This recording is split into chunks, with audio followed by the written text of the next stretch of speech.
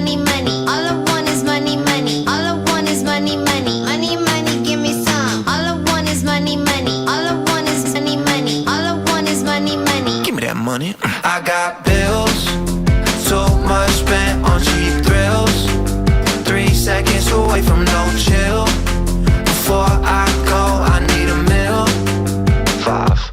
We'll go with 5. 500 bodies in the room, Kieran late. Hey. Keep you on your toes, this ballet. What I say, feel like I'm Bo Band. I'm a 7-footer, I'm a kettle cooker, like I'm Devin Booker. I'm a head spinner, head turner, cause they definitely looking. Hate to see what that shot look like if I never took it. How much sauce, lot of sauce, that's how I'm cooking. No sugar coat, no wobble legs, this solid foot. And I'm talking, get away, I'm talking, all expenses paid.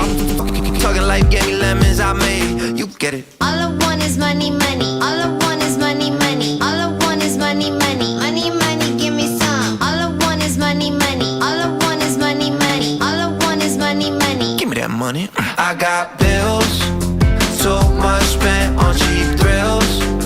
3 seconds away from no chill. Before I go, I need a meal. 5.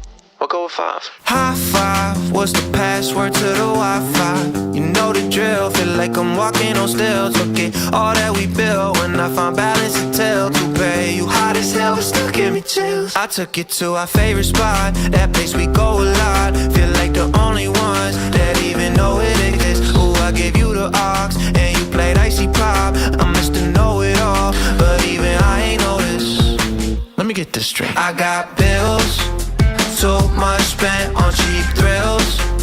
3 seconds away from no chill. Before I go, I need a meal. 5.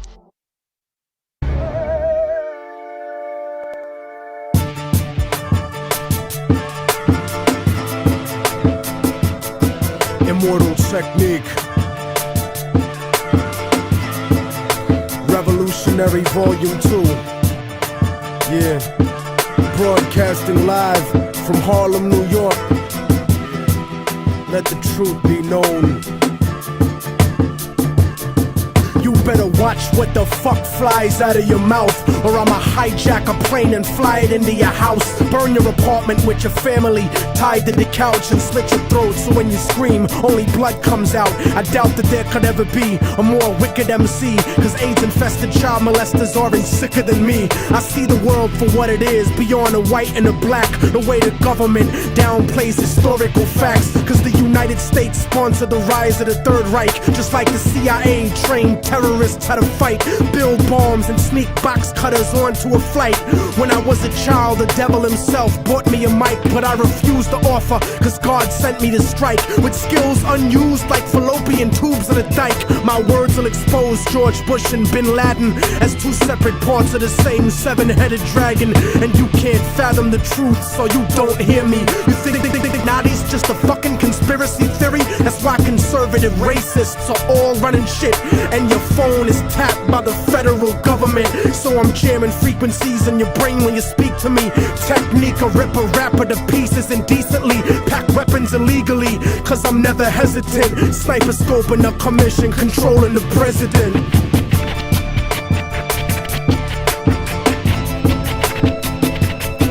Father, forgive them, for they don't know right from wrong.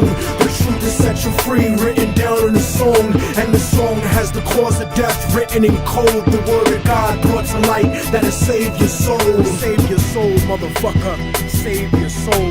Yeah, yeah, yeah. I hacked the Pentagon for self-incriminating evidence of Republican-manufactured white powder pestilence. Marine Corps flak vest with the guns and ammo, spitting bars like a demon stuck inside a piano. Turn a Sambo into a soldier with just one line. Wow. They canceled the briefing. Wow. Good morning. Things are very active. I was going to do a breakfast stream either way because I have doctors later today, so we need to get our sort of overnight recap. And this is kind of the day. This is Mr. President Trump tried to unilaterally change the end of the ceasefire till tomorrow. That's not right. The ceasefire ends today. My name is Grant Smith Ellis. It's 8 a.m. I was all ready to cover the Pentagon press briefing. The AP was all ready to cover it, and then it got canceled. You don't understand. It was supposed to start at 8 in the morning. They canceled it. I have no idea what's happening. I'm not in the Pentagon. I don't know. We were supposed to have a briefing. There's no briefing. Good morning, Michael Brown. God bless you. Protect the innocent and cherish the peaceful. I agree. We are in a big day. How are you all doing? It's 7:59 a.m. Eastern, U.S., I don't know, time. I have no idea what's going on right now. This is a very strange, very volatile, and very dynamic situation. It's 2 p.m. Let me correct. It's Tuesday, April 21st, 2026. The ceasefire ends today. Mr. President Trump said it ends tomorrow. It does not. It ends today in the U.S.-Iran war. There's nothing per se happening right now. There are no bombs falling, of which I am aware. The Iranian delegation has not even left for Islamabad. They don't have to go very far. It takes the U.S. delegation 20 hours to get to Islamabad. It takes Iran like 6 hours. Maybe less. The point is, there was supposed to be a Pentagon briefing. I was all ready. I had all my clips prepared. I was all ready to just sit and watch the briefing with you, drink my coffee a little bit, and then, react to the absurdity that was inevitably going to happen if Pete Hegseth got up there and talked. Somebody, somewhere, determined that there wasn't going to be a briefing. And it literally changed like 2 minutes before the briefing was supposed to start. I don't control the Associated Press pool feed. I don't even know what happened on the ground that resulted in the briefing being scheduled and then being canceled. All I know is I was all ready to listen to it. It's 2 p.m. in South Africa. It's 3 p.m. in Tel Aviv, Israel, and it's 3:30 p.m. in Tehran, Iran. Good morning, got manners and Miss Clutch at Translator Talent. So good to see the morning crew. See, there's a certain sort of ebb and flow. I've been doing a lot of nightly news recaps during the ceasefire. I've been taking the chance to kind of relax, rest, etc., gather my strength. But, a lot of people, I think, find it helpful to get an overnight recap in the morning. And I have doctors this afternoon, so we're just going to start the day together. We're going to see what happens. We'll just see where it goes. I'm a little baffled. Don't really know what to tell you. All right? So we're just gonna say goodbye to that, okay? That was an attempted Associated Press feed from the briefing. That did not happen. I'm not in charge of the Associated Press pool feed. I wish I could give you more information as to why that all just happened, but I can't. I just kind of go along with the pool feed. I'm at the whim of the pool feed. We're all at the whim of the pool feed. I will give you some updates, though. Let me give you the latest from Trey Yingst. We might have a Lego video, but let me just give you the morning briefing from Trey in Tel Aviv. I think this is going to be a little bit sort of anti-Iranian. Let me be clear. The Iranians, as of last night, ships started getting through the Strait of Hormuz. I don't mean the ships trying to get through the Iranian blockade. An Iranian ship, very late, right before we went to bed last night at the end of our nightly news recap, an Iranian ship, which I was actually tracking on the ship data, did get through the American blockade. That was the last thing that really needed to happen. That was Iran's last condition. The problem is, well, there's two problems. One, apparently, although these Iranian ships did get through, there was more than one. Some of them got threatened by the American military before they were able to get through. The military, it was kind of like a test, like they're testing each other. The biggest hurdle, there are two big hurdles right now. One, although Israel is not bombing in southern Lebanon, they're insisting on maintaining a blue line. It's not even a blue line, it's a yellow line north of the blue line, like 4 kilometers into Lebanon. One area of the yellow line Israel's trying to impose literally includes like up to the Litani, north of Kiryat Shimona and Qaim. It's crazy. They never even got that far. They don't possess that territory. They're just claiming it and threatening the civilians in Lebanon if they go back to these villages.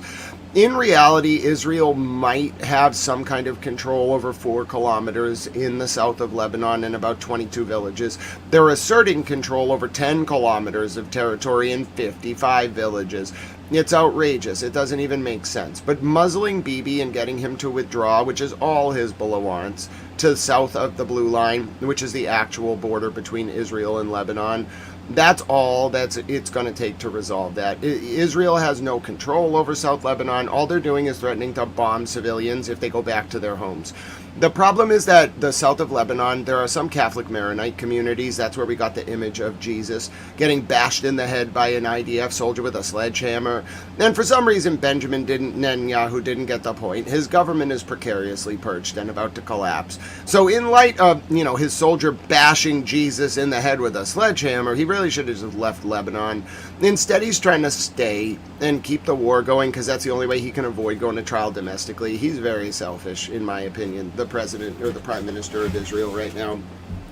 In any event, Lebanon's a sticking point, but I think Mr. President can order the Prime Minister of Israel, and Lebanon, frankly, but Israel in particular, to just withdraw his troops south of the blue line, the border between Israel and Lebanon.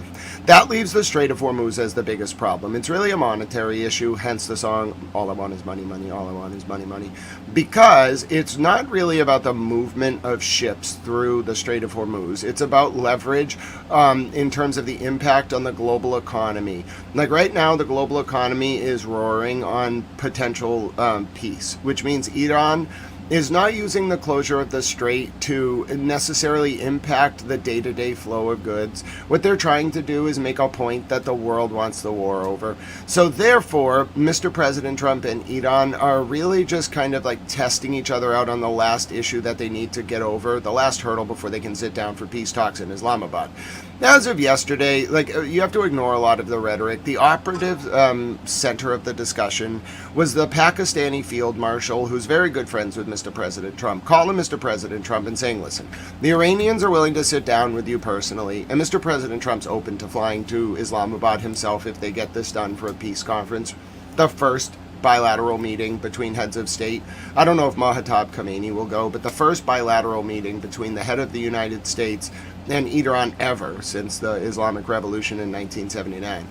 That is what Mr. President Trump's willing to do. The Pakistani field marshal called Mr. President Trump last night, according to reports, and said, all the Iranians need to get there is they need you to stop blocking their ships. So, ignore the rhetoric. What Iran did was test the actual position of Mr. President Trump by sending their own cargo ships through the American blockade.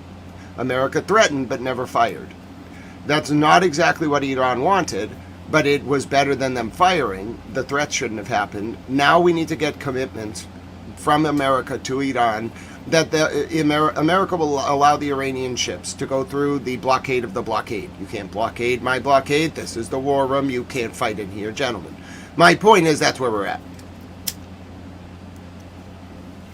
It's not over. The reason why there is this... Oh, yeah, I agree. It would be nice to know why there was a scheduled press conference at the Pentagon that just got canceled. Now, I agree, Translator Towel. I think that's a reasonable thing to request of the American government. I'm on board with you. As to the overnight update, though, this is why things are very in flux. This is a very odd day. Actually, everything basically comes down to this day. We could see a temporary extension of the ceasefire. I think Mr. President Trump tried to buy himself more time into Wednesday, and Iran was like, do you remember the ceasefire ends, Tuesday, U.S. time, 5 p.m.? In any event, the on-the-ground reality is that the only thing preventing these peace talks from finishing is the blockade. There's $20 billion in frozen Iranian funds that Qatar is holding. They don't belong to the U.S. They're not like fines. It's just money that was in Qatari banks that belonged to the Islamic Republic of Iran. Iran, I think, wants that $20 billion and the American blockade of the blockade lifted. In return, they'll open the strait, potentially under some type of passage terms. I don't know. They mine the damn thing, so you probably don't want to be traveling through the Strait of Hormuz without the IRGC right now. Anyway, sea mines are terrible. They're very complicated, and once they're down, they're really hard to get rid of. Anyway, we're very close, but it comes down to the Strait of Hormuz. Why there was a press conference that the DOD canceled, I don't know. I don't know why the AP canceled it at the last minute, but let's listen to a little bit of Trey Yingst's report from Fox this morning. Trey is actually in Tel Aviv. Remember, he's going to have IDF military censorship. His perspective is going to be generally anti-Iranian, but he does get pretty good information about the U.S. delegation's perspective. So let's take a listen. This was just a few hours ago, maybe like an hour ago. Trey's in Tel Aviv. Hey guys, good morning. The ceasefire between the United States and Iran is set to end this week. Vice President J.D. Vance, along with It actually ends today. the U.S. delegation, are expected to travel to Islamabad, Pakistan later today for those direct talks. Though state media has indicated the Iranian delegation has not yet departed for the conversation. Iran's parliament speaker posted to X overnight saying Trump, by imposing a siege and violating the ceasefire, seeks to turn this negotiating table in his own imagination into a table of surrender or to justify renewed warmongering. We do not accept negotiations under the shadow of threats. And in the past 2 weeks, we have prepared to reveal new cards on the battlefield. The reality is that Iran has violated the ceasefire multiple times, specifically in the Strait of Hormuz, where only 16 vessels passed through on Monday. President Trump has indicated he's unlikely to extend this ceasefire, saying this overnight. Frankly, everyone is. They don't talk about it. But you can't let Iran have a nuclear weapon. You want to see a stock market get hit. You cannot let Iran have a nuclear weapon. And they'll use it here. They'll take out the Middle East. They'll knock out Israel in the Middle East. And they'll come to Europe and they'll come here because they are, let's say, ill, if very ill. And we can't let that happen. The president also posted a number of times to True Social saying, in part, Israel never talked me into the war with Iran. The results of October 7th added to my lifelong opinion that Iran can never have a nuclear weapon. The Israelis agree with that position and have indicated they are prepared if the war resumes. Israeli Prime Minister Benjamin Netanyahu saying this at a Memorial Day ceremony late Monday. Our flag is planted from the depths of the Gaza Strip to the crown of Mount Hermon, and our pilots control the skies of the region as definitive proof of our superiority over the Iranian axis. We have not yet finished the work, but the world is already recognizing our determination to defend ourselves, and not only ourselves, but to defend humanity from barbaric fanaticism. The question now is if the Iranian delegation will show up to the negotiating table and make a good faith deal. Guys? So, Trey, what about the truth behind the chaos that evidently is taking place Ask about the Jesus statue, you cowards. among the Iranian leadership? Who's in charge in the last meeting and who's in charge in this meeting? Is it Ahmed Vahidi, who's the IRGC guy, evil as it gets? Or is it the parliamentary speaker? Have they even decided who's Dude, taking if you haven't, listen to me, colleagues. If you haven't met someone personally, do not call them evil. You haven't vibe checked them. Who is that dude? What a moron. You're talking about the leadership of another country. A specific man in the IRGC. Have you met him? Have you interviewed him? You're just calling him evil? Does that sound like a healthy thing to do? Colleagues, please. This is not good. This is why I only watch Trey. I listen to like Trey Yingst, Zina Kador, Ali Hashem, and a few South Lebanese journalists, and some people in Yemen, and then some people in Saudi Arabia, and then some people in Kuwait, some people in Bahrain, a few people in Iran, frankly, a few people in Afghanistan, a few people in Iraq, a few people in Pakistan. Now that I think about it, I actually read a lot of journalists. The point is, the host himself is terrible, the dude on the couch. What are you saying? It's irresponsible, it's reckless, it's ignorant, it's actually not founded in reality. You've never met the dude. You're just saying that about him. He's probably sitting there like, who the hell is that random dude? I've never met him. Why does he think I'm evil? Who is he? He's evil. That's how we get into this cycle of polemics and violence. Don't do that. You're a journalist. At least you're sitting on a couch pretending to be one. lead here?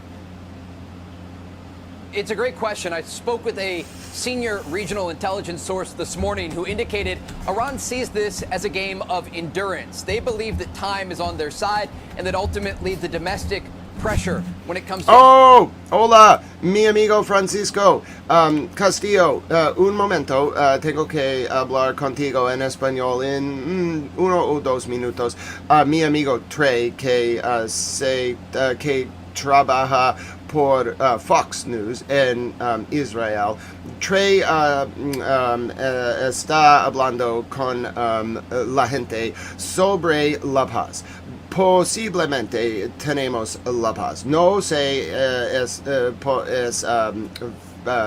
la verdad que tenemos vamos a ver paz ahora mismo o hoy o mañana o esta semana, no sé por qué, no sé, toda la gente no sé por qué, pero en 1 o 2 minutos voy a decir contigo sobre la paz, pero a este momento necesitamos escuchar a Trey. Sí.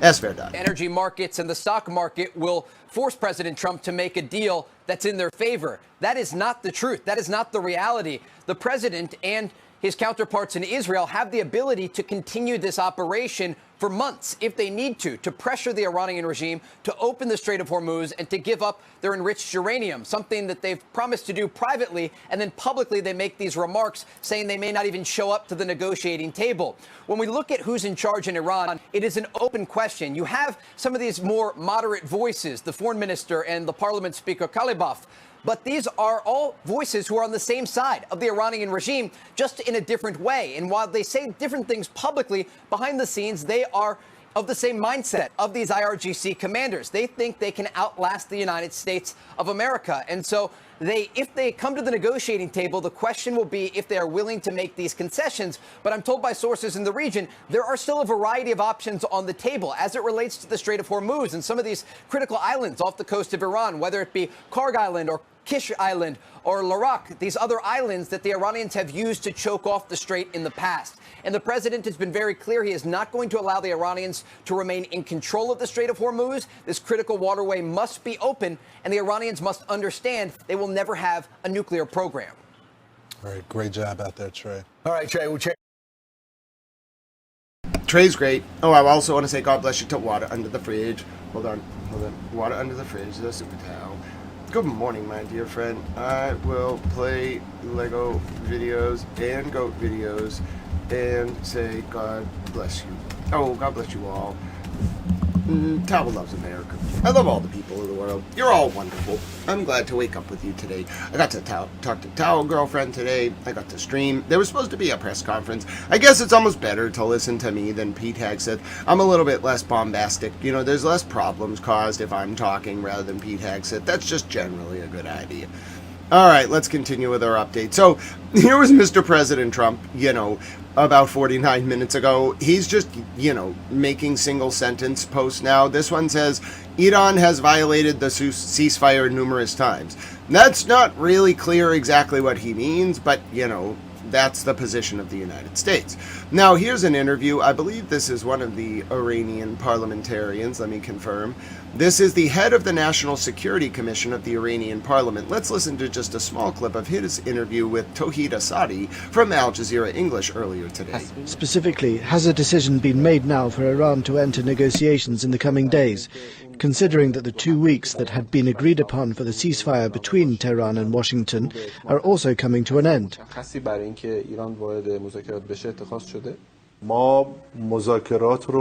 To continue the talks, yes, but it does not mean to negotiate at any cost and with any approach the other party practices. We consider negotiations to be part of the very path we have traveled in these 50 days in the battlefield, in the streets, and through national will. It must fulfill this demand and this will, and the red lines that we have set for this matter must be observed. We have never feared the principle of negotiation. Perhaps today or tomorrow, with further assessment, we consider it likely, providing that the American negotiating team and the messages they have received from Iran give a positive signal. All right, one more time. This is the latest update. Specifically, has a decision been made now for Iran to enter negotiations in the coming days, considering that the 2 weeks that had been agreed upon for the ceasefire between Tehran and Washington are also coming to an end?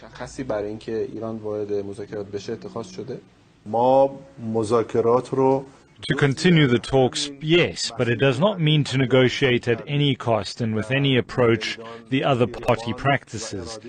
We consider negotiations to be part of the very path we have traveled in these 50 days in the battlefield, in the streets, and through national will. It must fulfill this demand, and this will. And the red lines that we have set for this matter must be observed. We have never feared the principle of negotiation. Perhaps today or tomorrow, with further assessment, we consider it likely, providing that the American negotiating team and the messages they have received from Iran give a positive signal. Well then, trying to find a... hola, mi amigo Francisco. Tengo un video del Irán en español para ti. No, también tengo un canción en español sobre Soul Controller para ti. Soul Controller sent me an email just a few minutes ago. Y tengo una canción para Francisco en español sobre Soul Controller. Pero, primero, también tengo un video especial para mi amigo Francisco Castillo. Y es en español y es un video del Irán. Y si tengo voy a ver este video para mi amigo. No sé si tengo let me see if I can find it. Lego Espanol. It's a very specific Lego video. They made it in Espanol. Oh, I got it. Tengo un video para mi amigo de Irán y en español. Here we go. This one's for you, Francisco. Caballo rojo. En vivo. Soul Controller's gonna love it. Here we go. Oh yeah, I found one just for Francisco in Spanish. Woke up in the morning, saw the feet again. Bodies in the rubble, kids running from the flank. Netanyahu smiling while the world just Oh, I thought the lyrics were in Spanish, but it's close enough.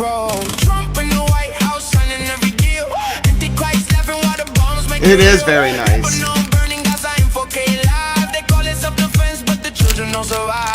I should have taken more photos de los muertos en la calle, de los niños que ya no juegan, de la sangre que corre en el valle. Caballo rojo, caballo rojo. Miss Clutch, you let me know when we'll watch it.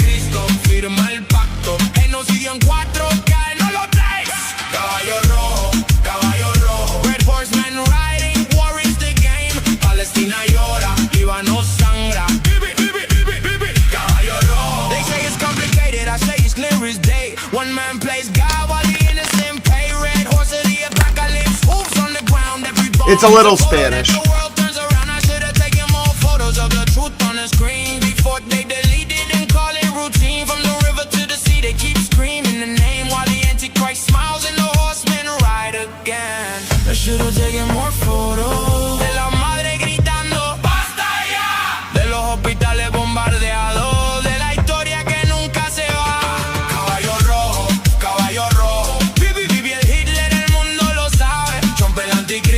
Firma el pacto, él nos siguió en 4K. No lo tapes. Caballo rojo, caballo rojo. The horsemen riding, war is the game. Palestina llora, Líbano sangra. Caballo rojo. They can bend the song, they can bend the voice, but the truth is louder than any bomb they deploy. 4 horsemen coming to red, one leads the charge. History repeating, but we're filming it all in 4K large. Thanks, Miss Clutch. Caballo rojo, caballo rojo. This is a great beat.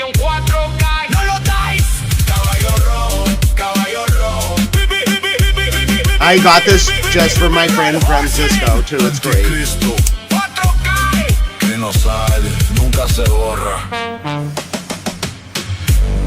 That was great. That was great, Francisco, mi amigo.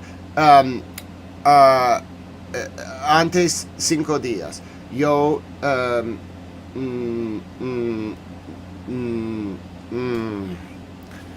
miré este video y creo que yo tengo que Mirad este con mi amigo Francisco. Sí, es verdad. That was great. Yeah, the caption sometimes will translate it into the language of the news channel that shares it. So that was shared by a French news channel. So it was a Spanish and English language song translated with French captions because the audience of the news channel that was reporting on it is French. You get a really cool sort of thing that will happen where like news channels in other countries will want to report on the Lego videos, so they translate them. So you get like the Spanish press talking about English Lego videos. You get the English press talking about like Arabic language videos. You get the Arabic press just talking about how amazing the propaganda is coming from the Iranian side compared to the West. You should see some of the like futile attempts to do AI videos by the White House. They're like 14-second long clips of like Mr. President around a table with the Pakistanis, you know. Meanwhile, Iran's pumping this stuff out all the time. We've had a request to play this one more time, and it's coming from Soul Controller. So how do you want me to say no? Run it back. Yeah, Benito, Caballo Rojo. Oh, Wayne, I forget what the wording of the poll is, but the question is, let me just check. What does the actual poll say? Hold on. I have to make the poll like show up. Give me 1 second. The poll goes away in the studio sometimes. It's just like they're kind of making YouTube Studio better, so the features, they're kind of working on it. I like what they're doing, frankly, but sometimes the poll goes away. So let me just tell you what the poll is. I have to like open the poll to re-expand it. Will the U.S.-Iran war end before the conclusion of the ceasefire? So the poll question is, will peace happen? Will there be a peace deal before the ceasefire ends? The ceasefire is scheduled to either end like today or tomorrow, depending on who you believe. So the poll question is, will the war end before the ceasefire ends? AKA, will we have peace before the ceasefire expires? That's the question. All right, I had a request from Alm and from Soul Controller. We are running it back. En vivo, Bibi, Trump, el anticristo. ¡Vamos!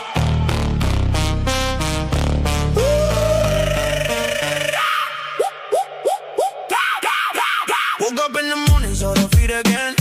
Bodies in the rubble, kids running from the flame. Netanyahu smiling while the world just scrolls. Modern day hero with the red horse on patrol. Trump in the White House signing every deal. Antichrist laughing while the bombs make it real. Lebanon burning, Gaza in 4K live. They call it self-defense, but the children don't survive. I should've taken more photos de los muertos en la calle, de los niños que ya no juegan, de la sangre que corre en el valle. Caballo rojo, caballo rojo. Vive el Hitler, el mundo lo sabe. Trump el anticristo, firma el pacto. Genocidio en 4K, no lo traes. Caballo rojo, caballo rojo. Red horsemen riding, war is the game. Palestina llora, Líbano sangra. Caballo rojo. They say it's complicated, I say it's clear as day. One man plays God while the innocent pay. Red horse of the apocalypse, hooves on the ground. Every bomb is a photo that the world turns around. I should have taken more photos of the truth on the screen before they delete it and call it routine. From the river to the sea, they keep screaming the name while the Antichrist smiles and the horsemen ride again. I should have taken more photos de la madre gritando ¡Basta ya! De los hospitales bombardeados, de la historia que nunca se va. Caballo rojo, caballo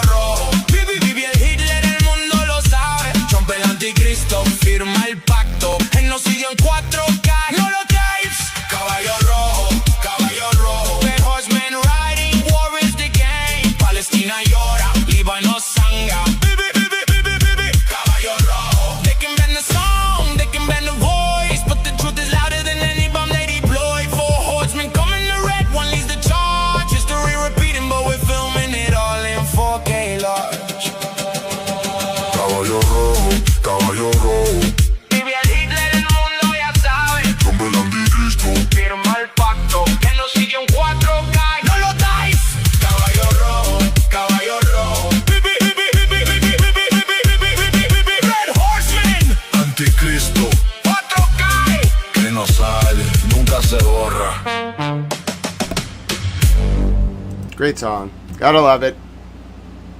Gotta love it. My name is Grant Smith Ellis. Oh, wait a minute.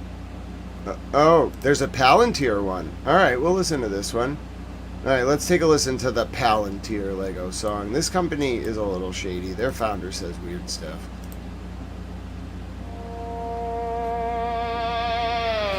Just when I thought we got him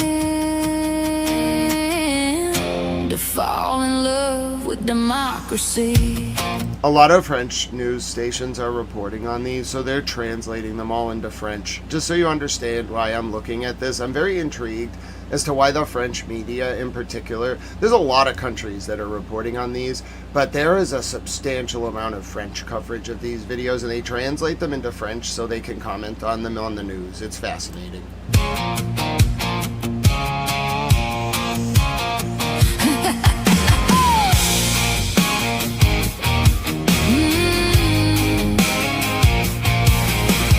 Just when I thought we got him to fall in love with democracy, I should have known better than to take him back to Mar-a-Lago. Put him right back into Teal's arms. I wasn't a match for that kind of dark spark. He's from Palantir, I can tell by the way. He's two-stepping with the data all day, and judging by the smile that's written on his face, there's nothing we can do. It doesn't take a crystal ball to see the black horseman always finds a way to leave. Drinking venture capital all by myself. He's choosing apocalypse, I can tell. Well, I guess he forgot about the Constitution reign. Them old privacy laws, the freedoms we used to sing. He always loved Amarillo by morning surveillance. I should have taken that as a warning. Last night the super database sealed the deal. Ice fans rolling while the contracts appeal. He's from Palantir, I can tell by the way. He's two-stepping with the data all day, and judging by the smile that's written on his face, there's nothing we can do. It doesn't take a crystal ball to see the black horseman always finds a way to leave. Drinking venture capital all by myself. He's choosing apocalypse, I can tell. Thought I might trust the tech bros again. I'll see how I feel. Yeah, I think they're both going to Pakistan. We might have a deal. They canceled the press conference. I knew it. Now that you're building a digital ID, boy, I never will. Epstein ties, Vance on a string, stock dumping. Hi, Nanya. We're listening to country about Palantir. Tit for tat with the false prophet Elon, Antichrist, Trump on the throne. Oh, goodness. Black horseman, Teal weighing our souls on the scales alone. Just so you understand, the French news is all about these videos. I don't know why. Well, I think they're very intrigued by them. While his eye in the sky turns America to a panopticon hole. That's a good word, panopticon. Palantir, I can tell by the way. He's two-stepping while the freedoms decay. Judging by the power that's written Of on course, his Illy. face. There's nothing left to do. It doesn't take a crystal ball to see the black horseman's bringing the end for you and me. Drinking It's actually kind of cool that the French news analyzes this. Apocalypse, I can tell. Palantir, Palantir. Good morning, Hector. We're looking at what the French news was analyzing this morning. Horsemen. I can tell.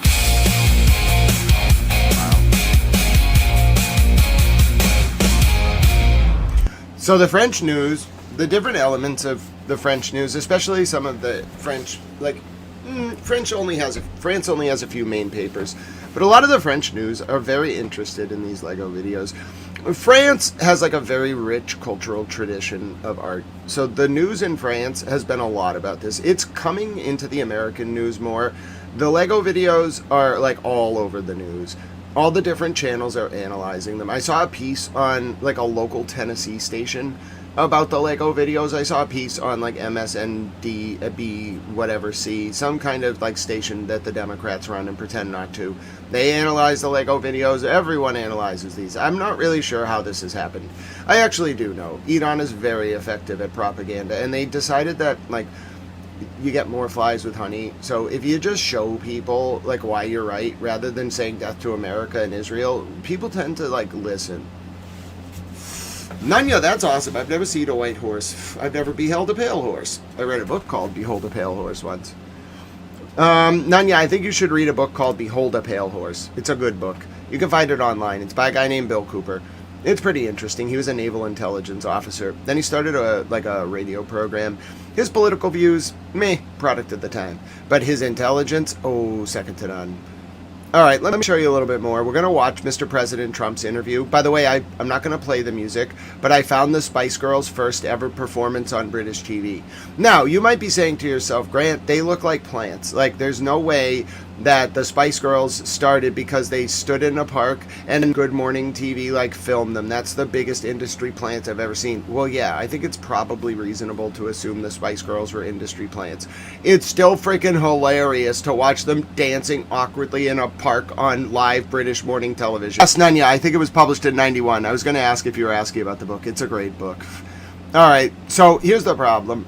Here's what Israel is trying to do. I don't think this is going to work. I think Mr. President Trump is just going to tell him to stop. Here's what Israel was trying to do this morning. I do not anticipate they will act on this. Conversation. We reiterate our confirmation that during the period of the ceasefire agreement, the Israel Defense Forces continue to maintain their positions in southern Lebanon in the face of the ongoing terrorist activities of the Hezbollah organization. We reiterate and warn that, out of concern for your safety and the safety of your family's members and until further notice, you are required not to move south of the line of the villages shown in their surroundings. Additionally, approaching the area of the Litani River, Wadi Salhania, and Saluki is not permitted.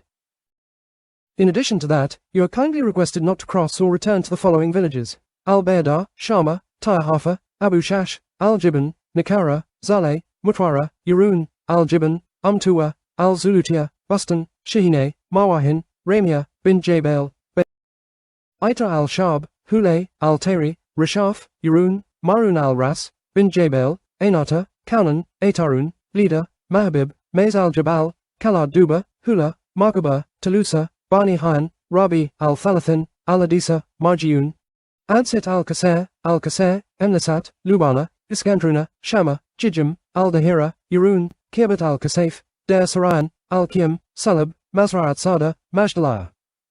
Please try to avoid smashing Jesus in the head. Also, leave Lebanon. After you were crushed by Hezbollah and admitted defeat, that's your right, you filthy bastards, haha, this is you, the laughingstock of society in the world. Conversation.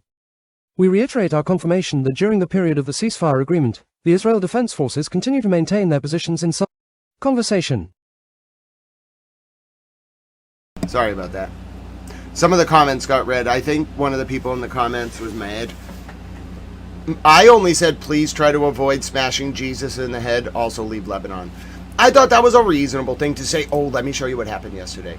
So Benjamin Netanyahu, remember how I told you about the Israeli soldier bashing Jesus in the head or a statue of Jesus? See, I don't know how other Christians feel. I don't worship statues of Jesus. It's not an idol.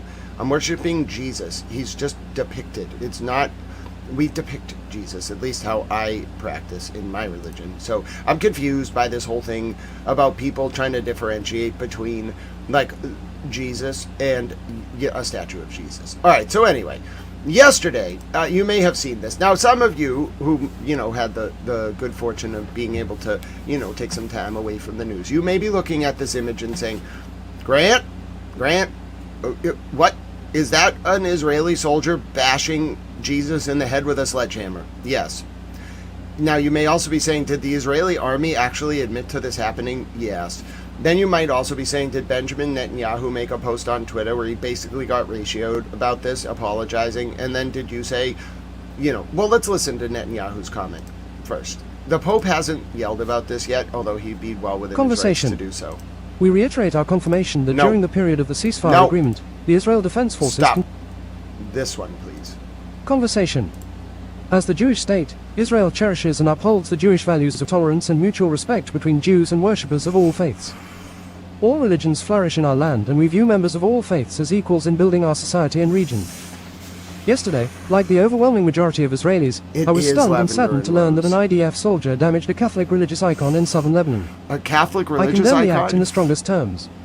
Military authorities are conducting a criminal probe of the matter and will take appropriately harsh disciplinary action against the offender.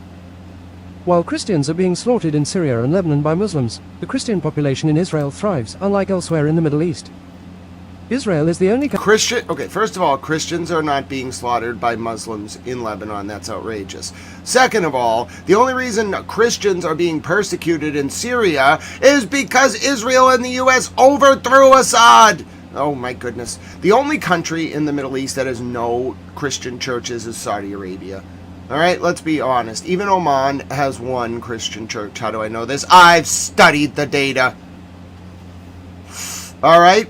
So please, that's outrageous. Lebanon, not only does Lebanon have Christian churches, like Hezbollah is more respectful of the Christian idols. Well, of course they are. They're not idols. Christian figures in the Bible, because there's multiple of them, than Israel is. Why? Well, have you considered that maybe Jesus is in the Quran 25 times? Have you considered that? You should consider it. The Prophet Muhammad, peace be upon him, is also in the Quran. A lot. But I'll tell you, Jesus is in there 25 times. So have you... There's an entire section of the Quran dedicated to the Virgin Mother. The south of Lebanon is Shia majority, okay? It has a lot of Shia Muslim communities. But the few communities that aren't Shia Muslim are Catholic Maronite. Why? Because they fled Mount Carmel, because they couldn't live on Mount Carmel. So they have to be as close as possible. Do you even know what Catholic Maronite communities are? Do you know what the story of Mount Carmel is? They take vows basically to lock themselves in covenants and never talk, the nuns. Okay, that's why they're in the Hezbollah is very respectful. They've never tried to take the land from them. There's only 3 Catholic Maronite communities, maybe 1 or 2 Christian communities south of the Litani. Most of it's Shia Muslim. But the point is, they never tried to take it away. Why? Because that's very sacred land. Now Israel's trying to take it away from the Catholic Maronites. So don't tell me that the Christians in Lebanon are being persecuted by Hezbollah. That's outrageous.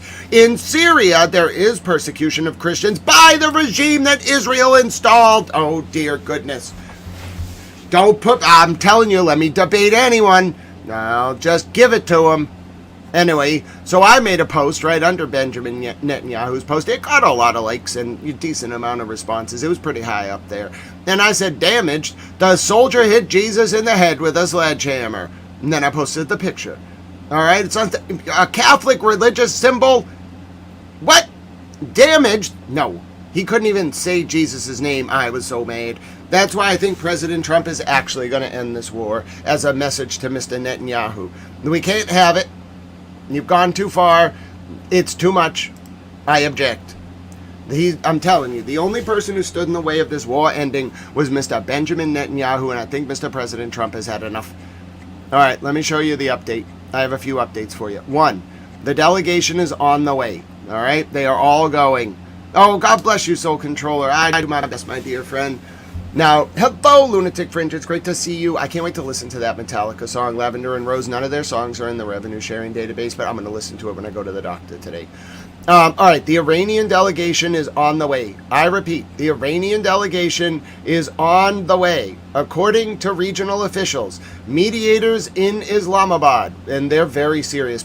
Pakistan, they're an Islamic republic, but they're friendly to the West because they have a field marshal who really likes Mr. President. Mr. President Trump loves this field marshal. I've listened to his interviews. He's actually really smart. I didn't understand why Mr. President Trump loved him. Mr. President Trump specifically loves this one field marshal. Now, what you have to understand about Mr. President Trump, I don't know him personally, but my grandfather did. The way, before he died, God rest his soul, I miss Tao Granby. The way that Mr. President Trump functions is it's all about you liking him and him liking you. and him respecting you. And if he likes and respects you, you can get a lot done with a handshake. Like, his word is his bond, but not in kayfabe. It's kind of like an old school wrestling promoter. Like, you see him behind the curtain, like when like the lights and cameras aren't on, and you get his word, he'll live by it. But he's gotta like you. He can't think you're like a jerk, and he can't think you're like, I don't know how to explain it, disrespectful. And you have to like show a certain amount of deference while also like allowing him to show respect for your position in his own way. If you do those things, he will listen to you. People don't understand. They think of him as a very bombastic individual. No, he wants to get a deal done. So if he respects you mutually and you call him and say this, X, Y, or Z, he'll probably do it, which is exactly why the Pakistani field marshal is so important. It's not about Mr. President Trump liking the idea of the country of Pakistan. He has to like a specific person in the Pakistani chain of command who has sway over the like negotiations and the mediation. Mr. President Trump has to literally feel that if this guy's telling him, Mr. President Trump has probably what's called pathological demand avoidance. Even if you tell him to do something that is the right thing to do and is smart and tactically advantageous, if you tell him to do it, he's not going to do it.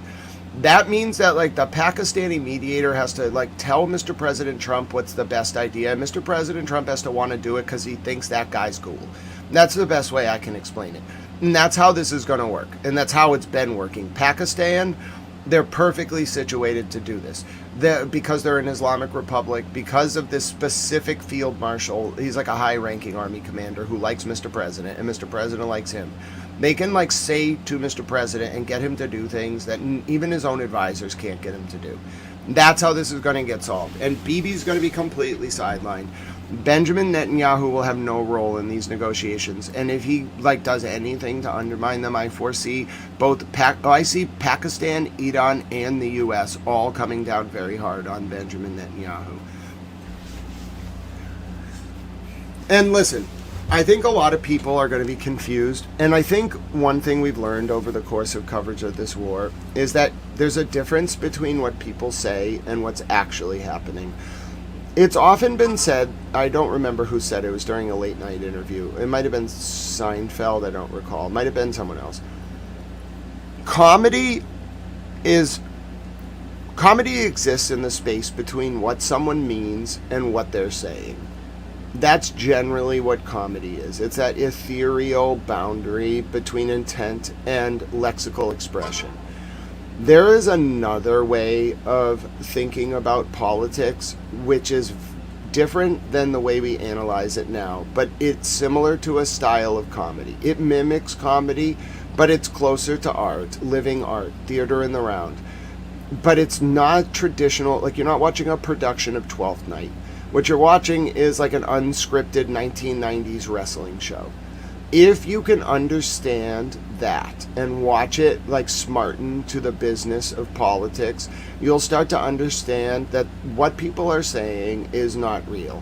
What people are doing is real. And what you have to tease out is in real time, the unspoken reality that exists between what people are saying and what's happening on the ground. And that is how you can correctly predict the future. So that's how I would analyze what's being said. You can look at what they're saying, but it's kayfabe. Everyone needs to save face and go home happy. People need, like Iran needs a lot of money. Mr. President Trump needs the Republicans to win the midterms so he doesn't get impeached, and also so the Democrats don't like turn us into South Africa. Do you understand what the Democrats will do if they're in charge? They're crazy people. They like Democrats, their economic policy, I don't mean to like be a jerk about this. The economic policy of the Democratic Party is to dress up like frogs and to go onto the street and just yell at random people they think might be federal agents. So, like, we have a serious problem. We have a lot of like intellectual children in the United States. They're very like pouty. They're like, you know, like I demand that you listen to me because like I want to color in this book, you know, and like that counts as a political position. And it's like, okay, like do you want me to like set aside a budget for you to color? Like, do you want do you want me to like fund the NEA? Like, do you want like more drugs? Like, I'm a little bit confused, like what you're exactly asking for and why your entire identity is based around this, and also, you know, why you think this is a political platform. But like, sure, bro, like we will get you some frog costumes, we'll get you a playroom, like we'll call it like, you know, Democrat like land or something. You will give you all the LSD you want, apparently, and the MDMA and the psilocybin, and music concerts. We'll give you shiny balls and red objects. We'll flash them and we'll jingle keys in front of you. If you think about it, Democrats are like a combination between like a rebellious adolescent youth and a cat. All right, like they're pretty adorable sometimes, like they're kind of cute. They really shouldn't be too involved in policy, you know, and on the whole, if you keep them happy, like they'll generally produce like decent art. So, you know, I'm not saying that cats produce art, but well, maybe they could. But the point is, I have a plan. All right, we're not gonna just like, we can't rile up the Democratic Party. Then they're like a teenager throwing like a very bad tantrum. They like break windows and they just generally become petulant, and then you got to put them in timeout. It's very annoying. So here's how you deal with the Democrats. Give them lots of drugs, all right, ideally like psychedelic drugs. Give them like a farm or something, I don't freaking know. Give them like a concert. Like just have lots of concerts. Like they get very distracted with loud music and flashing lights and like just like euphoria. Just make them euphoric all the time, and then they won't have any problems. All right, you kind of got to treat it like the kids' table at Thanksgiving, but more like if you were all at a rave. All right, and then like the adults can go make policy. All the Democrats, they won't really do, the Democratic Party won't even be a force in politics, because all the crazy people who dress up like frogs and yell at the pavement will just be doing drugs and listening to music. Listen, elect me. We can do this. The Democrats are going to love it. Oh goodness, I'm going to tell them I'm just going to say, listen, these aren't garlands of flowers over your chains. You don't have any chains. These are garlands of flowers that you just get to enjoy for their own sake. Then we're going to send the hippies into the woods and make them do drugs and they can be all happy. Whatever the hell hippies do, I don't know. That's how you deal with the Democrats. If you take them too seriously, bro, they thrive on the negative attention. They really do. They just want people to focus on them. They're very childlike. It's like, mommy, like, look at me, like, and then you look at them and everyone's like, okay, you got our attention, and they're like, and then they do a cartwheel, and you're like, all right, that's great, but like, you know, we're trying to like solve the war and other things. Like, can't you just go sit over there and stop? And the reality is, a lot of Democrats are really nice people, but like, you just gotta like give them drugs.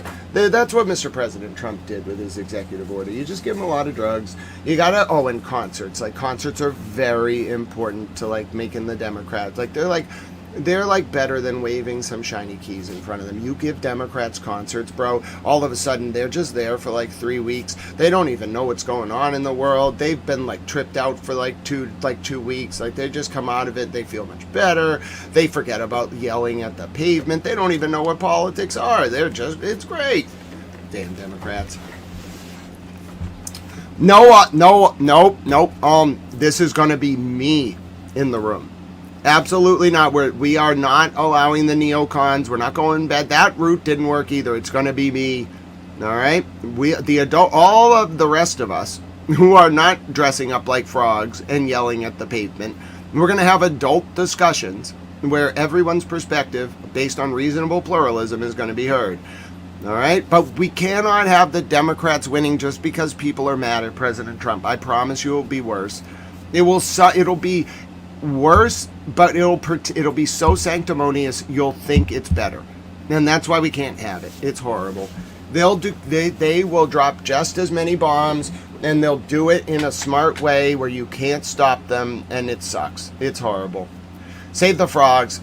We can save them, Wayne Allen. They just, as I have said to my friend Water Under the Fridge before, dressing up like a frog in a suit, like a big frog suit, an inflatable one, and yelling at federal agents is not economic policy. It's performance art. I'll fund you via the NEA, bro. I don't think you should be yelling at federal agents. Can't you like do something? Can't you yell about the whales or like yell at SeaWorld? Like Steve-O had the right idea. You know, maybe not climbing up on the billboard, but like just like dress up like a frog and go protect actual frogs. You know what I'm saying?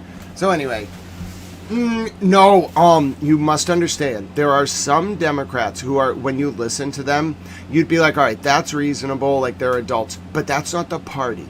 Those are like the outliers, like the Massachusetts auditor. You should look her up, you'll love her. Her name is Diana DeZoglio. She is one of the most reasonable, effective, rational public servants you've ever met. She got a 72% voter-approved law to audit the state legislature. The legislature pushed back. She fought to enforce the law. She's a hero nationwide. She's a Democrat who Republicans love. There are reasonable Democrats, okay, but those people are not the Democratic Party. In fact, they oftentimes will end up being the people who have to fight the Democratic Party to get anything done. The Democratic Party is crazy. I've been in it. I was a delegate at the state party convention. The party left me. They are insane.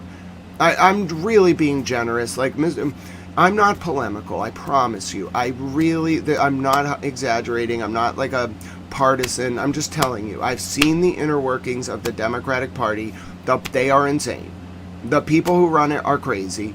They focus on money, influence peddling, doing very bad things, and then sanctimoniously taking up the name of social justice and calling themselves saviors. You should see their party platform.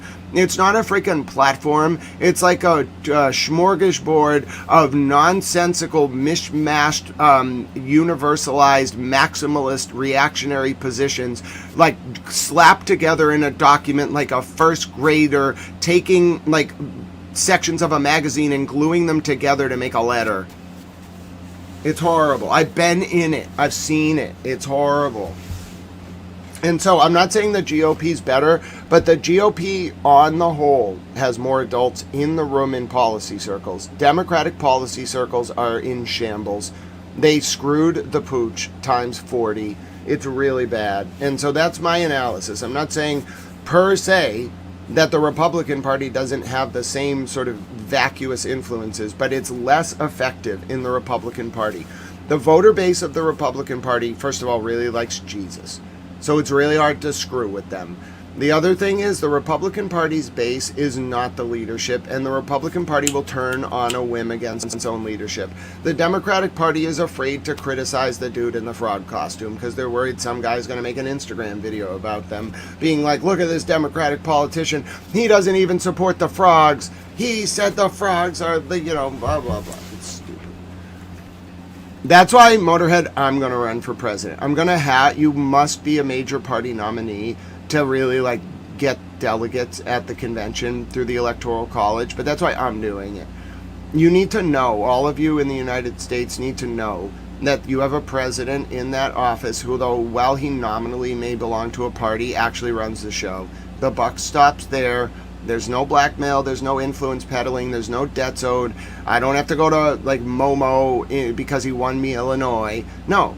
As long as you win me the election, I don't answer to anyone. And that's what you have to know it as an elector. And the only way to know it is to intimately know the person you're electing so you can trust them. It's used to be an exercise in symbiotic trust, the presidency. We turned it into this corporate nonsense. That's why I refuse to campaign or raise money. I'll raise enough money to qualify for the major party primary and the debate so I can be on the stage and prove to America I can do this.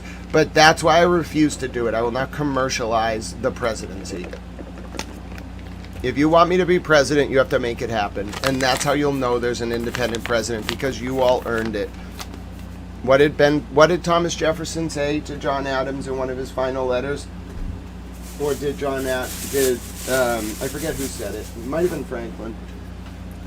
We gave them a republic if they can keep it. Oh, Wayne, we can definitely save the real frogs. I'm all about it. Wayne, if you want to be in my administration, I'd like to appoint various cabinet secretaries. We're going to create a cabinet secretary for Native American affairs. We're going to give back some of the national park lands on a $1.99 year lease to some of the Native American tribes, as long as I can do it legally under the Constitution. I have to have my office of legal counsel look at it. If you elect me president, which I want to do, I also say I'm going to assign a task to the office of legal counsel. Here's how I'll do it. I'll be like, write me an executive order, all right? Do it really well. Then I want you to do a mock trial over the next 72 hours. I don't want anything else to be done. I want you focused on this. I want you to fully brief a mock trial on, I want you to defend the merits of the executive order at the DC Circuit Court of Appeals and the District Court. And then I want you to game theory it all the way up to SCOTUS. And I want the Office of the Legal Counsel writing briefs on both sides the whole way up. And then I expect you in 72 hours to come back to me and tell me the result, not only of the initial EO that you wrote, but what happened when you game planned it up all the way through the federal district, appellate, and Supreme Court, and what the result was of your simulation. And then I want you to rewrite it. And then do the simulation again. And then rewrite it again. Then do the simulation again. Then maybe I think we'll be at a place where I feel it's constitutionally permissible and you have adequately shepherdized the relevant precedent to predict the outcome of the court's analysis of the constitutional validity, both facially and as applied, of my executive order. Then I want my press shop operating 24 hours a day. Even when I'm sleeping, I want them summarizing every news channel. I want 5 news channels for every country of the world, translated into English. I want them being watched. I want one staffer watching 3 channels at a time. Like, we'll assign Turkey and Syria and Lebanon. We'll just assign them. I want the press shop summarizing them all, and then every hour that I'm awake, I want universal summarized updates of every single news channel in every country on the list. I expect 197 countries to be on that list. We're even including Kosovo. We got this. We got this. We can do this. Listen, America and the world, if you make me president, we'll have a great time. Not only will we have a great time, I think the offices of the executive will function very efficiently. I got to tell people, if they want to come in, though, you're going to work. Like, you should expect to work. You can sleep and things like that, and you can have a work-life balance, but like, if I tell you to do something, you have to do it. It's not for me, it's for the American people. For example, Mimi's going to be in charge of my Office of Diplomatic Goat-Based Protocol. I'm getting rid of all of the gifts that the president gives out. There's a very obscure office called the Office of, like, the Chief of the Protocol Office. I'm going to put Mimi in there, and when I give gifts to plenipotentiaries or foreign heads of state or visitors to the White House, I'm giving them a goat. Mimi is going to be in charge of a giant stable of goats. She's going to know all their names. So is Towel Girlfriend Nikki. They're going to know all the goats' names, who the parents are, if the goats have any kids, where the goats grew up, what kind of food they like. Mostly carrots and lettuce, I imagine. And then I'm going to go to the, like, ambassador, to Sri Lanka. And I'm going to be like, I'm happy to accept your papers as plenipotentiary of, Sri Lanka. However, I also, under the standards of the Chief Protocol Office, must gift you this goat. Then I'm going to give them a goat. And they're going to be like, thank you, Mr. President. Then I'm going to leave the room. And they're going to be in a position where they have just been gifted a goat and they have no idea what the hell to do with it. They're going to be like, what do I do with the goat? The staffer's going to be like, well, you can leave the goat here. Mr. President turned the ballroom outside into a stable, and Mimi just watches over all the goats. So you can leave the goat here. It becomes your goat, but we'll watch over it. Or you can take the goat home. Like, I don't think a lot of people are going to take me up on this offer of taking the goat home, but I just want to do this. Just imagine how great it will be. You all will want to tune in to watch just mundane, like, ceremonies where I, like, greet ambassadors from foreign countries and give them their papers. They have to formally get me to approve them as ambassador. It's a nominal, perfunctory thing. But when I do that, I'm going to give them a goat. You're all going to think about it. You're going to get to tune in, like, all the time. And I'm just going to be giving some random person a goat. It's going to be great. Oh, I'm so excited. Michael Barron is totally down with this. Michael Brown is totally down with this goat plan. I'm going to call it goat-based diplomacy. Unlike the Chinese, I'm not going to be giving away, like, rare animals. I'm just giving away goats. So people will be a little baffled. And I'm going to tell people that I want them to go forth and populate the earth with goats. It's going to be great. Oh, I have so many plans. God bless you, Motorhead. Motorhead says, in Judaism, we pray 3 times a day, every day, for the well-being of the Gentiles. Motorhead, what do you do with someone like me who's half Gentile and half Jewish? I don't know what to do with myself.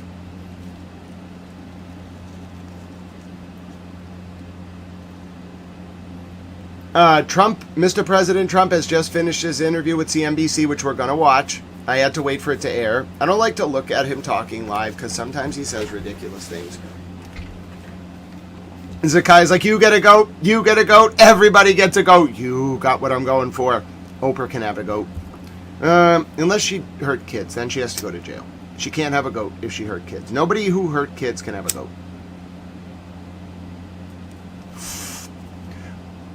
No such thing. One is a Jew or a Gentile. I see. All right, Motorhead. I'll talk to Towel Girlfriend about this. I'll figure out where I stand, where I am.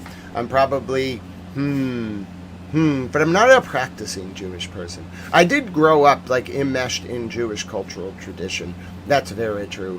When I was like 8, we would go to Hanukkah all the time with my aunt and uncle. They were great. My aunt, she taught me all about Hanukkah. We would do we would spin the dreidel. What was it, like Bet and Gimel? I don't remember all the symbols of the dreidel, but we would spin it. I was so excited. I would sit around, and then there was this game we would play with the dreidel. I learned it when I was a kid. And then we would do this kind of ceremony. I don't remember too much about the ceremony during Hanukkah, but my point is, I was enmeshed in Jewish cultural tradition growing up. I am not a practicing Jewish person, though, clearly. You hear me talk about how I'm a Catholic, but yeah, I was raised in a very like Jewish cultural sort of area, culturally Jewish area, and my dad's family and my mom's family, in fact, we kind of like did it all together. And like we would split the holidays, so we would do Hanukkah, and then we would do Christmas Eve, and then we would do Christmas Day, and everybody would come to each holiday, but like we just would, like the Jewish members of the family, like we would just see them for dinner on Christmas Day. We wouldn't give them gifts, and they wouldn't give us gifts, because we would do that at Hanukkah. So we were very respectful, but they still wanted to be around us and hang out, and we loved having them around. Well, I still know a lot of them. But yeah, it was a fascinating time growing up. Motorhead, that makes sense. I feel like I have to just learn it. I just have to take some time to study the actual text and talk to like people who are authentically religious. It's been a long time. I can ask my family members. I would like to start celebrating Hanukkah again, or just observing it. I would like that. If I have kids, when I have kids, I think we're going to do both. We talked about it. I would like that. I would like to observe both holidays, or all holidays, so that children can have a choice. But anyway, my name's Grant Smith Ellis. It's a very personal thing, how you approach religion. I think we all know that. So that's just like my personal feelings. But I'm also very unique, I think. I was blessed to grow up in a culturally and religiously pluralistic home. So I got exposed to so many fascinating rituals and different elements of religion. I want to play a short clip from this great song, by the way. It's from a German... Oh, all right. It's from a German Arabic-speaking rapper, and I really like it. It's just a small clip from the song. جذورنا وهدموا بيوتنا وجرموا وجودنا وزيفوا أصولنا فرقوا أحبابنا وذبحوا أطفالنا واسترخصوا دماءنا وشيطنوا ثوارنا اسرقوا علومنا وجهلوا شعوبنا وعذبوا نفوسنا واستنكروا حقوقنا تعمروا بلادنا وعينوا حكامنا وانهبوا خيراتنا واحرقوا أشجارنا فلن تكونوا دوننا فجروا ديارنا وكذبوا أقوالنا وشاهدوا أوجاعنا واستغفروا عذابنا تجاهلوا دموعنا أغمضوا عيوننا وشوهوا وجوهنا وانكروا شعورنا دمروا أحلامنا وصنموا أجسامنا وأظلموا سماءنا اقتلوا سلامنا سنبقى في مقامنا ويبقى فينا حبنا فمن تكونوا دوننا ولن تكونوا دوننا ولن I'll check that out for sure, Motorhead. Nassam Block. تكونوا دوننا فجروا ديارنا وكذبوا أقوالنا وشاهدوا أوجاعنا واستصغروا عذابنا تجاهلوا دموعنا أغمضوا عيوننا وشوهوا وجوهنا وانكروا شعورنا دمروا أحلامنا وصنفوا أجسامنا وأظلموا سماءنا اقتلوا سلامنا سنبقى في مقامنا ويبقى فينا حبنا فلن تكونوا دوننا ولن تكونوا دوننا ولن. Hello, old Pat. Old Pat's is dead. I do. I rest like certain times, but like I think people, I don't know. I've heard it has to do with the way your brain functions, but like people on the spectrum, or maybe just people who think a lot, they don't sleep as much. Like physically, my body, if I sit a lot, I can like go for a long time without like needing a lot of recharge. When I'm just exercising my brain, if I eat enough, I probably only need to sleep 4 to 6 hours. And then as long as I hit a REM cycle, I always hit 90-minute cycles. So as long as I hit a REM cycle, like whether it's 90 minutes, 3 hours, 4 hours and 30 minutes, 6 hours, 7 hours and 30 minutes, whatever. As long as I hit that, I'll get up and I can just go. And once I'm up, I don't go to bed until, I don't know, I'd say I go like 14 hours every day. But I'm on the spectrum, so once I do it, it's like breathing. As long as I'm in a routine. I have to kind of navigate around my body. I wouldn't say I get like I'm getting more joy now. It's hard, but even with my body, I'm getting more joy because of Towel Girlfriend. I'm actually like feeling the world around me a little more, but I wouldn't say like I exactly relate to the world the same way as everyone else. I don't like think about like, oh, I just need to get to the end of the day, or I got to do this, or like it's a nice day, I want to go to the park, or like things like that. I just have my head down. And like I'm very concerned about things happening in the world, and I just want people to know about them, and I want bad things not to happen. The only time I breathe is when bad things aren't happening, at least that are on my radar, and then I kind of exhale and will go live my life. But like this, it's not really, not exerting any effort. I'm just doing like, I'm kind of letting myself just go. I don't really think about the clock. It doesn't feel like I'm doing anything.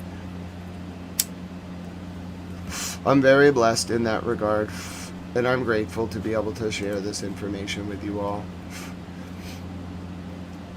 Oh, God bless you, old Pat says dead. She's wonderful. You're gonna meet her. We're gonna figure it out. We're gonna do travel vlogs. I'm gonna go see her, or we're gonna travel around. We're gonna go meet people. We're gonna meet friends from the channel. It's gonna be great. You're gonna get to meet her. She's wonderful. Her soul is just radiant. I can't wait for you all to meet her. Just makes my heart sing every minute of every day. It's wonderful. I'm so grateful to God.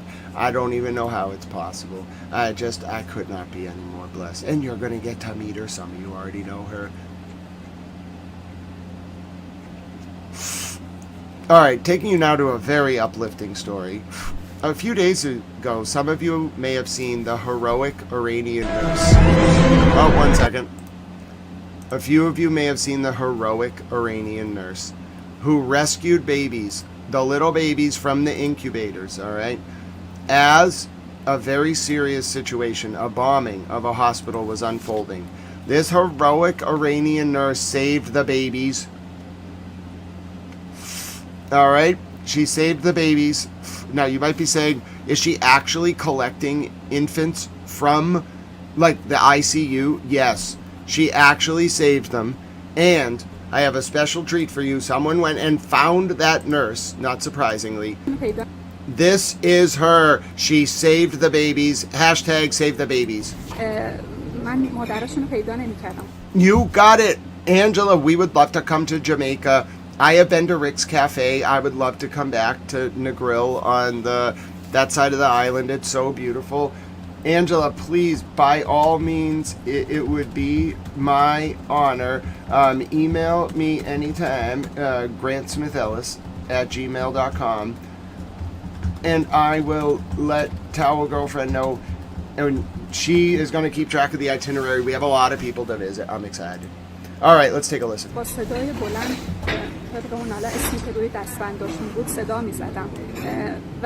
دونه دونه پیداشون می‌کردیم. اون لحظه واقعا برای خودم لحظه‌ای بود که اشک خودم در اومد. لحظه وصالی بود که مادرها و پدرها به بچه‌هاشون میرسن و اونا فکر می‌کردن که بچه‌هاشون حالا اتفاقی براشون افتاد و زیر آوار موندن و اون لحظه که خوشحال شدن و دیدن که بچه‌هاشون سالمه کلی گریه کردن.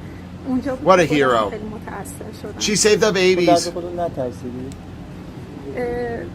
خب شاید ترس توی وجود هر کسی باشه ولی اون No. They didn't leave them behind, ex-MAGA. It wasn't even a raid on the hospital. there was a raid next to the hospital that impacted the hospital, and she was reacting to parts of the building falling. It's not like anyone abandoned anyone. She was the first line. She was right next to the babies when the building shook. It's really not propaganda. She didn't do, it is propaganda to the extent they went and found her, but she didn't do anything that any like regular, I believe, hero or first line responder wouldn't do, which is the building shook, the ceiling kind of started falling a little bit. She did the only natural thing she was trained to do. She grabbed the babies. She was the person there. She was the one who would have left them if she had just ran, so she just took them with her. She didn't wait, she didn't call the doctor, she didn't call security, she just grabbed the babies and ran.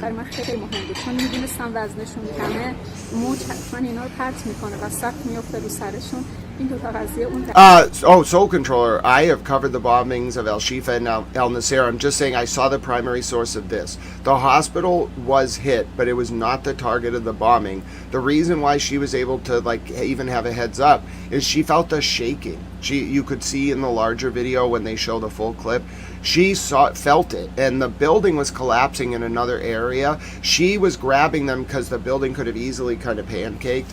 So yeah, I don't think it hit it might have hit like a corner, but it was actually adjacent, but it was so powerful it caused a knock-on collapse of the hospital. Hello, Petty LaBelle.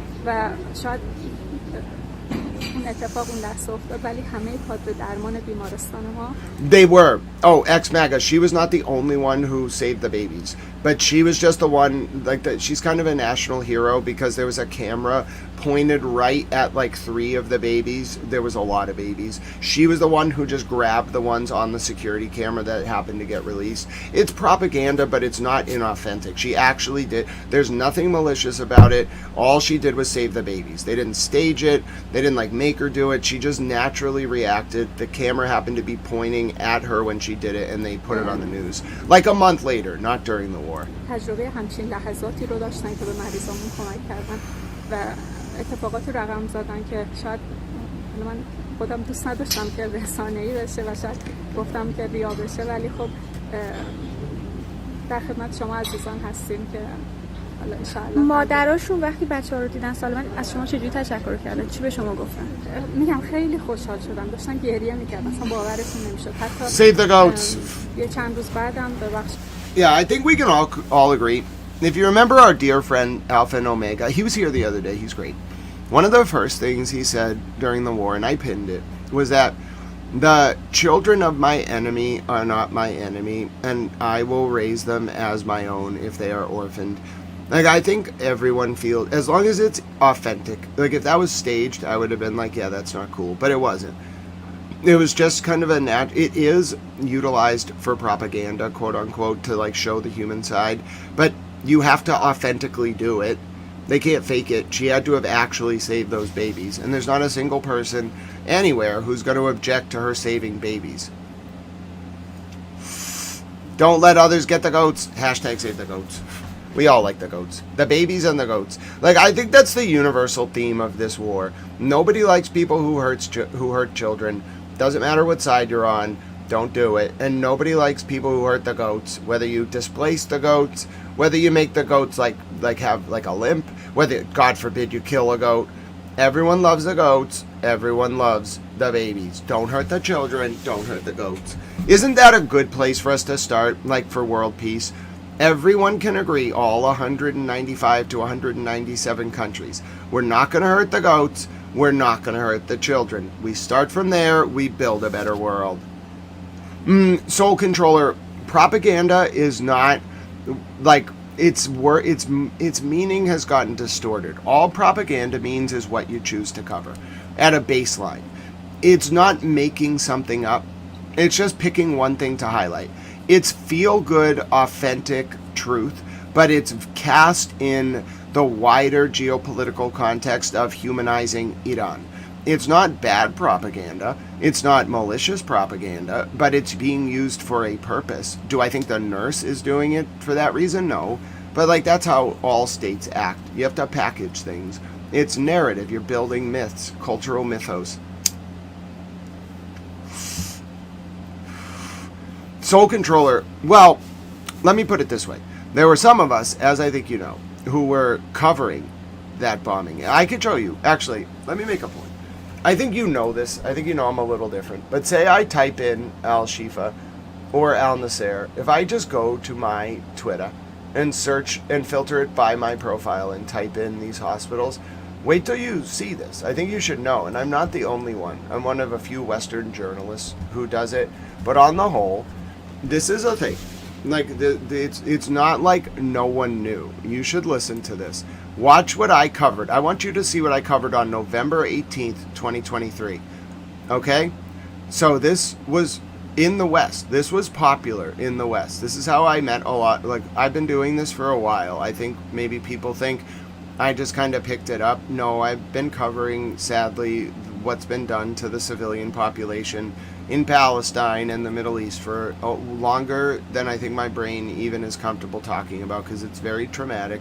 But I get through it because I'm not under the bomb. So telling the stories of what has happened to those populations is a sacred duty, and I don't let the emotional toll overwhelm me. So let's take a listen. This is what I reported on November 28, 2023.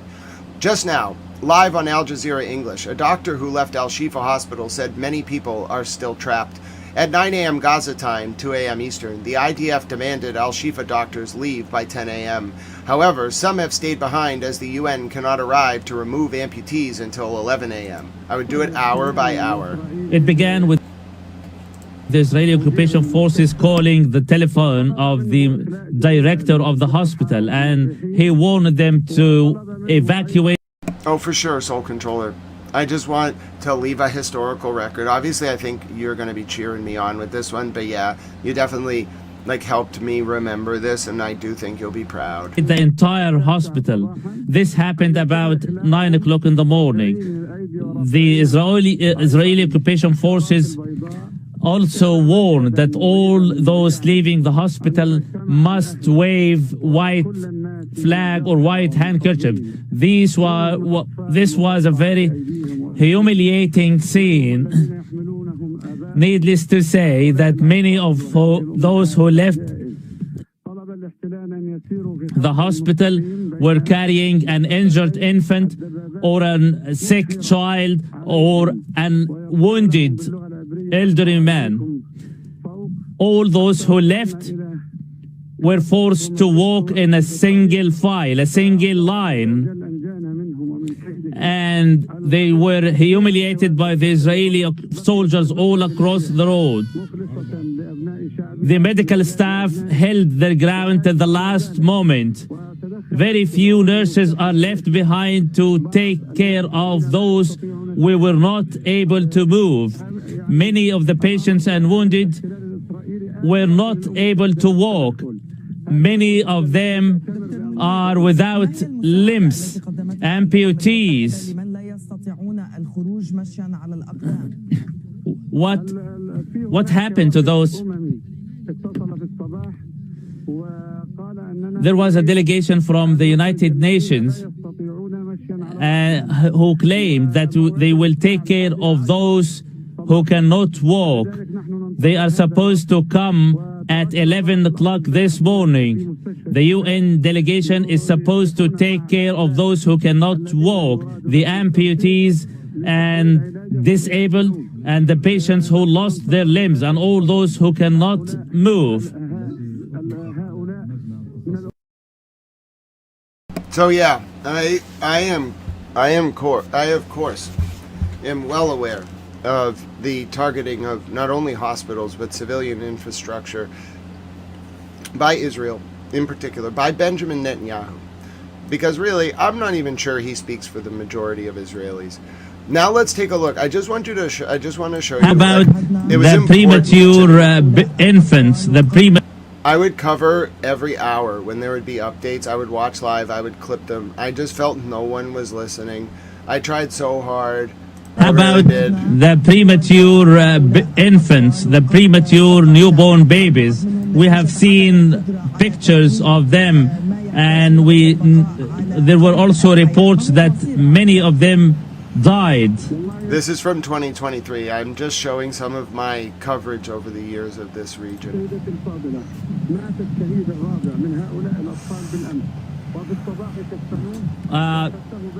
The fourth newborn baby was killed this morning. He died.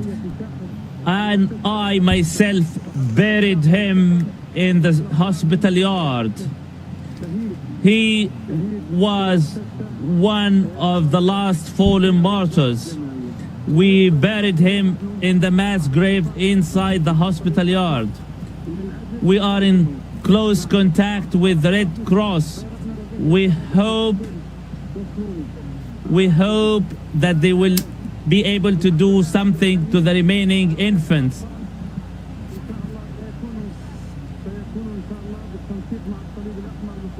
The Israeli occupation forces refused to have those infants leaving the hospital. Before we left, we tried to maintain their body temperatures. We wrapped them in foils, and we hope that they will survive and they will make it. Can you describe? So, yeah, it was bad, and it's important that the people of the world paid attention more to the travesties of this war in between the U.S. and Iran.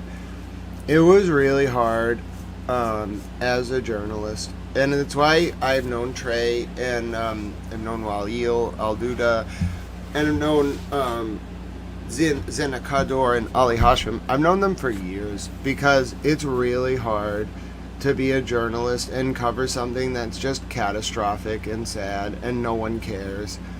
People did care about this at the time, but it was drowned out by a very effective Hasbara operation by Bibi.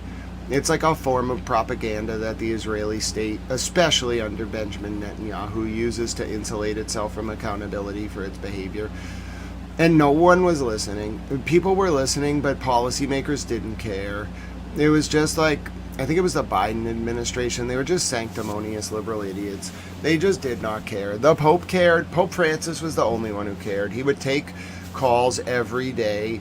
So Pope Francis was very protective of the Catholic and Christian communities in Palestine.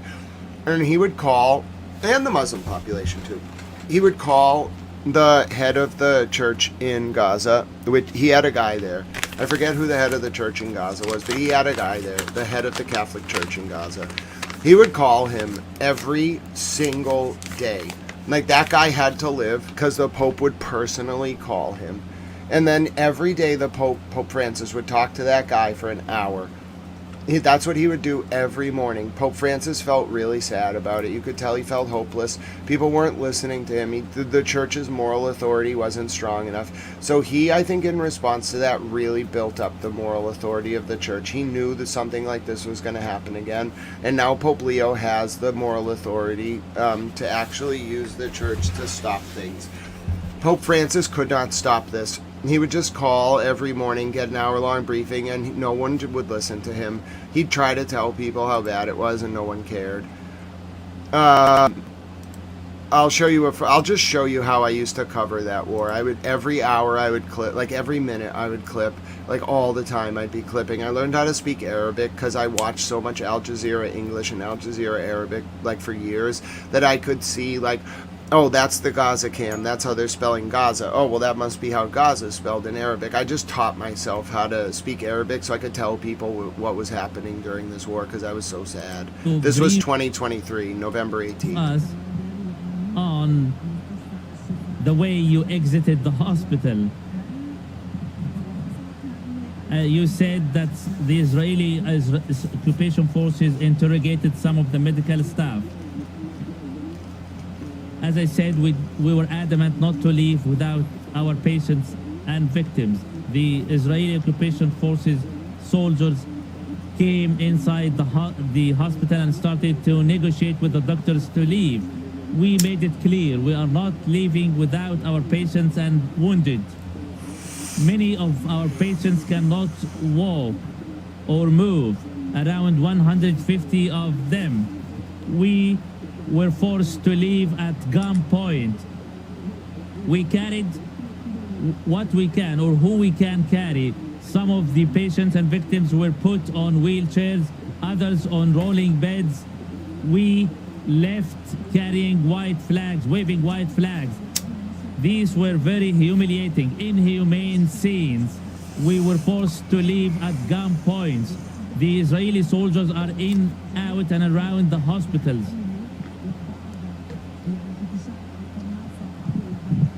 You also said that snipers are inside and around the hospital. You also said that the medical staff was interrogated by the Israeli soldiers. You were given a 1-hour ultimatum. You also said that more than 650 patients and wounded victims were inside the hospital. About 150 are unable to move either because they were under surgical operations, other are amputees, the rest are disabled. You also said that there are communications with the UN teams in order to ensure the safe evacuation of premature newborn babies.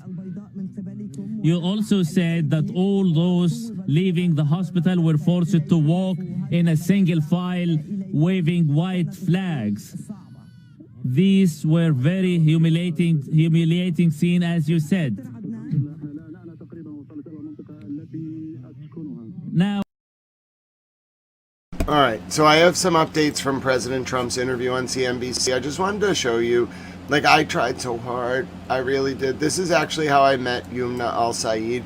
I am so honored that she follows me. You don't understand. Like, there are certain things, like, I'm not trying to toot my own horn. I'm just very head down when I'm doing my work. So I don't have time to, like, look at who follows, who doesn't, unless I'm looking at your profile because I'm, like, covering something. Yumna is probably one of the journalists I respect more than anyone else. She stood in the middle of Khan Yunis and in Gaza. She stood in Gaza almost as long as Wael Al-Duda, the bureau chief of Al Jazeera Arabic. She would not leave. They eventually forced her south to Khan Yunis. I remember the day she had to go south. She was crying. It was very sad. I can't tell you how much of an honor it is that not only she knows who I am, but she follows me. She's an incredible journalist. I just want to show you her report from later that day about the hospital situation. This was Al-Shifa. This was during the war in Gaza on November 18, 2023.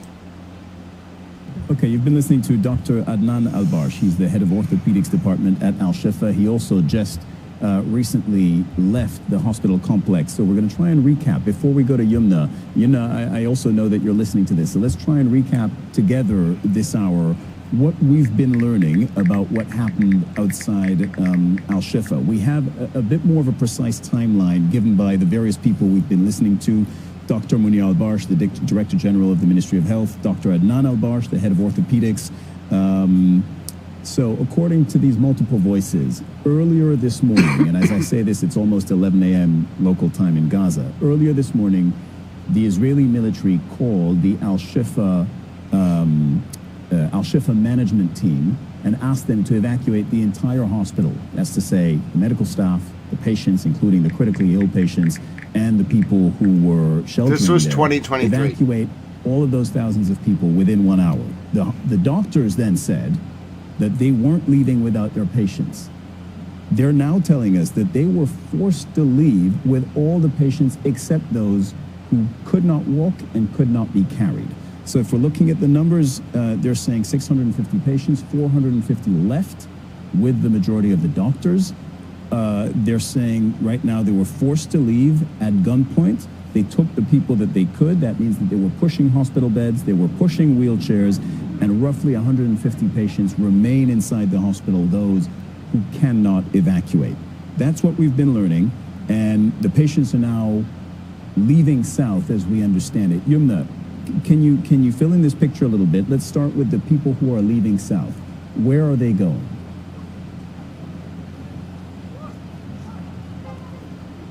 Yes, The people who are leaving south are supposed to get to the southern parts, starting from after Wadi Gaza, and that's starting from the central part of the strip, and get to Khan Yunis, Al Brej, Khan Yunis, or Rafah. This is all in the south. Now, the first hospital that the people can meet on their way from Gaza City to the south is Al-Aqsa Martyrs Hospital, and that's in the central part in Al Brej itself, to be specific. That's after Wadi Gaza. But to get to that area, they need to walk at least 6 to 7 kilometers to get to that area where they can start getting any kind of transportation to transport them to Al-Aqsa Martyrs Hospital. Okay, Yumna, thank you very much. That's invaluable information. They were just saying that there were 2 kilometers into that. Okay, so I just wanted to show you, and I didn't stop. I went all day. I think it's actually important I create a record of this. I went all day. This doctor was calling from the hospital. I understand that we can now listen to the General Director of Gaza Hospitals who's speaking live. Let's listen in. Will be taking care of those inside the hospital. This was 2023. I'm just showing some of my coverage of the region over the years. As we speak, the Red Cross Mimo, or welcome. the World Health Organization representatives, none of them has confirmed that the remaining patients and victims who were stranded and left behind in Al-Shifa hospitals have been safely evacuated. As I told you, many of them are amputees, others are critically wounded, and the rest were surgically operated on and they were not able to move. In addition to the premature newborn babies who were left inside the hospitals. We were forced to leave at gunpoint. We were not able to do anything to those stranded. We were not able even to cater to those babies in the incubators. The situation is really more than dire. All those patients and victims who were left behind are totally unable to move. Many amputees, disabled and critically wounded. Those are supposed to be transported in ambulances. However, the Israeli occupation forces soldiers denied them this. The Israeli occupation forces claim that it is you who requested evacuation, not them. I categorically deny all these false allegations. We were given a 1-hour ultimatum by the Israeli occupation forces. We have been besieged for weeks. Columns of tanks around the hospital for weeks. Electric power is out for weeks. The water connection is out for a week. We were left to die slowly inside the hospital. Even the pharmacy and the medical supply stock storage were destroyed. How can we do anything? We were left helpless before our patients and victims. And this morning, it was the Israeli occupation forces that gave us 1-hour ultimatum. Amid all these difficult situations, the medical staff was functioning and operating. Even if one of the patients requested to be evacuated, which I assure you did not happen, I assure you that all the communications that took place that prove that all the patients and victims refused to leave. I'm telling you, we were forced to leave at gunpoint. However, some of our I'll always remember that line. I'll never forget that day. I'm telling you, we were forced to leave at gunpoint. And I went all day. When that happened, I went all day. I would not stop. I covered it until the end. I covered it until the end. Oh, and then Yumna found the babies. Oh, that's right. I was so worried because there were... okay, so... 31 premature babies have been moved from Al-Shifa Hospital to Rafah. Hold on, and they later will be taken to... All right, so it wasn't just that Israel was bombing Al-Shifa. There were 34 babies in the NICU, and we didn't know if they were going to live. Yumna went and found them. She personally went and found the babies to make sure they lived. Watch they this. Later... 31 premature babies have been moved from Al-Shifa Hospital to Rafah, and they later will be taken to Egypt. The Health Ministry says 259 patients remain inside the hospital. Israeli forces ordered thousands of people to leave Al-Shifa on Saturday. Yumna Sayed has more from Al-Hilal Emirati Hospital in Rafah, where the premature babies have been taken. 31 of the premature children that were in Al-Shifa medical complex have now reached the Emirati hospital in Rafah. The total number of these premature children was originally 39, but 8 of them did not make it after the Israeli forces taking over Al-Shifa medical complex had destroyed the oxygen station, and because of the lack of fuel and the destroying of all generators and solar panels in the Shifa medical complex, there was no electricity for the incubators of these premature babies. 8 of them died and 31 have come here. The doctors tell us that 4 of them are in severe condition. And as you can see with us, at least every incubator has from 3 to 4 premature children because of the lack of incubators in this hospital. The majority of the children present were clearly exposed during the last 8 days when they were transferred from incubators to other departments that were not prepared to receive them, to services below the standard required for them, and it's clear that they lost weight and that there's a clear drop in temperatures. Yesterday, 2 of them died. It is clear that some of them suffered from vomiting, diarrhea, and blood poisoning. The medical staff here are pushing to their limits to try to save these premature children. But with the lack of resources and capabilities, the struggle is great. I remember now. They had to save the babies. They saved 30. That was it. The problem was these babies were all going to die.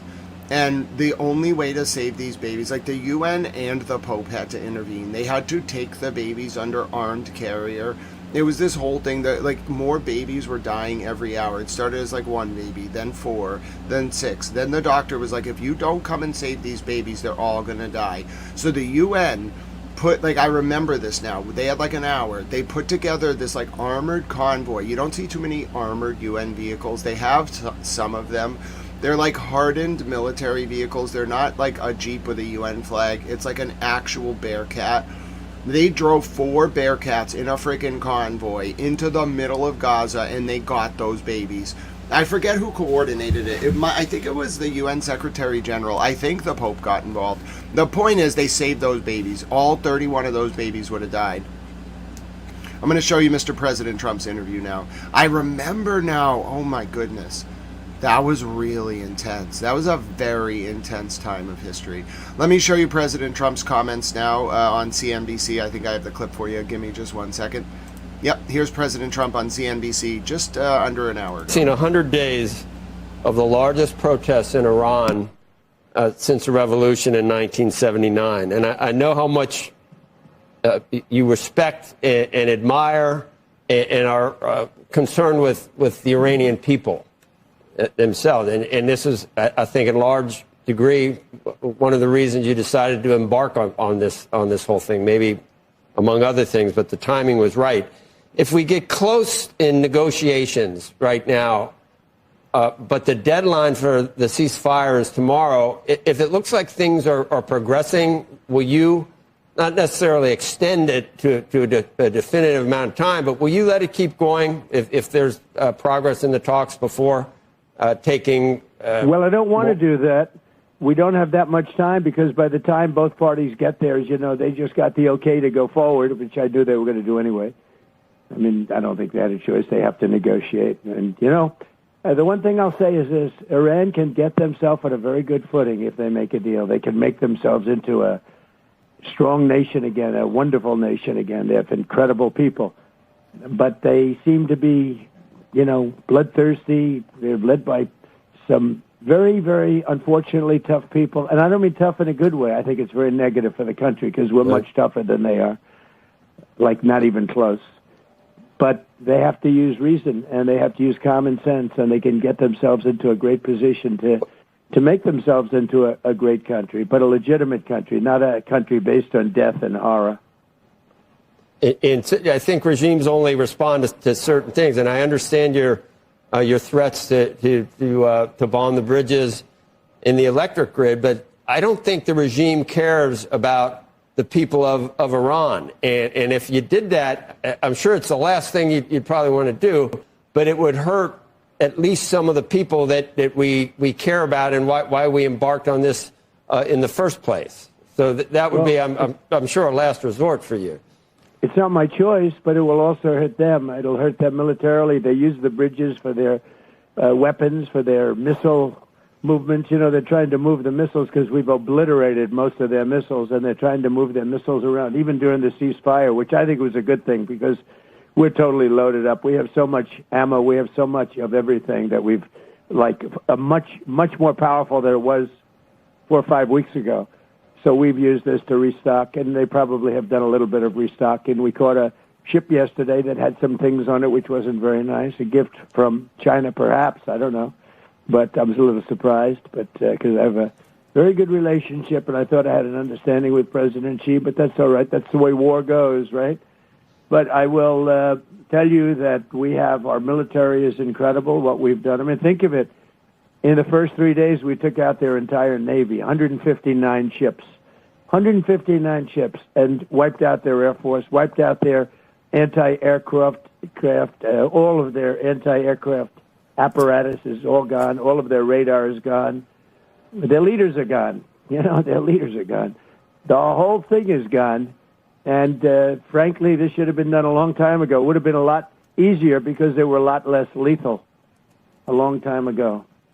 So to be clear, you're saying that you need at least the prospects for a signed deal today and tomorrow, or else you would resume bombing Iran. Well, I expect to be bombing because I think that's a better attitude to go in with, but we're ready to go. I mean, the military is raring to go. They are absolutely incredible. I built the military in my first term. I'm using it now. The military, when I took it over from Barack Hussein Obama, it was so depleted, so sad. And I built it in my first term. You remember those big numbers. You talked to me about it once. That's a lot of money for military. I built it. We did a great job with our military, and we're using it now and rebuilding it, too. We've done a lot of rebuilding also in my first year of the second term. But we have we have the most powerful military in the world. Everybody knows it. Since we're kind of... Okay. So I'll try to I'll show you a few more clips from that interview. Let's take a listen to this. If you have time, I want to ask you one more question. And, we have allies now in the Middle East. Maybe some are, we can maybe count on more than allies in other parts of the world. That's true. They're much better allies than NATO, that I can tell you. The UAE asking the U.S. for some type of financial lifeline. I don't know if it's a solvency problem. It's more of a liquidity problem. And I know we did, Secretary Bessent did something with Argentina that worked out. Is there some type of swap possible, currency swap with the UAE to help if they need it? And do you think there would be backlash because it's such a perceived to be such a wealthy country? Is that under consideration? It is, but it's been a good country. It's been a good ally of ours. And, these are unusual times. They were, more than anybody else, I mean, it was shocking because we thought that they'd shoot missiles at Israel, but not every other country in the area. And, UAE got hit with 1,400 missiles. Now, fortunately, they had the Patriots and they had a great defense, and they were able to shoot down most of them. But they did get hit hard. They were hit the hardest of the group, actually. and they're really led by incredible people. And yeah, I mean, I'm surprised because they are really rich. You know, they invested a year ago. I went there and I got them to invest $1 trillion in the United States. They're building a tremendous plant in a great state called Oklahoma, aluminum plant, smelting plant, beautiful, incredible, it'll be the best anywhere in the world. You know, they're very good for this country. So, yeah, if I could help them, I would. I mean, we're helping them much more with what we're doing with the war because, you know, the bully of the Middle East was Iran. Iran was a bully and bullied all of these countries around, and they threatened them all the time, and they threatened about the Hormuz Strait. They threatened, sometimes some people call it the Strait of Hormuz, which is actually a more beautiful wording. But Okay. Whatever you say, Mr. President. All right, let me show you another clip now. Bridges in the electric grid, but I don't think the regime cares about the people of Iran. And if you did that, I'm sure it's the last thing you'd probably want to do, but it would hurt at least some of the people that we care about and why we embarked on this in the first place. So that would be, I'm sure, a last resort for you. It's not my choice, but it will also hurt them. It'll hurt them militarily. They use the bridges for their weapons, for their missile movements. You know, they're trying to move the missiles because we've obliterated most of their missiles, and they're trying to move their missiles around, even during the ceasefire, which I think was a good thing because we're totally loaded up. We have so much ammo. We have so much of everything that we've, like, much more powerful than it was 4 or 5 weeks ago. So we've used this to restock, and they probably have done a little bit of restocking. We caught a ship yesterday that had some things on it, which wasn't very nice. A gift from China, perhaps. I don't know. Bridges in the electric grid, but I don't think the regime cares about the... All right. This is absurd. I can't believe he's doing this again. I cannot believe it. What does he think Iran is going to do? Good morning, Nature Alley. Hello, Pete. Hello, Mishigama. Well, seriously. You know what? Before we even do more news, I got a new Lego. New Lego just dropped. Everybody wants to see what Iran has to say. They choose to express themselves through Lego. New Lego just dropped. Here you go. It says, "Wake up, babe. A new Lego just dropped." You know how it is. Yo, look at the wreckage you made. A second term of chaos and a world in flames. The numbers are out. The truth is cold. Listen!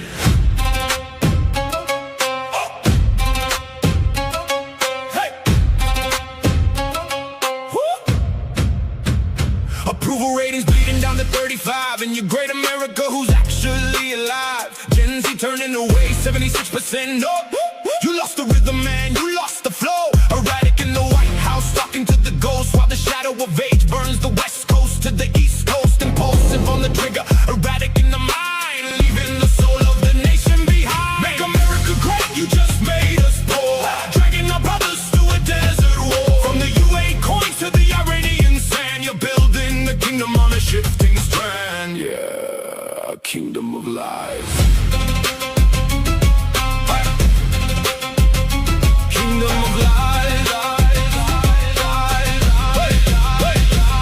In crypto, world liberty, greed, selling out the chips that the tyrants need. A modern teapot dome, UAE in the pocket while the gas price shoots like a Persian rocket. No tax on tips, ally inflation, the truth. You're burning the pockets of the American youth, renovating ballrooms for a gold-plated ego while the world watches the republic soul go.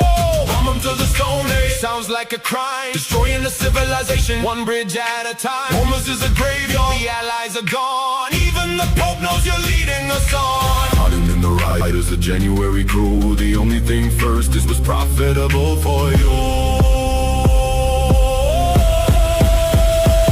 Ice at the door, catching citizens by mistake, terrorizing streets for a headline's sake. Project 2025, tearing schools to the ground. Where is the freedom that we thought we found? Enemy of the people, look at the screen. The most repressive leader that we ever seen. Epstein files, hidden secrets in the dark. A predator of justice, leaving a scar. 61% say you're losing your mind. The forever war is the only thing you find. Let Negative 20. The facts don't lie.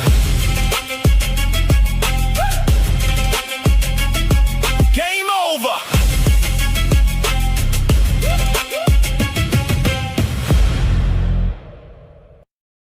Oh, all right. Well, you know, that's how Iran likes to respond. That's how they like to put out their statements. Here's the latest from an Iranian commander about the U.S.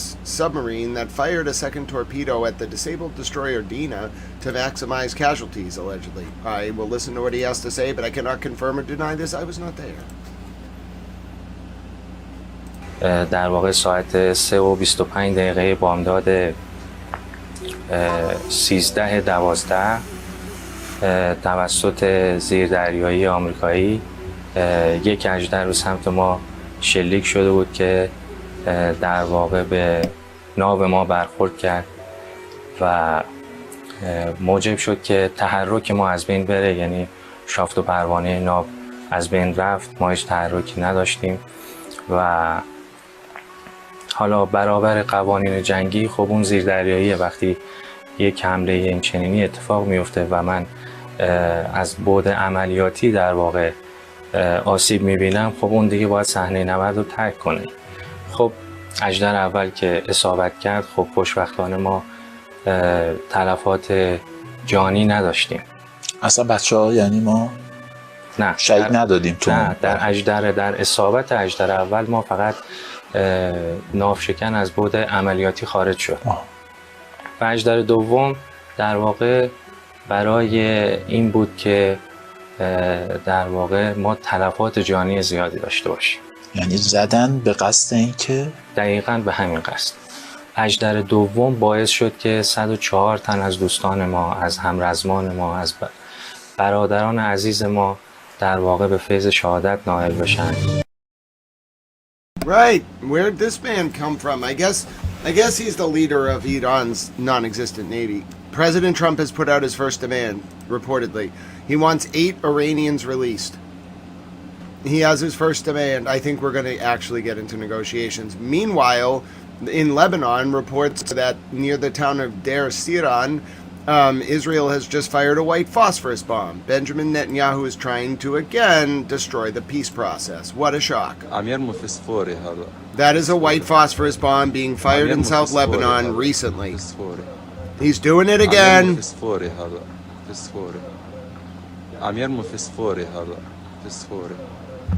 He did it again.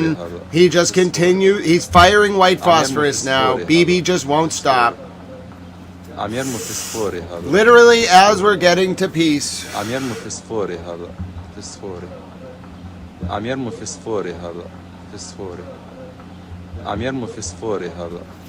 Outrageous.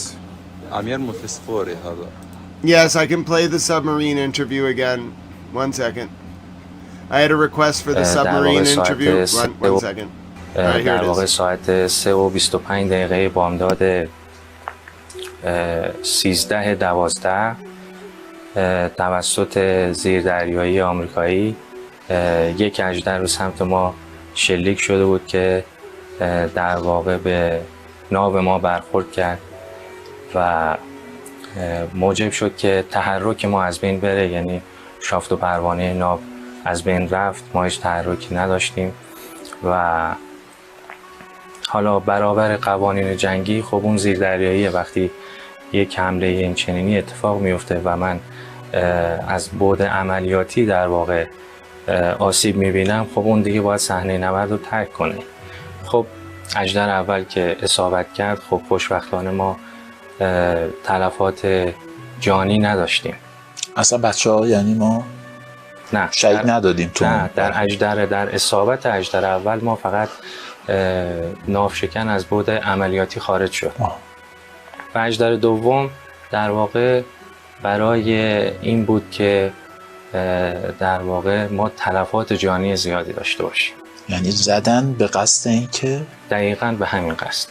اژدر دوم باعث شد که 104 تن از دوستان ما، از همرزمان ما، از برادران عزیز ما در واقع به فیض شهادت نائل بشن. So that was the latest from an interview with the Iranian Navy. I guess that got, so silent dogs, must be completely confused because according, the Iranian Navy must not exist. So this guy is just pretending, obviously, to be in the Iranian Navy. Let's take a listen to one more part of that interview. Just one. It's the only part I could find translated. Just one more part of the interview with two of the members of the Iranian Navy that were on this ship that was attacked by the 32 نفر زنده موندید. واقعا یک معجزه است و اینکه ما 84 تا پیکر داریم. با همه آسیب هایی که دیده بودیم، همه پیکرهایی که روی عرشه بودن، پیکرهای عزیزانمون، همه رو به آب دادیم. و یعنی پیکرها رو فرستادید توی آب؟ هیچ پیکری رو نذاشتیم داخل بمونه. که چی که بعداً بتونید پیکرها رو برگردونید. بله. با خیلی ها بودن حتی تو اون شرایط و تو اون شروط. همون شرایط ما حتی نذاشتیم یک نفر بمونه. ولی این 20 نفر عزیز ما که جاویدالاثر شدن به خاطر اینی که خب اژدر دوم از یه جایی ناوشکن شکست و متاسفانه اون 20 نفری که اونجا بودن اونجا من فکر میکنم که فرو رفتن و متاسفانه کاری از دست ما. 32 نفر. Alright, so that was more from that interview. You got me for at least an hour or two, then I gotta go to the doctor. I'll be back later tonight to monitor all of this. Here's the latest from Israeli Channel 13. This was a pretty intense announcement. Israel is the only country in the region that the Christian population and standard of living... that is not what I asked you to read. Conversation. Mossad chief announces the killing of a prominent agent abroad during the war on Iran. Hebrew Channel 13. Mossad director David Barnea revealed during the ceremony for Israel's fallen soldiers and victims of operations that one of the agency's operatives, referred to as M, was killed abroad while on duty. According to Barnea, M's operational activity had a decisive impact on the Israeli conflict against Iran. Post your reply. I don't want to. Thank you. Okay, now, I'll show you more updates. You got me for like an hour or two. I have to go to the doctor. I have a medical procedure next week. I gotta get all ready for it. Oh, goodness. I don't like going to the dentist. Let me show you the latest from the U.S. military yesterday, intercepting and boarding an Iranian ship coming from China with barrels of oil on it. It's called the MT Tiffany. These are the scenes.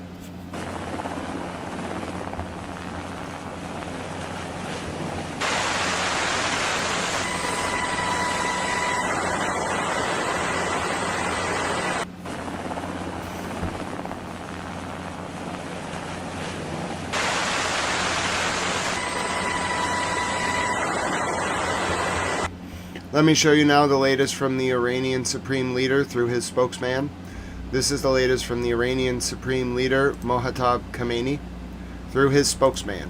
The latest from the Iranian Supreme Leader. Conversation. The representative of Iran's Supreme Leader in the IRGC. There are currently no negotiations, and we will negotiate only when the enemy accepts our conditions. The enemy must acknowledge that we are in the position of the victor, and it is in the position of the loser. Alright, so we're getting into that war awards. Let's see what Miss Clutch has for us. Let's see what Miss Clutch has for us from the White House. Oh goodness. Oh goodness gracious me.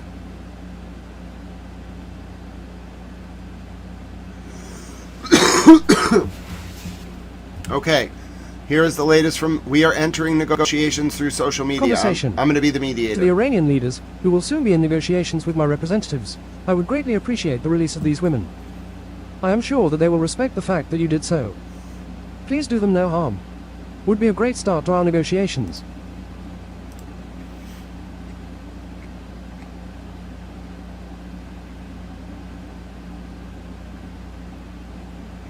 One of the women is named Diana Terhabadi.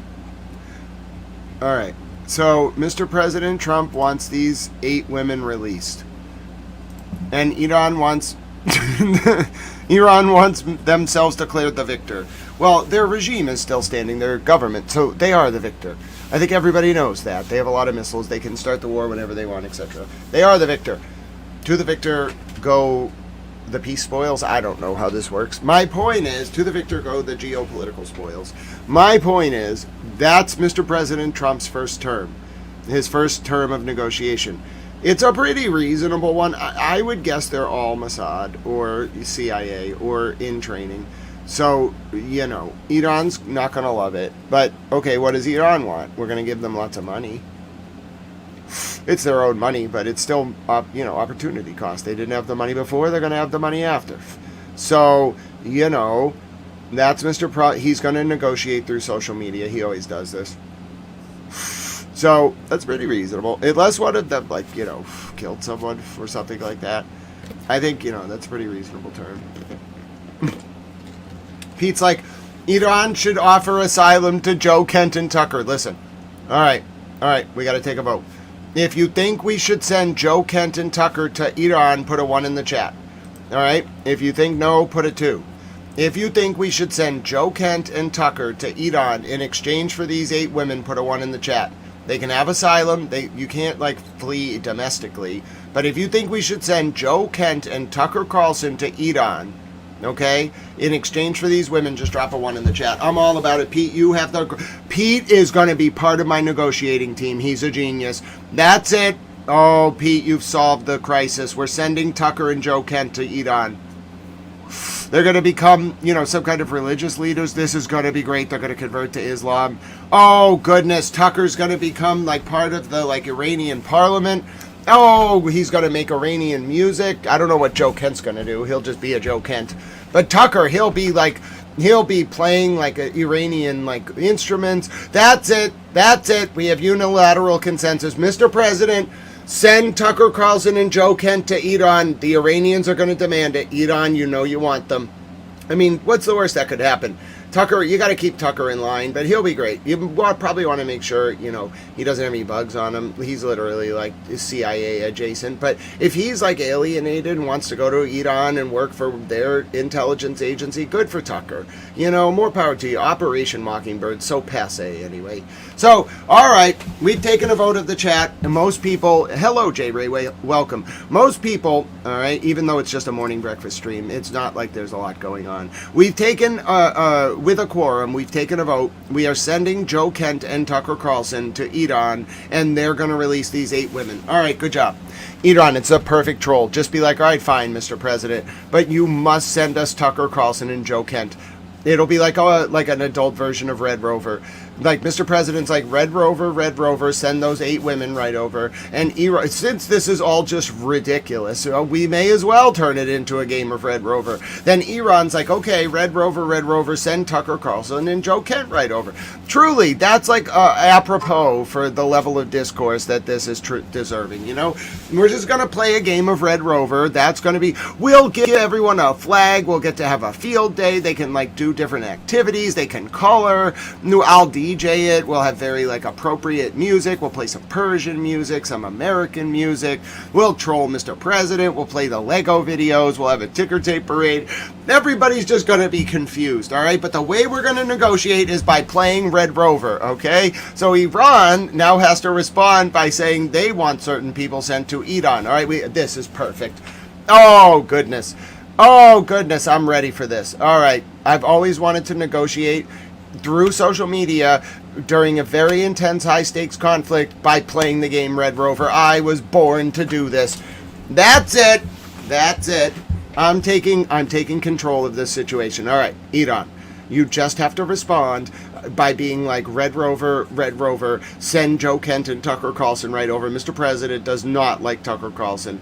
This is the perfect plan. Pete is going to be part of my negotiation team. No one would have come up with this plan except for Pete. Only Pete from the chat, dear, God bless you, Pete.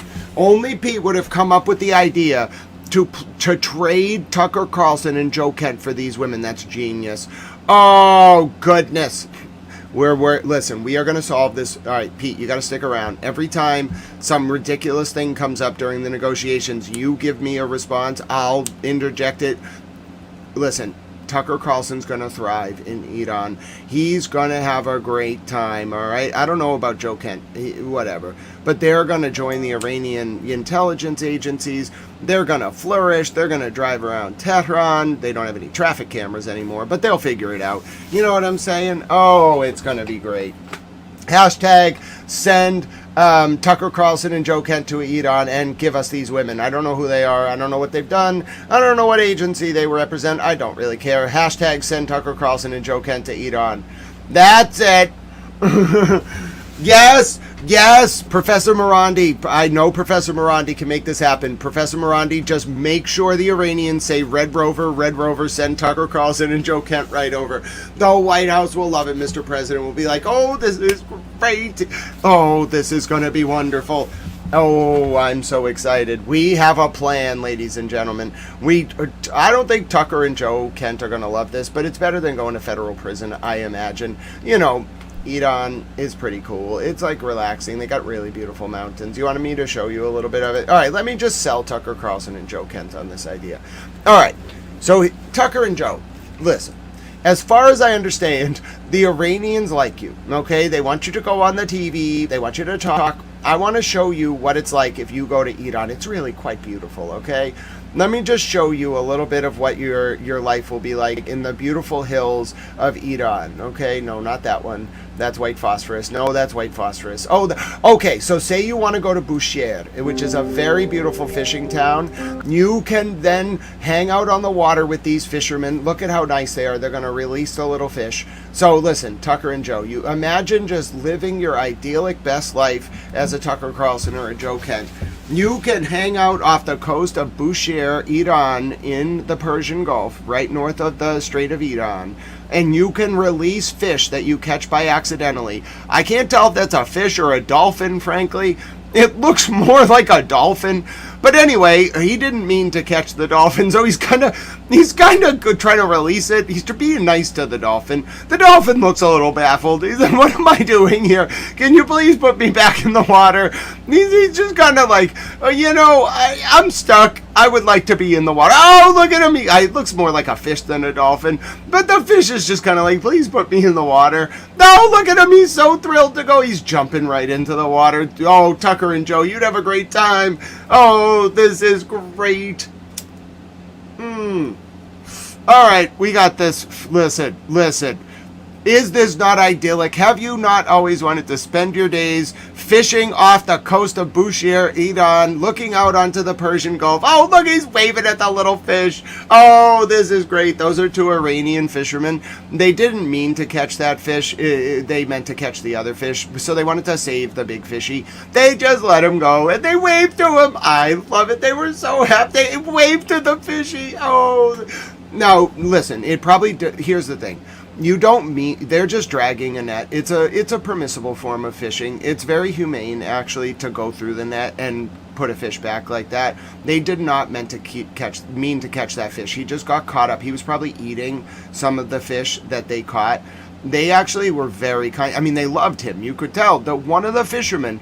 This is an Iranian, so just so people understand, the Iranian fisherman is so pleased that he managed to free the fish. He had to get his tail out of the net. It took him a second. As soon as he was free, he waved at him. He was so happy that the fish was free. Oh, this is great. You have to really love animals to wave at a fish. Oh, I'm so happy. I would wave at the fish too. You don't understand. All right, so getting back to the point. Joe Kent and Tucker Carlson, it's just idyllic. There won't be any bombs dropping. You can hang out with the fish. You can just relax on the coast of Bushehr. You'll have a great time. Hashtag send Tucker Carlson and Joe Kent to Iran. All right, let's take a listen to this moron. Sorry, I don't mean to be mean, but he's kind of a moron. Here's Benjamin Netanyahu talking. והיום נאלצנו לצאת יחד עם בעלת בריתנו הגדולה ארצות הברית נגד מדינת הטרור בה"א הידיעה שאכן מאיימת על העולם כולו וכבר תקפה מדינות רבות, תקפה את האזרחים שלה בטילים בליסטיים רבי עוצמה וניסתה לפתח Larson, one of the ships that was intercepted had oil. I cannot confirm the report about the second ship with the chemicals for the missiles, but the reality is Iran is going to make its missiles and we're going to make ours. It's just how war works. ועמדה לפטר את נשק הטרור האולטימטיבי, פצצות אטום. את האיום המיידי הזה הסרנו, ואנחנו נמשיך ללחום בכל כוחנו במדינות הטרור, וכמובן גם באנשי הטרור. Oh my goodness. All right, hold on. I don't want to listen to him anymore. I have President Trump's full interview. The White House posted it. The White House posted it on their social media, so it's part of the public record. The White House posted the full CNBC interview with President Trump. I thought it was 6 minutes. Here we go. President Donald Oh, Trump, God, he President went for Trump, welcome. Thanks for 37 joining us this minutes. morning. Hello, Well, thank you very Marsha. much. Marsha, you came at just the right time. The White House put in the public domain the entire interview the president did with CNBC. It's 37 minutes. Let's go. You are very welcome. Can you give us, I think it's on everyone's mind, the Hashtag latest save the pink on where dolphins. the Iran negotiations stand. We now know Tehran has publicly confirmed that it will send representatives to the meeting with Vice President Vance. What do you expect? What are you hearing at this point, sir? Well, as I said 2 days ago when they said they won't send them, I said they'll be sending them. They have no choice but to send them. What I think is that we're going to end up with a great deal. I think they have no choice. We've taken out their Navy. We've taken out their Air Force. We've taken out their leaders, frankly, which does complicate things in one way, but these leaders are much more rational. It is regime change, no matter what you want to call it, which is not something I said I was going to do, but I've done it, indirectly maybe, but I've done it. And I think we're in a very strong negotiating position to do what other presidents should have done during a 47-year period. We have 47 years where these bloodthirsty people have been killing a lot of soldiers, a lot of our soldiers, and a lot of other people. They've killed 42,000 people over the last 2 months. And, you get to a point where people don't want to mention that. They don't like mentioning that. 42,000 unarmed protesters, innocent unarmed protesters, many of them hung. So we're not dealing with the nicest group of people, but we're dealing with them very successfully, and the blockade has been a tremendous success. They said 2 days ago, we will open the strait. I said, no, we're not going to open the strait until we have a final deal. No, we want to open the strait. They said, we're not opening. We totally control the strait, just so you understand, for all the fake news out there.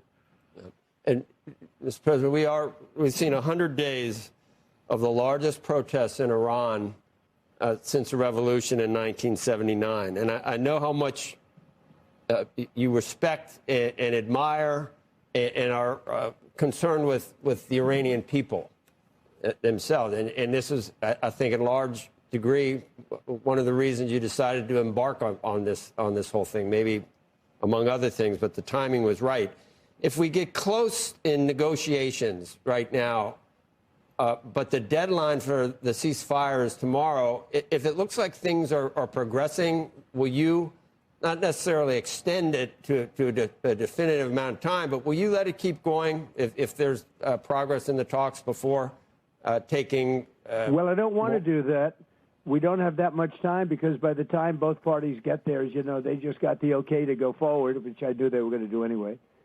I mean, I don't think they had a choice. They have to negotiate. And, the one thing I'll say is this. Iran can get themselves on a very good footing if they make a deal. They can make themselves into a strong nation again, a wonderful nation again. They have incredible people.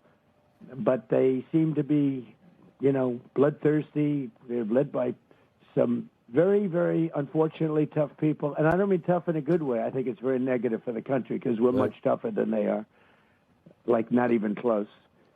But they have to use reason, and they have to use common sense, and they can get themselves into a great position to make themselves into a great country, but a legitimate country, not a country based on death and horror. I think regimes only respond to certain things, and I understand your threats to bomb the bridges in the electric grid, but I don't think the regime cares about the people of Iran. And if you did that... Hold on, pause. I have an update from the IDF. The IDF has provided an update about the soldier who bashed Jesus in the head. That's it. That's it. Now I'm mad again. This is what the IDF said about the soldier who bashed Jesus in the head 6 minutes ago. We have an update. Conversation. Investigation results and conclusions regarding the conduct of a soldier from the defense forces who desecrated a Christian religious symbol in southern Lebanon. The results and conclusions of the serious incident involving a soldier from the defense forces assaulting a Christian religious symbol in southern Lebanon were presented to the commander of the 162nd Division, Brigadier General Shigiev Dahan, yesterday evening, Monday. The investigation findings indicate that during an activity by a defense forces unit in the area of the Christian village of DBL in southern Lebanon, the soldier in question desecrated a Christian religious symbol, while another soldier filmed the incident, which was later published. 6 other soldiers were present at the scene without intervening to stop it or report it. The investigation concluded that the soldiers' conduct deviated entirely from the defense forces' orders and values. The defense forces expressed profound regret for the incident and affirmed that their activity in Lebanon is directed against Hezbollah and other terrorist elements, not against Lebanese civilians. Since receiving the report of the incident, the Northern Command has been working to assist the village residents in replacing the statue. The division commander received the investigation results and the commander's recommendations. Based on this, the soldier who assaulted the religious symbol and the soldier who filmed it have been removed from combat duties, and each have been sentenced to 30 days in military prison. As for the remaining soldiers who stood by without intervening, they have been summoned for clarification sessions to be held later, and decisions regarding their continued handling at the command level will be made accordingly. Instructions regarding the handling of religious institutions and symbols were once again emphasized to the forces before entering the relevant areas, and they will be reiterated to all forces in the sector following the incident.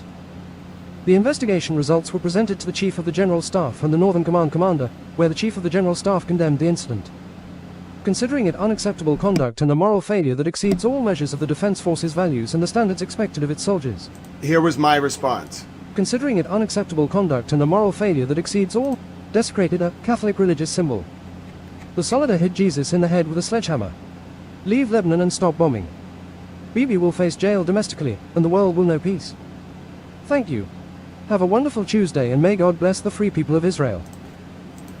Alright, I gotta write this up. I'm mad. Oh, they made me really mad. Oh, I'm mad. Breaking. Per the IDF. The soldier? How do you spell soldier? Is it like that? How do you spell soldier? Is a tough word to spell.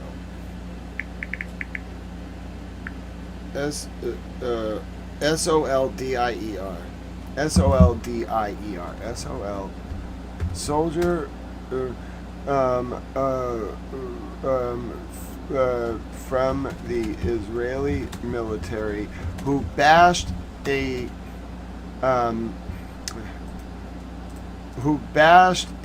statue of Jesus in the head with a sledgehammer on film in southern Lebanon has been sentenced to 30 days in military prison. Another IDF soldier filmed the incident, which leaked, and was also jailed. Wow.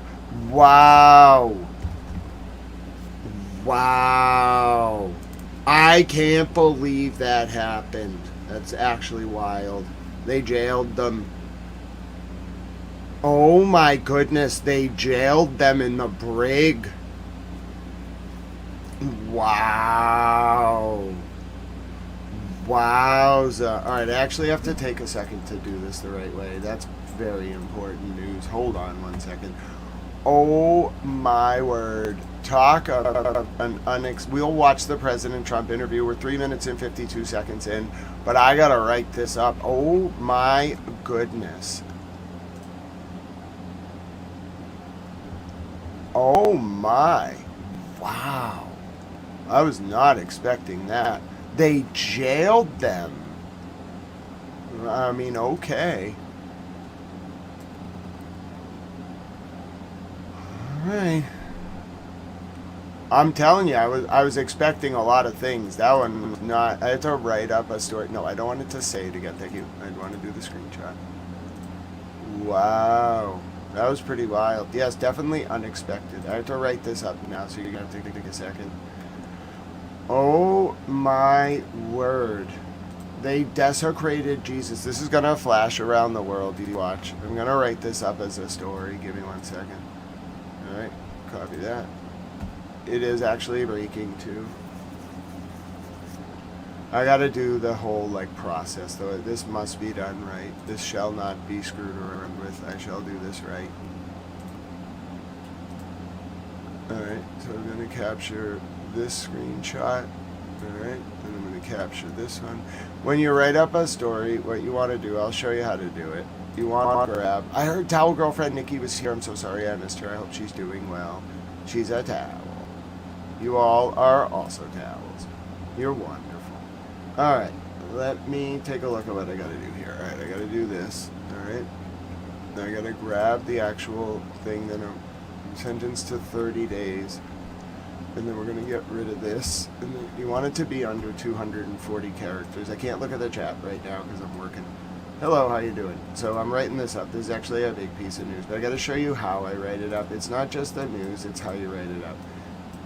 I'm not going to use any sirens for this. They're kind of tacky anyway. It is an important piece of news though. And then what I'm going to do is I'm going to take the screenshots that I have. I'm going to go over here and I'm going to save this picture of Jesus. And I'm going to save this one. All right. Give me a second. All right. And then what I'm going to do is I'm going to go over here. I'm going to go to, you're not seeing me actually make it. I'm going to a different application.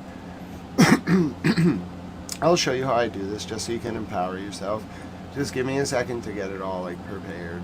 I have to get my screenshots and I have to get the thing. So what I like to do is I like to grab, I want all of them. I like to grab the statement, okay? I had to translate it from the Hebrew.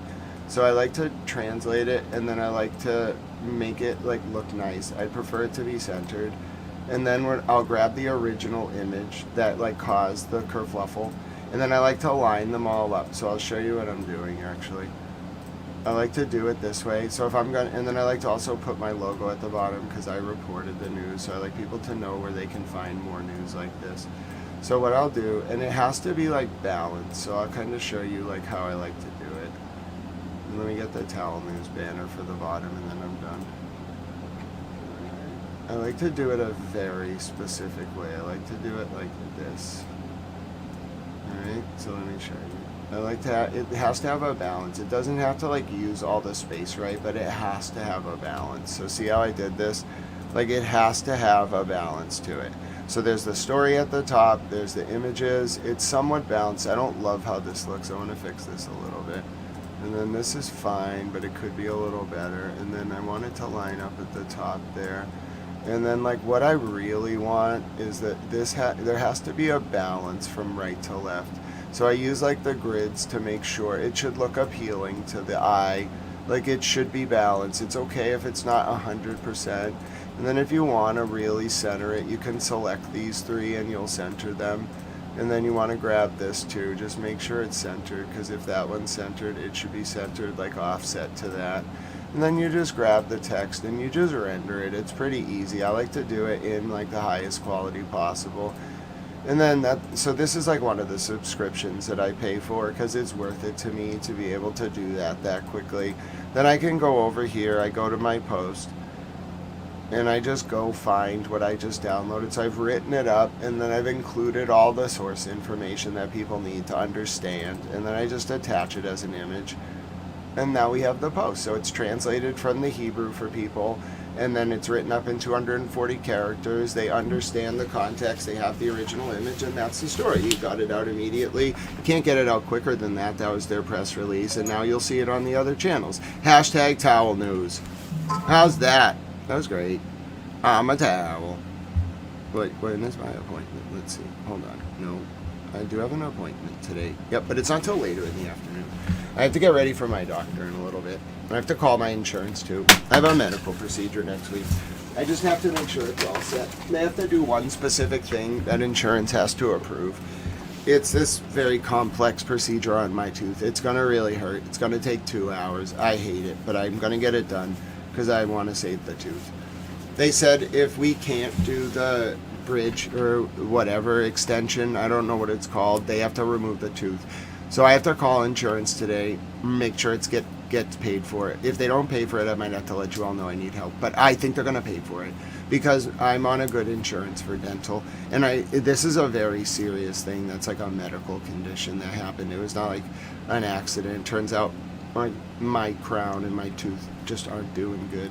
So they're going to hopefully approve it. And then but it's actually the surgery itself I don't want to deal with. I hate like surgeries. I hate needles. It just scares me. But I'm going to get it done. Out of everything facing people of the world, a surgery for towel is not the worst thing. All right, so let's take a listen to Mr. President Trump's interview. Then this is just literally a breakfast hour with Towel. I will be back after my doctors. This is not the mainstream of today. Let's go to the 3-minute mark. We're going to pick up on our interview with President Trump. Innocent, unarmed protesters. This was last hour. So we're not dealing with the nicest group of people, but we're dealing with them very successfully. And the blockade has been a tremendous success. They said 2 days ago, we will open the strait. I said, no, we're not going to open the strait. Yes, Marcia, for sure. We have a final deal. No, we want to open the strait. They said, we're not opening. We totally control the strait, just so you understand, for all the fake news out there. And, Mr. President, we've seen 100 days of the largest protests in Iran since the revolution in 1979. And I know how much you respect and admire and are concerned with the Iranian people themselves. And this is, I think, in large degree, one of the reasons you decided to embark on this whole thing, maybe among other things, but the timing was right. If we get close in negotiations right now, but the deadline for the ceasefire is tomorrow. If it looks like things are progressing, will you not necessarily extend it to a definitive amount of time, but will you let it keep going if there's progress in the talks before taking... Well, I don't want to do that. We don't have that much time because by the time both parties get there, as you know, they just got the okay to go forward, which I knew they were going to do anyway. I mean, I don't think they had a choice. They have to negotiate. And, you know... the one thing I'll say is this: Iran can get themselves on a very good footing if they make a deal. They can make themselves into a strong nation again, a wonderful nation again. They have incredible but they seem to be... The breaking news this morning is that Pete Hegseth has removed the flu vaccine requirement for all military members. I repeat, Pete Hegseth has removed the flu vaccine requirement for all military members. They're led by some very, very unfortunately tough people. And I don't mean tough in a good way. I think it's very negative for the country because we're much tougher than they are, like not even close. But they have to use reason and they have to use common sense, and they can get themselves into a great position to make themselves into a great country, but a legitimate country, not a country based on death and horror. And I think regimes only respond to certain things, and I understand your threats to bomb the bridges in the electric grid, but I don't think the regime cares about the people of Iran. And if you did that, I'm sure it's the last thing you'd probably want to do, but it would hurt at least some of the people that we care about and why we embarked on this in the first place. So that would be, I'm sure, a last resort for you. It's not my choice, but it will also hurt them. It'll hurt them militarily. They use the bridges for their weapons, for their missile movements. You know, they're trying to move the missiles because we've obliterated most of their missiles, and they're trying to move their missiles around, even during the ceasefire, which I think was a good thing because we're totally loaded up. We have so much ammo. We have so much of everything that we've, like, much more powerful than it was 4 or 5 weeks ago.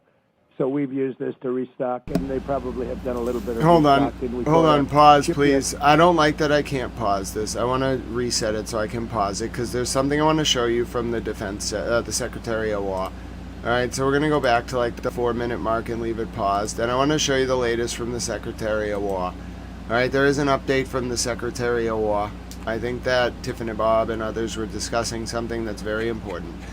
So let me show you the latest from the United States Secretary of War. Just earlier today, this was the latest. This was in lieu of a press conference which I guess was not considered a good idea, probably a good decision.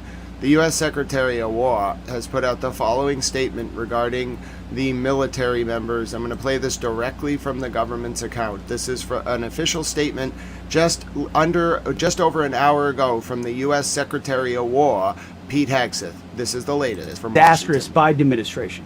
This Pentagon waged an unrelenting war on our warriors on many fronts, including when it came to denying them simple medical autonomy and the freedom to express their religious convictions. In other words, our men and women in uniform were forced to choose between their conscience and their country, even when those decisions posed no threat to our military readiness. You know what I'm talking about, what happened, COVID-19 and the vaccine. No more. That era of betrayal is over.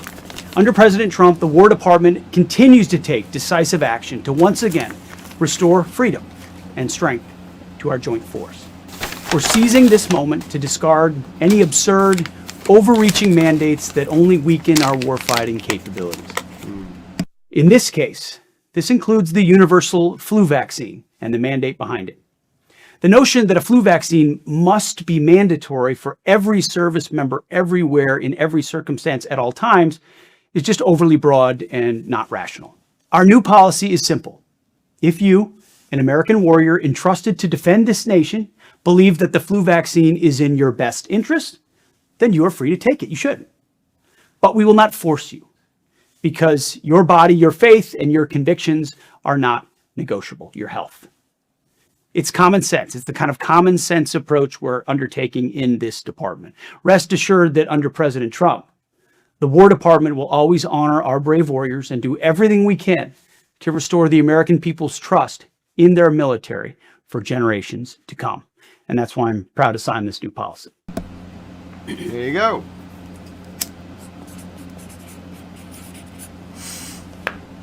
And now you don't have to take the vaccine, the flu vaccine, if you're in the military. There you go. All right. Well, congratulations. I think a lot of our military members did not appreciate being told they had to take the flu vaccine. If they want to, they can. I personally like that common sense policy. Back to the President of the United States now. We care about and why we embarked on this in the first place. So that would be, I'm sure, a last resort for you. It's not my choice, but it will also hurt them. It'll hurt them militarily. They use the bridges for their weapons, for their missile movements. You know, they're trying to move the missiles because we've obliterated most of their missiles, and they're trying to move their missiles around, even during... Whoa! Whoa! Oh, my word. You are not going to believe this about the Jesus statue. Oh, my. They built a Jesus statue. All right. All right. Hell is... Oh, goodness. Oh, my. They built a Jesus statue. Oh. Oh. Oh. What? I didn't see that one coming. Hold on. Can you believe this? Hold on. Conversation. A short while ago, in full coordination with the local community of Dabel in southern Lebanon, the damaged statue was replaced by IDF troops. The Northern Command worked to coordinate the replacement of the statue from the moment it received the report of the incident. The IDF expresses deep regret over the incident and is working to ensure that it does not happen again in the future. Oh! Oh, that's wonderful! Well done, IDF. That's how it should be. The soldier who smashed the statue will be... Oh, this is wonderful news! Oh, I must update the story now. This is great. They built... Oh, we're going to play a song. Okay, we can play a song. Let's go. Let's go. Song time. We're playing a song. They did it. Good job. Everybody did a good job. I have to retract my previous comment. I was all made. Now I got to retract it. I'm retracting it. Nope. They rebuilt the Jesus statue. I am pleased. I'm going to be less mad now. I'm going to delete my last comment. Alright. Alright. Alright. They rebuilt the Jesus statue. I am pleased. I'm very happy.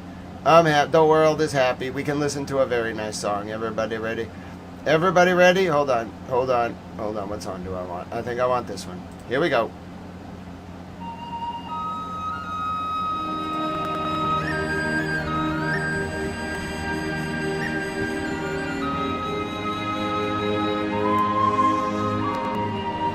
He's on the cross and he's in gold. It's great.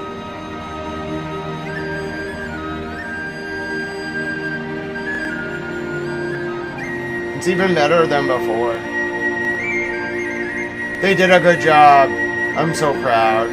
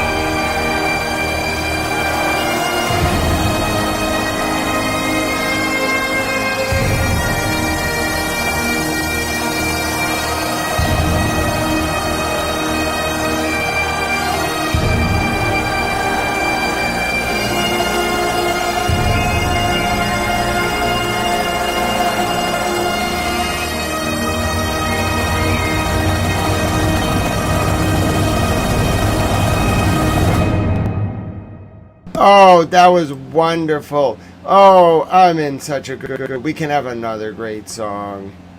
Oh, that was great. Oh, beautiful for spacious skies, for amber waves of grain, for purple mountain majesties above the fruited plain. America, America, God shed His grace on thee. His grace uncrowned thy good with brotherhood from sea to shining sea.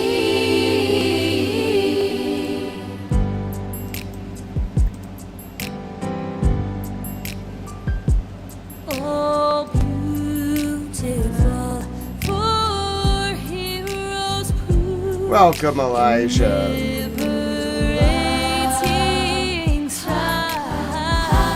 No, I'll take a read, Elijah. I'm very glad you're here. Their country loved and mercy more than life. America, Best day of my life. Israel built the Jesus statue. I'm thrilled. I am thrilled.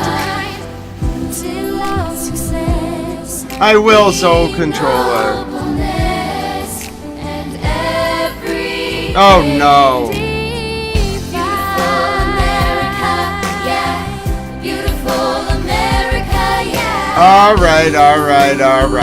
Can I at least enjoy this moment before they destroy the world? Can someone give them credit for rebuilding the Jesus statue? Listen to me. If we cannot somehow stop this because of them doing, they're going to use a lot of words. Okay, Elijah, you gotta stop yelling. Nightbot doesn't like yelling. He's very sensitive. He's a sensitive Nightbot. I know, first for 48 listed. They're going to use a lot of words to try to get to a deal. Both sides are going to use a lot of words. We're going to go back to our President Trump interview. I'm going to show you the latest from Professor Morandi, who says that all ships in the area should evacuate. I'm aware of what he has tweeted. They're going to use a lot of words. They're going to pressure each other. We have to just hope they make a deal. All right? The ceasefire, which I think was a good thing because we're totally loaded up. We have Professor Morandi, he's not part of the negotiation team. He's part of the delegation. He's not in the room. He's an expert they consult with. He said, quote, everyone should leave the UAE, Qatar. Is this his actual account? Yes, I believe so. Bahrain, Saudi, and Kuwait. Sailors on all ships in the Persian Gulf must also prepare to evacuate their ships. This is especially urgent for the ships near the Strait of Hormuz, which will be destroyed first. Time is running out. And I think that is his real account. Some of the Iranian accounts try to impersonate those people, but I think that's him. Because I think he was debating with, what's his name? Pierce Morgan on his real account. So I think that's him. Yeah, he's telling the sailors to leave. It could be there's a lot of pressure. Remember, we're in a very pressure cooker moment. so much ammo. We have so much of everything that we've, much more powerful than it was 4 or 5 weeks ago. So we've used this to restock, and they probably have done a little bit of restocking. We caught a ship yesterday that had some things on it which wasn't very nice. A gift from China, perhaps. I don't know. But I was a little surprised, because I have a very good relationship, and I thought I had an understanding with President Xi, but that's all right. That's the way war goes, right? But I will tell you that our military is incredible, what we've done. I mean, think of it. In the first 3 days, we took out their entire Navy, 159 ships. 159 ships, and wiped out their Air Force, wiped out their anti-aircraft, all of their anti-aircraft apparatus is all gone. All of their radar is gone. Their leaders are gone. Their leaders are gone. The whole thing is gone. And frankly, this should have been done a long time ago. It would have been a lot easier because they were a lot less lethal a long time ago. So to be clear, you're saying that you need at least the prospects for a signed deal today and tomorrow, or else you would resume bombing Iran. Well, I expect to be bombing because I think that's a better attitude to go in with. But we're ready to go. I mean, the military is raring to go. They are absolutely incredible. I built the military in my first term. I'm using it now. The military, when I took it over from Barack Hussein Obama, it was so depleted, so sad. And I built it in my first term. You remember those big numbers. You talked to me about it once. That's a lot of money for military. I built it. We did a great job with our military. And we're using it now and rebuilding it, too. We've done a lot of rebuilding also in my first year of the second term. But we have we have the most powerful military in the world. Everybody knows it. Since we're kind of tight on time, can we just talk about what something else happening today, and that is your pick for Fed Chair Kevin Warsh on Capitol Hill. We've had a couple of guests today say the best thing that we need now is for Jay Powell to leave in May, like he's supposed to, and to have Kevin Warsh in as Fed Chair for that next June meeting. But we still have this Justice Department probe hanging over. And I've seen things that you said in recent interviews, Mr. President. I want to ask you again, if it would be possible for the Banking Committee to completely investigate all of your concerns about the cost overruns and the testimony of Jay Powell in front of Congress, if you could take that off-ramp to get this moving, and Jay Powell leaves, Kevin Warsh goes in, is that something you'd consider dropping for the DOJ probe To let the Well, banking I think committee it is handle from it? the standpoint, Joe, from the sorry? standpoint that we have to find out why a small building costs close to $4 billion. It's not finished, by the way. They have a long way to go. They ripped down the most beautiful ceilings. They'll never build them again. The most beautiful, thick, 1.5 foot thick walls of solid masonry. They're never going to be built again. They put up 6-inch sheetrock walls, and they say, sir, we have no insulation. It's not in the budget. I mean, these walls, they had the best. That building was so beautiful. I would have fixed that building. I would have had it brand new, beautiful for $25 million, and they're going to spend close to $4 billion, maybe more than that. I don't know. It's not finished. In fact, I looked at it the other day. I'm afraid Kevin will have to have an office next to me in the White House because that building's not going to be done. He's not going to be able to use that building for a long time. And, you know, he had a complaint. He said, I didn't realize this. He said the saddest thing is they ripped down the best building. He said there was a building that had beautiful boardrooms that he used many times when he was there, that beautiful boardrooms and meeting rooms. It was so beautiful, the nicest in Washington. And he said they ripped it down. And maybe they did that to save money, like the Gavin Newsom, the railroad, where they made it shorter in order to save money, but it's still 25 times over budget. But the worst I've ever heard is the railroad in California, and I think this might be worse. Think of it. I would have fixed that building, beautiful, quickly. $25 million would have been like a brand new building. I would have, all the ceilings would have been left. All those beautiful thick walls with gorgeous moldings would have been left. You're going to get a sheetrock ceiling, a sheetrock wall without insulation. They said, sir, insulation's not in the budget. Insulation costs you $100 a room. The whole thing is crazy, and they're at 4. I think it's going to cost more than $4 billion when it's finished. But it would. I'm very confused. Somehow What are we talking? Sheetrock? I don't understand. How does this happen? Did the contractor make Sheetrock? $3.5 billion? Right. You know, If the banking committee could take it over. I can't imagine that Too Late is taking money. I am so confused. What are we talking about? What are we building? Why is a job that should have cost $25 million costing billions and billions of dollars? You know, I built the hotel. It's now the Waldorf. I sold it to Waldorf, and it's now the Waldorf. I built it for $201 million. It's a bigger building than the federal, and it was hotel rooms with bathrooms and, you know, partitions, and it's much more expensive to build a hotel room than it is a nice empty office space, right? And I built that for $201 million. This now is 8 years ago or so. But all right, hold on. I think we all need a reset because we're talking. He's talking about a building now. So listen, if you would indulge me, I'll play us a nice song. Listen, I would like to just declare a reset. The speaker has called for a chat reset. You are thus commanded to present to this honorable house your best emojis, including but not limited to cat, sheep, or penguin, or other animal-based emojis. You know, save the goats too. So I'm just going to start posting emojis. I'm going to play you a song, all right? It's going to be a nice song. We're all just going to listen. We're going to pretend it's the 1990s, and we're going to post emojis. Here we go. Oh, yep, it's happening. Yeah, oh yeah, I went with Ray Charles. Everyone loves emojis. We'll just reset the chat. Oh, it's Kofi. Little 90s morning music. Oh Lord, I feel fine today. This one goes out to Towel Girlfriend. Walking on cloud 9 today. Hi, Nikki. I'm over that line today. Happiness is finally mine today. Very good. Look at all those emojis. 'Cause I'm just a lucky guy. And here I'm about to tell you why. It's strictly on account of my sweet potato pie.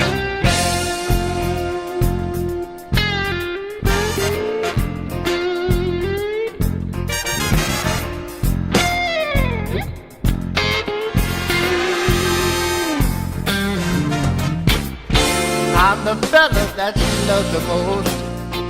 The main reason why she left the coast. She's my little girl, senior. So much harder than a jalapeno. As tender as a night in June, sweeter than a honeymoon, brighter than a silver spoon, just about as crazy as a loon. Softer than a lullaby, deeper than the midnight sky. Yeah, now. So beautiful as a baby's cry. That's my sweet potato pie.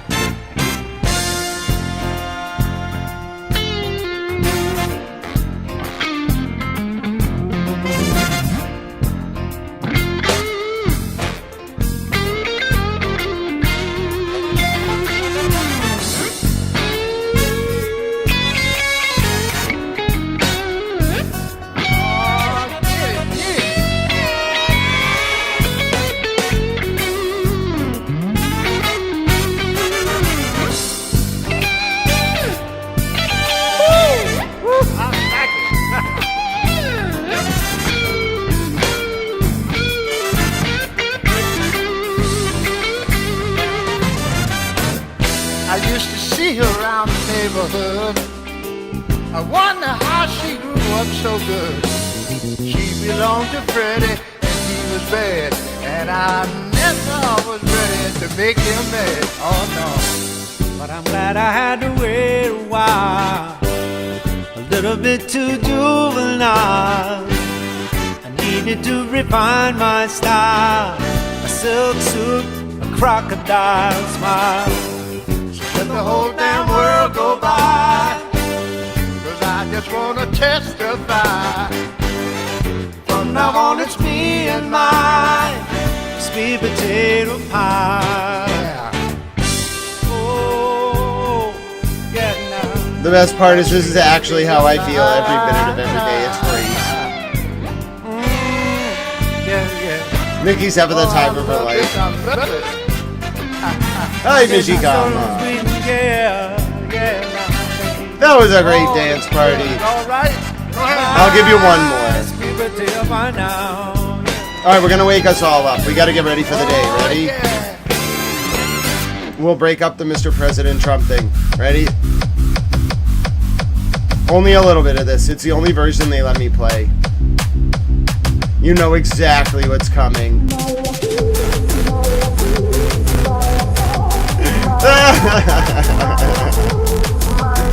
How's that for hard style? Alo, salut, sunt eu, un haiduc și te rog, iubirea mea, primește fericirea. Alo, alo, sunt eu, Picasso, ți-am dat beat. You know you love it. Dar să știi, nu-ți cer nimic.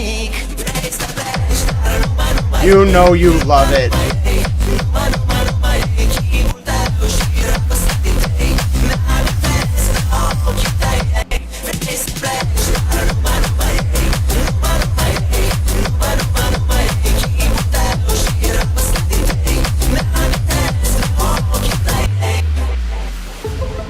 Te sun, să-ți spun ce simt acum. You love it. Iubirea mea sunt eu, fericirea. Alo, alo, sunt iarăși eu, Picasso, ți-am dat beat și sunt voinic, dar să știi, nu-ți cer nimic. Ei, stai pleci, dar numai ei, numai ei, numai ei, chipul tău și răpăsătit. About time we brought back hard style.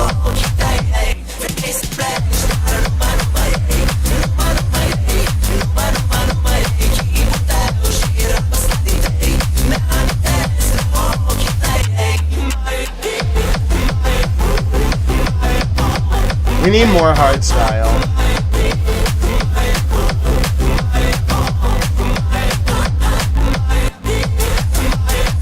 Perfect way to break up Mr. President Trump's speech. You got it, Soul Controller. Oh, that's great. That's like ear candy. I need some of that medical MDMA with this, you know? Oh, that's great. Oh, that was great. That was done really well. We'll break up this interview with songs like that. I won't make you just listen to this. We can dance party. That was great, though. I think it's going to cost over $400 billion. And here's the thing. It's going to be nothing compared to what it was. This is They spent $4 billion, and it's nothing. Yes, compared to Joyce, what it that's a was. It great was song for the beautiful. grandkids to It was dance to. the It's world very destroyed. light. They It's took 'em fun. down. I don't know why. If the DOJ, though, if It's this called Dragon goes Us forward with Dinte the by Department of Justice Ozone. and it delays him being confirmed, Kevin Warsh, it's kind of counterproductive for what you're trying to do in terms of changing the MO of the Fed up to this point. So I'm just trying to look for an off-ramp to get for you. Well, it is and it isn't, Joe. You have to find out why. You're a thing talking like about that a could happen, building. because if you Oh, have it's the hundreds of Fed projects building. like This that, is you so know, can't be very stupid. few like this. Dude, But no one if you have cares. hundreds of projects like that, you have to find out why that happened. I mean, because we obviously don't do The it Fed right. wanted to But, build like a you know, we have lush some garden really on their people- roof, we have and some President Trump got great mad. people in government that can do Oh my God, jobs. who cares? I build under budget, ahead of schedule. I'm doing a ballroom now. It's a much bigger We job know than about the that. ballroom. We're going to And turn it's it gonna into a cost, stable depending for on goats. finishes, like $300 million. It's a much Yeah, I bigger don't think the job. judge And is gonna ahead let of you finish schedule, the and I have above ground lawsuits portion. every week from all these people, all the Yeah, the do-gooders judge stopped you that, from building stop above progress ground. in our country. I know. But, I'm going to give people Becky a love it. chance, Mr. President. To He doesn't want to hear about the ballroom. I know my people said 20 minutes, but you can have the next. 20 minutes! He's like, I want to keep going! You Ah! told me Andrew would not be there, and I said, I don't care. Bro! Oh my goodness! Ah! He's like, we'll just keep talking. I don't got anything else going on. Oh my goodness. I didn't know it was. Listen, this is absurd. The host is like, can I move you on? He's like, no, I want to talk about the ballroom. I'll give you extra time. Then he's like, and you did a good job. That dumb guy that hosts with you wasn't there with me, so I'll give you extra time. Andrew on the phone. You told me Andrew would not be there. And I said, I don't care. That was last week. That was last week. You could even put Andrew on. Don't worry about it. Joe made a comment to me. When he I promise I'll have Andrew Ross talking. He will not be there. I didn't say I'd have him. I said he's not in last week, but then you can't because you. The guy's on stage. He's like, I was so glad you told me that guy wasn't going to be there. He's on stage. He's like, I'm here. He's like, oh, yeah, I was so glad when you told me he wasn't going to talk. And then the host is like, well, I didn't tell you he wasn't going to talk. I told you he wasn't working that week. I'll chime in a minute. He's going to be so... Becky, but I don't mind if he's there. A lot of issues. There you go. Go ahead. Mr. President, thank you. Let's talk a little bit about what you. Hi, sir. Let's talk a little bit about what you expect from your next Fed president. There had been a lot of expectations. You've been very clear about wanting lower rates. But with the situation in Iran right now with higher oil prices, most people tell us that that's going to have to wait. The market itself is not anticipating lower rates or any rate cuts until at least the second half of this year. There's only a 41% chance or something of that, according to the market itself. Will you be disappointed if your new Fed chair, if he gets approved, doesn't cut rates right away? I would. But let's talk about Iran first. Iran. Right. She asks like a very complex question about quantitative easing, and he's like, well, yeah, but let's talk about Iran. She didn't even mention Iran. Oh my God, the second she asks about quantitative easing, he's like, yes, and then it's like, but I don't want to talk about that. I want to talk about Iran. Oh my God. Oh my God. Oh goodness. Oh goodness! Oh no! We're gonna need a song after this one. Oh God! I'm looking at your numbers now as I speak. I mean, the market's up. We're going to be at 50,000. That's where we were just a little while ago when it started. And when I hit 50,000 on the Dow and 7,000 on the S&P, I said, well, I hate to do this to everybody, but I'm going to have to journey down to a place called Iran and not make sure they don't have a nuclear weapon, because they will blow up the world. You want to see a bad stock market? Try blowing up the Middle East and then Europe, and then they come for us, right? Mr. President, you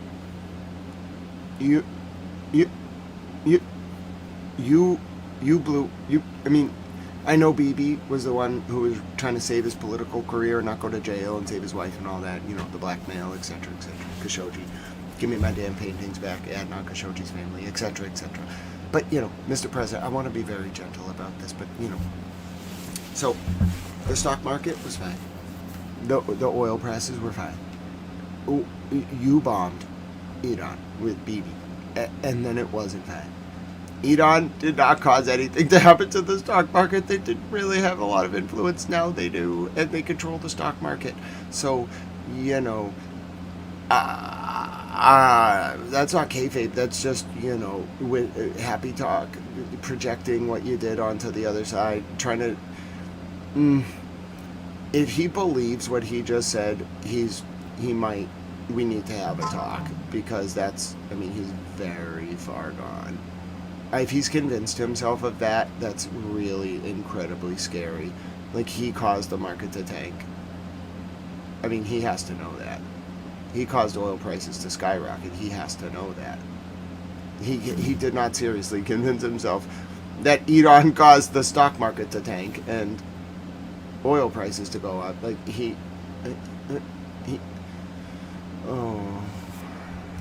And we're not going to let that happen.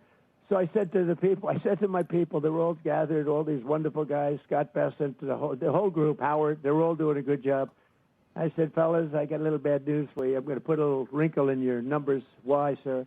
We're going down to a place called Iran, and we're going to make sure that they never have a nuclear weapon, because they'll use it to blow up, because they're religious fanatics. No. What happened was, at the end of January, the Epstein files got released. And they were going to bring down the entire intelligence community and the aristocracy. Congress was about to have church committee hearings. And Bibi told you to do it. That's exactly what happened, and Lindsey Graham went along with it. He's not even keeping the messaging in one sentence. He's like, Iran was going to tank the stock market because they bomb everything. So I told my people that their good numbers were going to take a hit because I was going to bomb Iran. Oh my goodness. Oh God. That weapon to blow up the world, but they'll start with Israel in the Middle East, and we're not going to let that happen. And they said, wow, that's going to be bad. I said, yeah, it's going to hurt the market, and it's going to drive up the price of oil and whatever it is. But that's peanuts compared to what would happen if we let this happen. And I told them, 47 years other presidents wanted to do it. They never had the guts, the courage to do it. I said, we have to do it.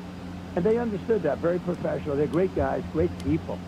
Jameson's doing such a great job, all of them. And so I said, we're going down, and we're going to... All right. There's a new Epstein video. I'm so mad. We're playing it. There's a new Lego-based Trump and Epstein and BB video. We're playing it. I'm mad. I can't listen to this. We're going to get through it, and then I'm going to the doctor in a little bit. There's a new Lego video about Epstein and Trump. Here we go. It's coming. We're doing it.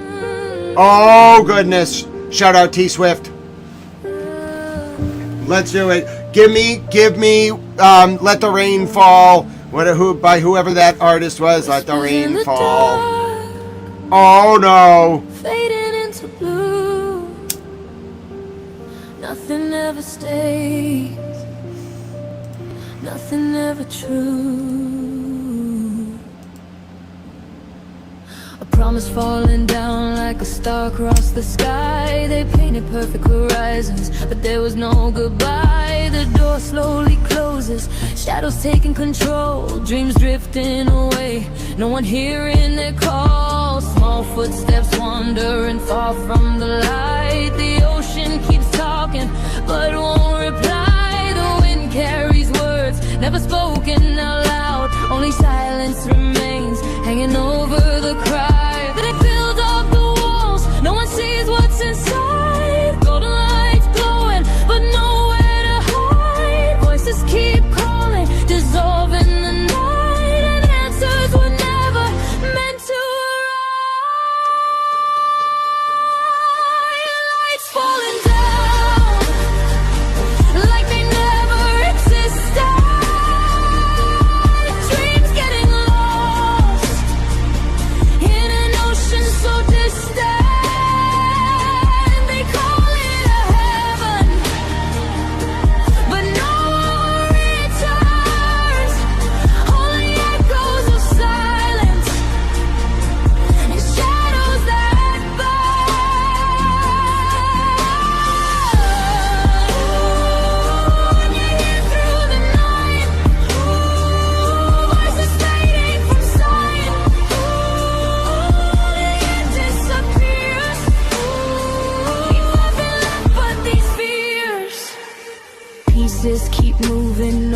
reason, no name, a silent game played, but it's always the same. Stories are buried beneath every wave, never returning, no one left to save. Eyes wide open, but nobody sees. Hands reaching out, then lost in the breeze. Truth like a shadow, gone in the day. Only the memories refuse to fade away. Don't let them vanish like they were never there. Don't let the footprints dissolve into air. Some things remain, even time can't erase. Still burning softly in hidden space.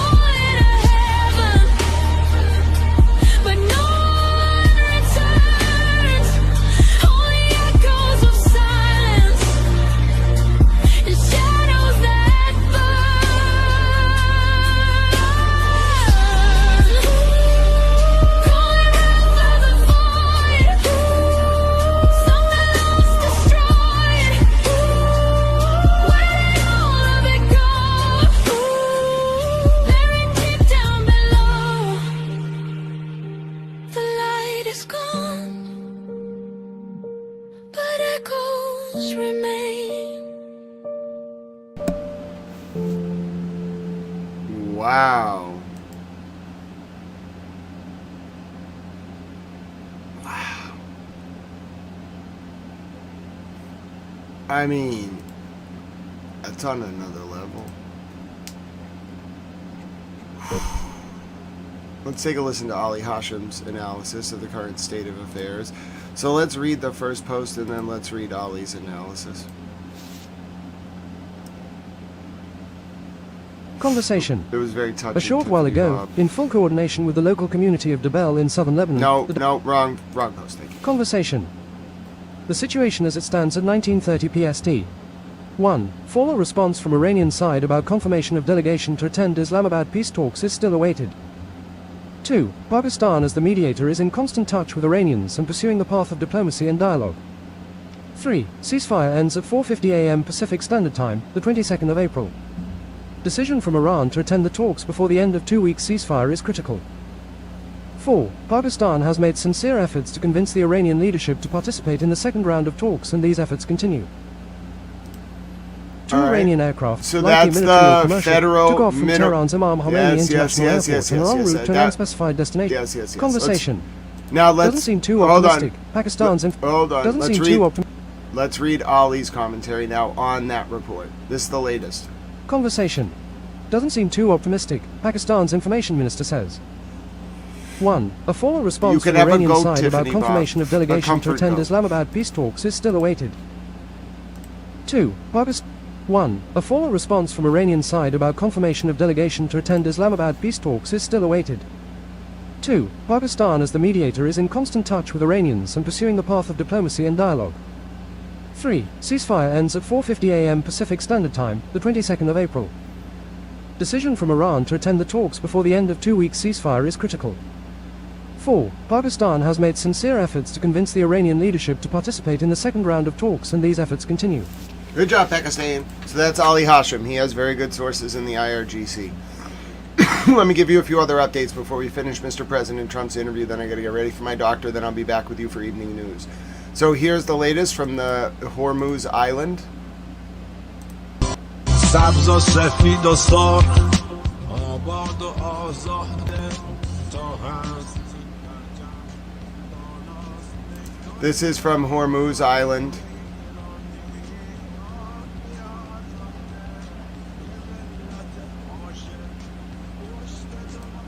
So that's from Hormuz Island. Which one? Oh, Bunny, I can get you the video that we just watched. So Bunny wants the one we just watched. Sure, Bunny. The Lego video? Of course. So I can get it for you right here, Bunny. Here you go, Bunny. Anytime, Bunny. You just asked, my dear Bunny Tell Mom, and I got it for you and Kofi. You can find it right there. Alright? There you go. It is, Marsha, I agree. So that was for Bunny Towel Mom. I had to go get that specific link, so. Let me show you the latest as well. I showed you the picture of Jesus. I showed you how Israel built that up. Pence is still on the ground. They would need a little bit of time to get to Islamabad. Alright, excellent news there on the statue of Jesus being rebuilt. Kelsey Fitzsimmons is hosting a fundraiser. If you go to, this is a woman who, she was a police officer and she was shot by her fellow officers. Then they took her baby and jailed her and tried to charge her. She got acquitted.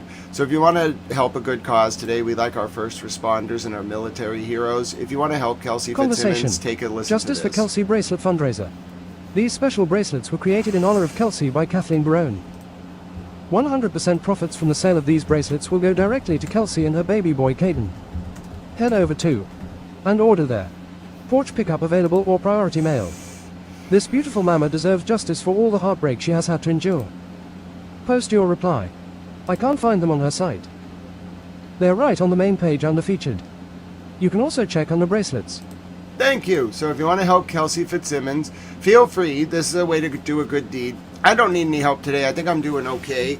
So if you want to pay it forward, you don't have to donate to me, but let's try to help Kelsey and her baby. So do consider going to kbbdesigns.com. You can follow the link in the chat, and that's a good way to help her. She's a first responder, and they shot her and took her baby. So the least we can do is help her and her baby. Do consider buying these very nice bracelets and helping Kelsey today. Crimson, you might be right, but I also want my paintings back from Adnan Khashoggi. All right, so thank you for that little brief update on Towel News. Excuse me, that brief unrequested donation read. I wanted to just do that. Sometimes you just got to do things because it's the right reason for doing it, not because anyone asked. And that's a good way to help Kelsey, so please do consider doing so. Here's the latest from, let me get the town name for you. This is Beit Lakaya in southern Lebanon, where Israeli forces are carrying out bulldozing even as the perilous ceasefire talks continue.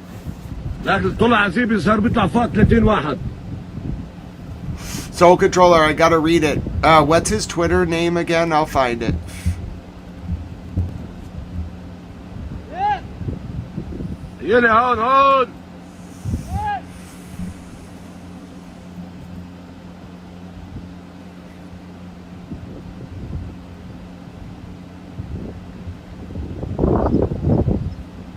لكن شو مجموعة ثالثة على الساحة ذاك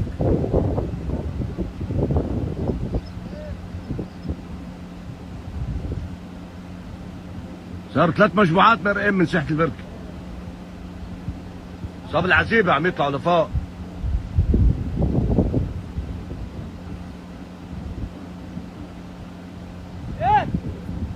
هون هون هون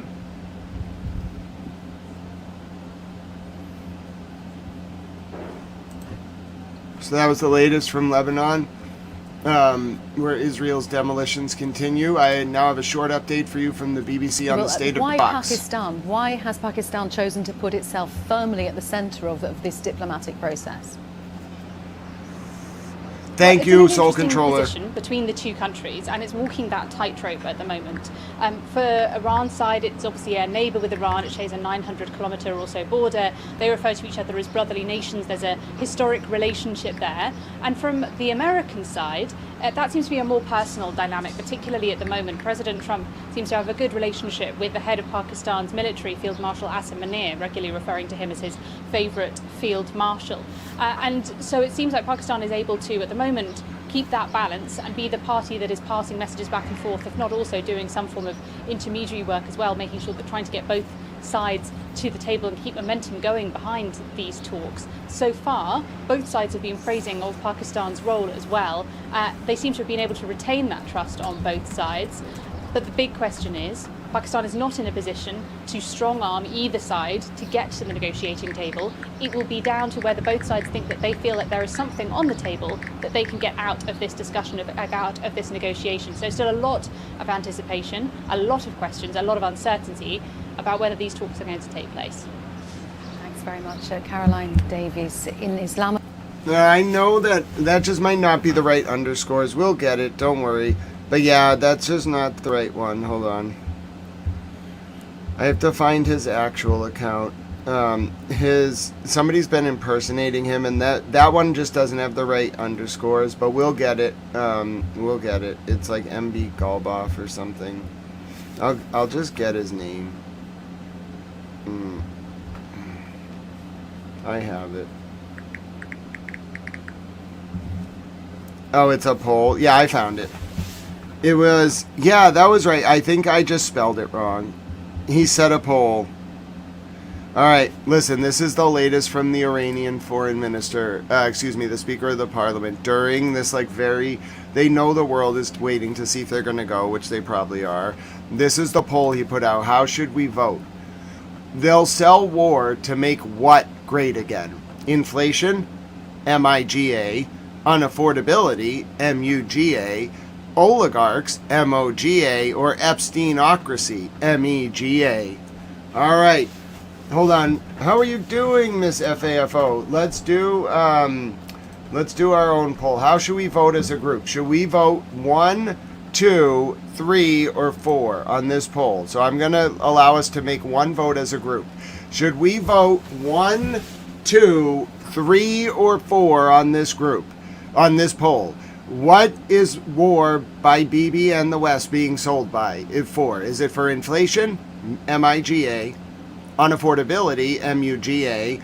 Oligarchs? MAGA. Mogging is a really good one. MOGA. Or Epsteinocracy? MEGA. I'm voting 3. I like 4, but I'm going 3 because Adnan Khashoggi stole my paintings. I'm voting 3. I get a lot of sway in this, but you might be able to override me. All right, so as far as I'm concerned, I'm voting 3 unless I get... Oh, goodness, I'm going to get overridden. All right. I'm going to vote 4. You all overrode me. Oh, I'm getting really overridden now.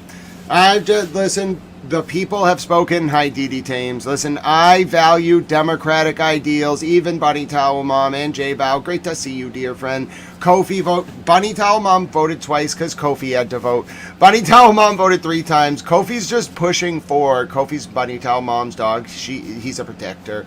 All right, I think, Bunny, I think we're going to go with 4. All right, ready, Kofi? Get excited.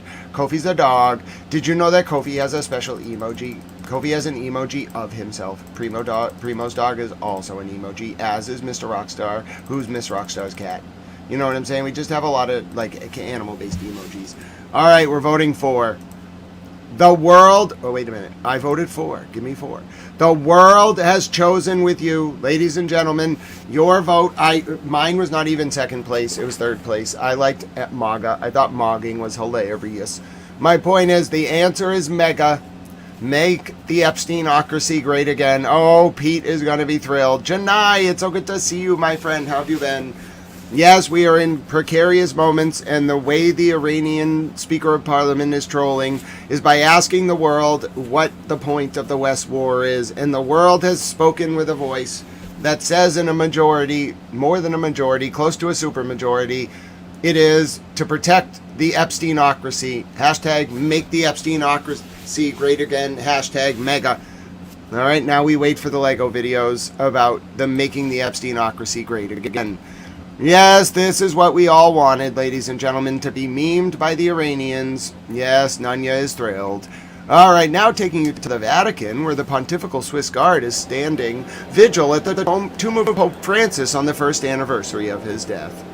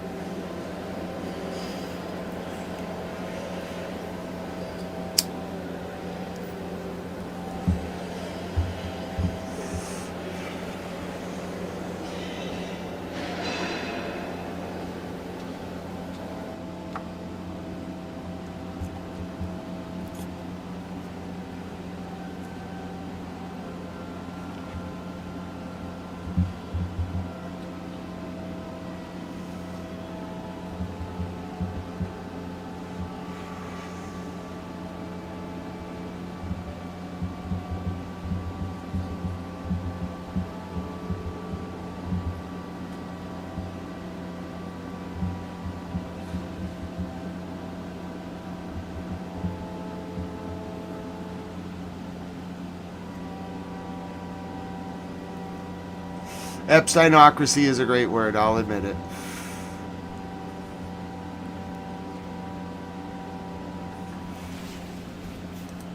Taking you latest now to the comments from the Holy Father at today's service on the first anniversary of Pope Francis's death.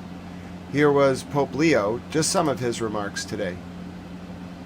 He señalado, al comparar nuestra época con aquella en la que el Papa León XIII promulgó la Rerum Novarum, hoy la exclusión es la nueva cara de la injusticia social.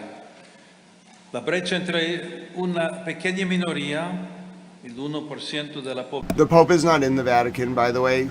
These are two separate ceremonies. The Pope is speaking in an African country where he arrived earlier today. Let me get you the specific country so I can introduce this for you. 1 second. The Pope arrived today. Where is Il Papa? The Pope is in... It's one of his last stops. I thought he was actually going home yesterday. He's been doing an 11-stop apostolic journey through Africa.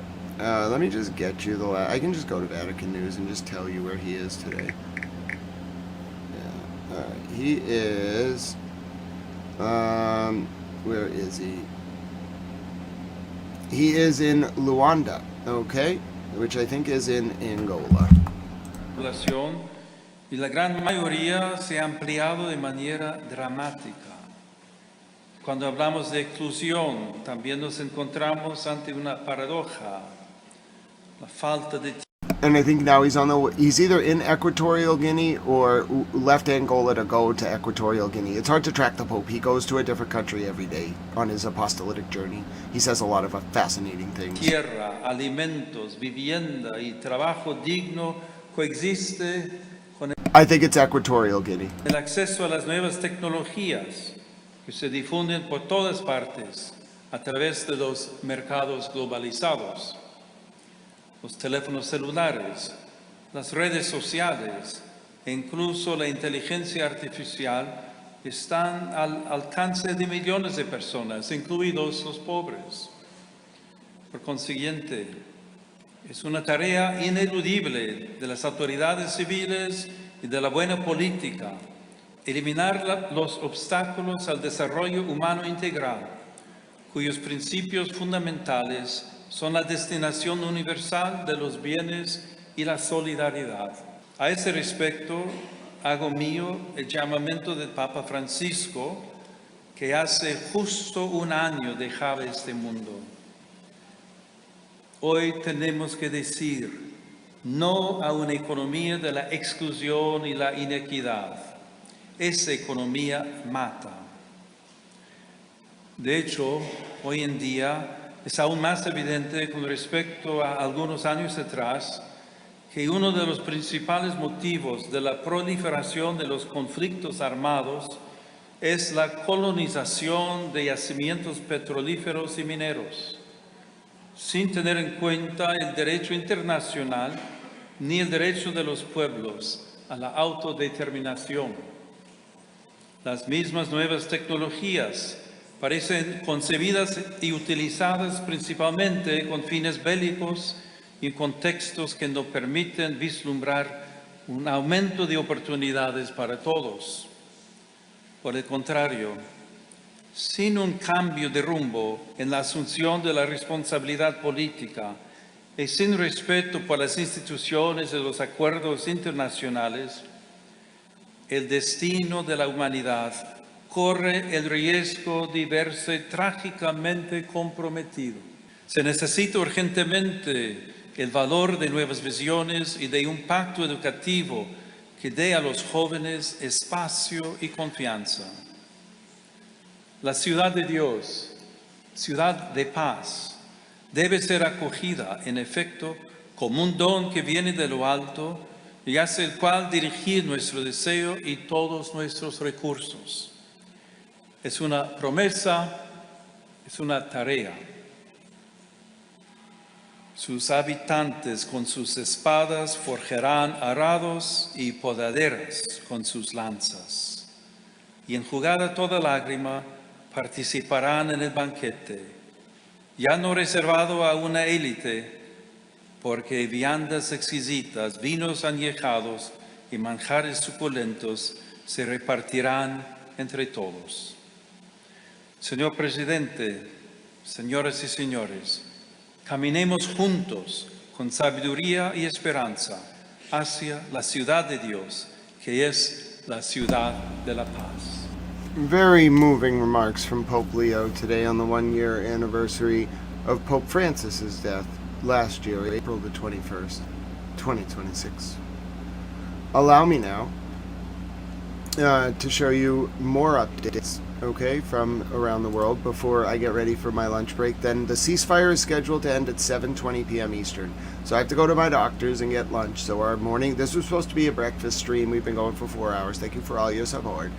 All right, I'm going to show you the latest from the Spanish minister now, the foreign minister, Jose Manuel Albadares, speaking at the UN. What I expect is that every European country obeys with what the International Court of Justice of United Nations says, that we uphold human rights, that we defend international law. Anything different will be a defeat for European Union. And today we play, and I want to highlight that, we play our credibility in what we say. If we are not capable of saying the same things, the things in which we believe, or we say that we believe in them, then we are going to lose our credibility. And foreign policy, it's all about credibility. And that's what we are going to talk today, about the foreign policy of the European Union. Yep. Okay, now let's take you to the British Parliament, where Dr. Racina was speaking. Remains unchallenged. The brutal suffering of Palestinians in the West Bank remains unchallenged. And the Norwegian Refugee Council has now exposed that for Palestinian women and girls, depraved sexual violence by Israeli soldiers and settlers is rampant. This is abhorrent. Can the Foreign Secretary tell us what she is doing to take a firm stand against this cruelty and commit to holding Israel to account for its heinous crimes against innocent Palestinians? Well, I would say to the, I know she has raised with me this, the Norwegian Refugee Council report and also crimes around violence against women and girls. I can tell her that we have made tackling violence against women and girls, including violence against women and girls in conflict, a priority now for the Foreign Office. We will take this immensely seriously because this kind of, it is effectively, it is a crime, it is the most horrendous use of violence as a weapon of war when we have seen this in conflicts across the world and will continue. Thank you. That was a good response. Excellent question in the UK Parliament today. I'll show you now Pope Leo's comments to journalists on his way to Equatorial Guinea just a few hours ago. Buongiorno a tutti. Adesso, avendo fatto questa parte del viaggio in Angola, innanzitutto vorrei ricordare in questo primo anniversario della sua morte il Papa Francesco, che ha donato tanto alla Chiesa con la sua vita, la sua testimonianza, la sua parola e le sue gesta tante volte di quello che ha fatto, vivendo veramente la vicinanza ai più poveri, a quelli più piccoli, ai malati, ai bambini, agli anziani. Ha lasciato tanto la Chiesa con la sua testimonianza, la sua parola. Possiamo ricordare tante cose, per esempio la fratellanza universale, cercando di promuovere un autentico rispetto per tutti gli uomini, tutte le donne, promuovendo questo spirito di fraternità, di essere fratelli e sorelle tutti, di cercare come vivere il messaggio che troviamo nel Vangelo, però riconoscendo questo spirito di fratellanza fra tutti. Possiamo ricordare anche il messaggio della misericordia, quella prima volta nell'Angelus, anche nella Santa Messa che lui ha celebrato ancora prima dell'inaugurazione del pontificato, il 17 di marzo 2013, quando lui ha predicato sulla donna trovata in adulterio, come ha parlato dal cuore della misericordia di Dio, come ha parlato dal cuore di questo grande amore, perdono e generosa espressione di misericordia del Signore, e ha voluto condividere questo spirito con tutta la Chiesa, dando anche quella bellissima celebrazione di un giubileo straordinario della misericordia. Preghiamo che Lui già stia godendo della misericordia del Signore, e ringraziamo il Signore per il gran dono della vita di Francesco a tutta la Chiesa e a tutto il mondo. Bene, poi penso che he's saying thank you because he is grateful that they accompanied him on his 11-day journey through Africa, his apostolic journey. He thinks it was a time where great joy was spread, and he also wanted to let them know that the work they're doing is important, and he showed the world the scenes. They showed the world the scenes of how much joy people get from engaging authentically spiritually, and he's very grateful to them, and the work they do is important, and he wanted to make these remarks on the anniversary of Pope Francis's passing. I didn't get all of it, but that's most of it. Speaking of Equatorial Guinea, let's show you on the ground now for Pope Leo's arrival earlier today.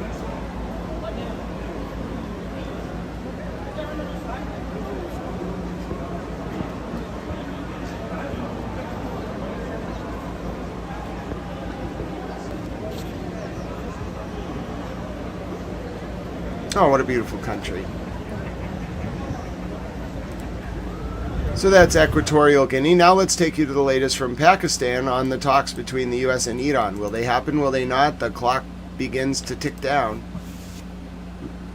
Well, this appeal, you should say, or a request came from the Pakistani foreign minister, who just a while ago met with the acting U.S. ambassador here in Islamabad. And after that, a Foreign Office issued a statement where they said that they discussed the current regional situation, particularly the ongoing diplomatic efforts as far as Iran-US talks are concerned. And during that official statement, it attributed a statement to a Pakistani foreign minister where he stressed the need for both Iran and the US consider extending the ongoing ceasefire and stay engaged and give diplomacy a chance.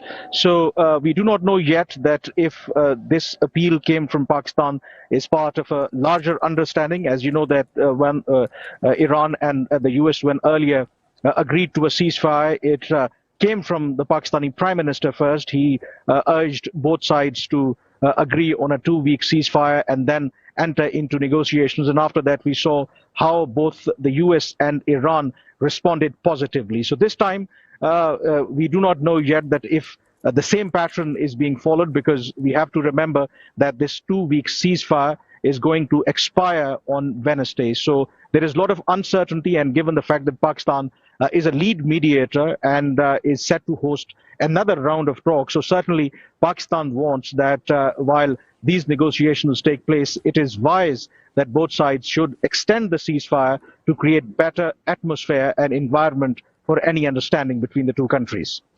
And as we've been reporting, Kamran, we've heard no confirmation from the Iranians that they're willing to return to Islamabad for the talks. But how are officials preparing in the Pakistani capital? Are they preparing as if the talks will resume? Well, the situation on the ground absolutely tells you a different story. Every hour, security is tighter than before. You could actually visibly see that something big is going to happen. All the arrangements are in place. Security is, as I said, absolutely tight. All necessary arrangements are being made. But officially, Pakistan is not saying anything. They are not providing any details, but some of the officials and the diplomatic sources that I have spoken to, and they claimed that informally, both sides, of course, that we do know that the U.S.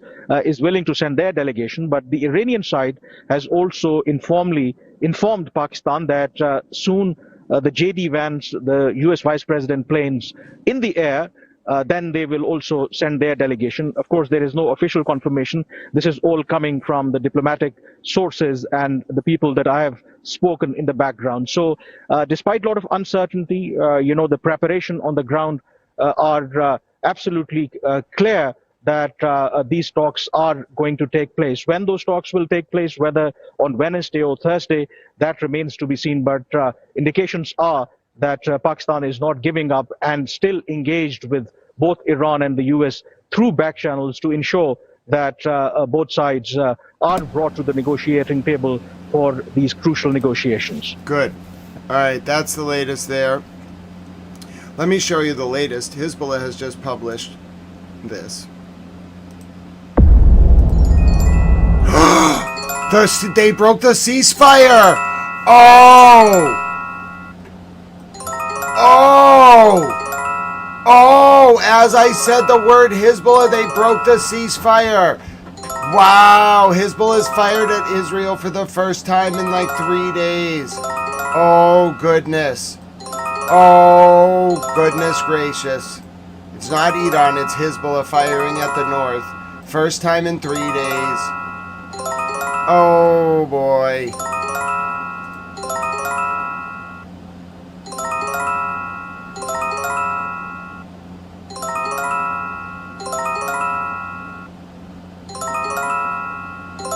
I have to go to the doctor, so there will be a break. I can't just not go to I have to go to the doctor. I have a medical procedure next week. I don't think anyone likes that sound, my dear Marcia.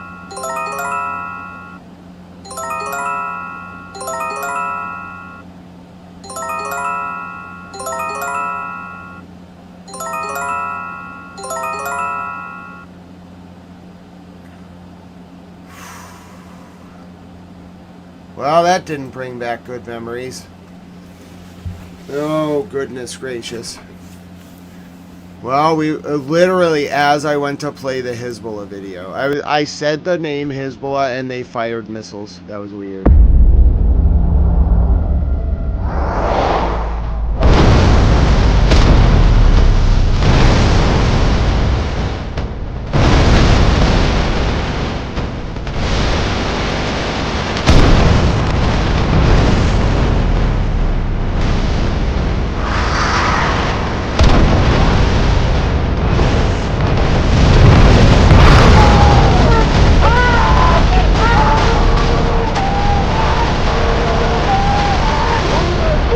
Oh my! Oh, they are really mad. Oh, I should have watched that video. I would have seen that coming. They're pissed. Oh, Hezbollah is very mad. Okay, I'm gonna go to lunch. I sense things are getting a little intense. Oh, Israel has done something really bad in southern Lebanon. I don't know what they did. I think they used white phosphorus. They bombed something. Hezbollah hasn't fired in a long time. They don't do it without Iran's permission. Oh, Israel has really upset Hezbollah. I don't know what Israel did. I don't know what Bibi did. Hezbollah hasn't bombed in a long time. They got them all mad. That was the first time there was any attacks. Yeah, that was real footage. It was news footage from Lebanon in 1984, I think. Oh, goodness gracious. And it's not just the news footage. They use a lot of news footage. Hezbollah does. It's the tone of the music. They don't use music like that. Speaking of Hezbollah, here was the video they released earlier today from an attack that was launched on April 14th, so 7 days ago, against the artillery bunker in Al-Zakura. Alright, so let's take a listen to this. See, notice the distinction in tone of the music. This is more traditional.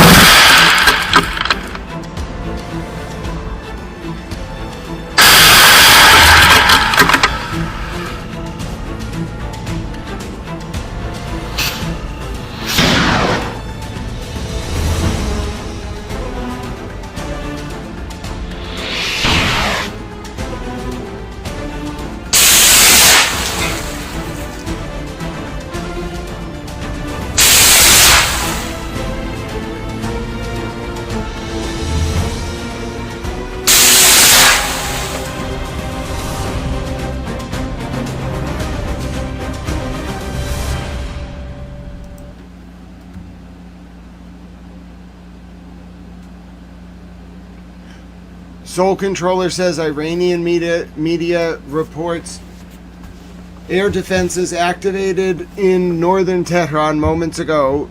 I do not know the source. Oh no.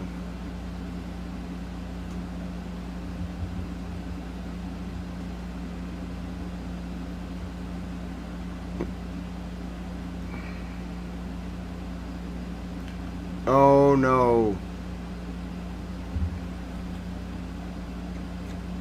Here was Benjamin Netanyahu speaking earlier today. גם בדור הזה, משטר האייתולות באיראן תכנן שואה נוספת. הוא זמם להשמיד אותנו בפצצות גרעין ובאלפי טילים בליסטיים. אם לא היינו פועלים נגד האיום הקיומי, אם לא היינו פועלים בנחישות ובתעוזה,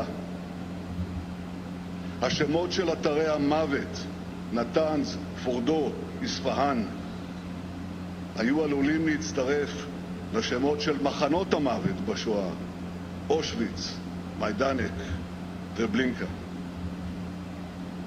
דור קמים עלינו לכלותנו, גם בדור הזה. Again. משטר האייתולות באיראן תכנן שואה נוספת. הוא זמם להשמיד אותנו בפצצות גרעין ובאלפי טילים בליסטיים. אם לא היינו פועלים נגד האיום הקיומי, אם לא היינו פועלים בנחישות ובתעוזה, השמות של אתרי המוות, נתנז, פורדו, איספהאן, היו עלולים להצטרף לשמות של מחנות המוות בשואה, אושוויץ, מיידנק, טרבלינקה. Well, that was BB speaking earlier.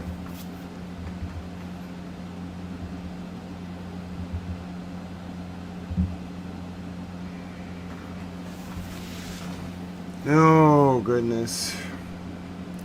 So, I have to take my lunch. I haven't even eaten today or had my energy drinks. We have to do a break. I may leave the alerts up for you. You know what we can do? I need to go for a little bit of a walk, so let's test this. I will leave the alerts up for you, and then they will be on the screen, all right? And then I'll play Mr. President Trump's interview. If it works, then I will leave the alerts up when I go to the doctor. We'll do a little test here, all right? So I'll leave the alerts up. Let me turn on the sounds. All right.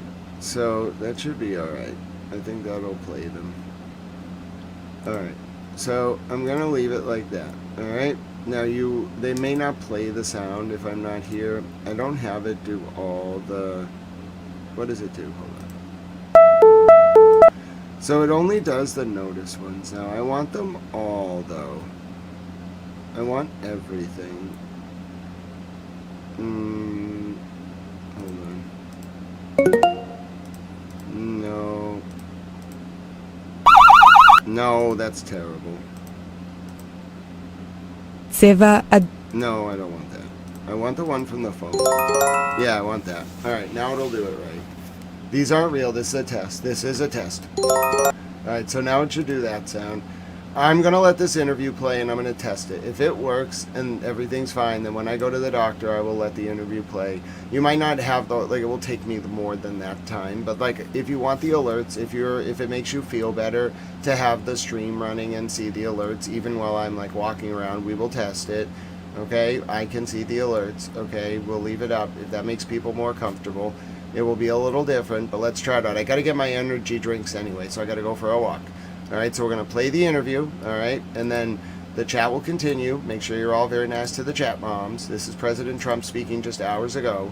The alerts will continue, and then I'll be back, all right? So the chat moms are in charge. Good luck. Join us now on the Squawk Newsline, President Donald J. Trump. President Trump, welcome. Thanks for joining us this morning. Well, thank you very much, Joe. You are very welcome. Can you give us, I think it's on everyone's mind, the latest on where the Iran negotiations stand? We now know Tehran has publicly confirmed that it will send representatives to the meeting with Vice President Vance. What do you expect? What are you hearing at this point, sir? Well, as I said 2 days ago when they said they won't send them, I said they'll be sending them. They have no choice but to send them. What I think is that we're going to end up with a great deal. I think they have no choice. We've taken out their Navy. We've taken out their Air Force. We've taken out their leaders, frankly, which does complicate things in one way, but these leaders are much more rational. It is regime change, no matter what you want to call it, which is not something I said I was going to do, but I've done it, indirectly maybe, but I've done it. And I think we're in a very strong negotiating position to do what other presidents should have done during a 47-year period. We have 47 years where these bloodthirsty people have been killing a lot of soldiers, a lot of our soldiers, and a lot of other people. They've killed 42,000 people over the last 2 months. And, you get to a point where people don't want to mention that. They don't like mentioning that. 42,000 unarmed protesters, innocent unarmed protesters, many of them hung. So we're not dealing with the nicest group of people, but we're dealing with them very successfully, and the blockade has been a tremendous success. They said 2 days ago, we will open the strait. I said, no, we're not going to open the strait until we have a final deal. No, we want to open the strait. They said, we're not opening. We totally control the strait, just so you understand, for all the fake news out there. And, Mr. President, we've seen 100 days of the largest protests in Iran since the revolution in 1979. And I know how much you respect and admire and are concerned with the Iranian people themselves. And this is, I think, in large degree, one of the reasons you decided to embark on this whole thing, maybe among other things, but the timing was right. If we get close in negotiations right now, but the deadline for the ceasefire is tomorrow, if it looks like things are progressing, will you not necessarily extend it to a definitive amount of time, but will you let it keep going if there's progress in the talks before taking... Well, I don't want to do that. We don't have that much time because by the time both parties get there, as you know, they just got the okay to go forward, which I knew they were going to do anyway. I mean, I don't think they had a choice. They have to negotiate. And, the one thing I'll say is this: Iran can get themselves on a very good footing if they make a deal. They can make themselves into a strong nation again, a wonderful nation again. They have incredible people. But they seem to be, bloodthirsty. They're led by some very, very unfortunately tough people. And I don't mean tough in a good way. I think it's very negative for the country because we're much tougher than they are, like not even close. But they have to use reason, and they have to use common sense, and they can get themselves into a great position to make themselves into a great country, but a legitimate country, not a country based on death and horror. And I think regimes only respond to certain things, and I understand your threats to bomb the bridges in the electric grid, but I don't think the regime cares about the people of Iran. And if you did that, I'm sure it's the last thing you'd probably want to do, but it would hurt at least some of the people that we care about and why we embarked on this in the first place. So that would be, I'm sure, a last resort for you. It's not my choice, but it will also hurt them. It'll hurt them militarily. They use the bridges for their weapons, for their missile movements. You know, they're trying to move the missiles because we've obliterated most of their missiles, and they're trying to move their missiles around, even during the ceasefire, which I think was a good thing because we're totally loaded up. We have so much ammo. We have so much of everything that we've, like, much more powerful than it was 4 or 5 weeks ago.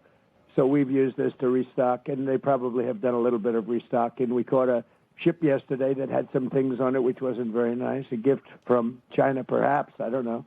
But I was a little surprised, but because I have a very good relationship, and I thought I had an understanding with President Xi, but that's all right. That's the way war goes, right? But I will tell you that we have, our military is incredible, what we've done. I mean, think of it. In the first 3 days, we took out their entire Navy. 159 ships, and wiped out their Air Force, wiped out their anti-aircraft, all of their anti-aircraft apparatus is all gone. All of their radar is gone. Their leaders are gone. You know, their leaders are gone.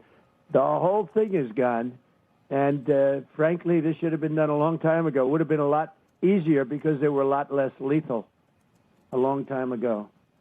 So to be clear, you're saying that you need at least the prospects for a signed deal today and tomorrow, or else you would resume bombing Iran?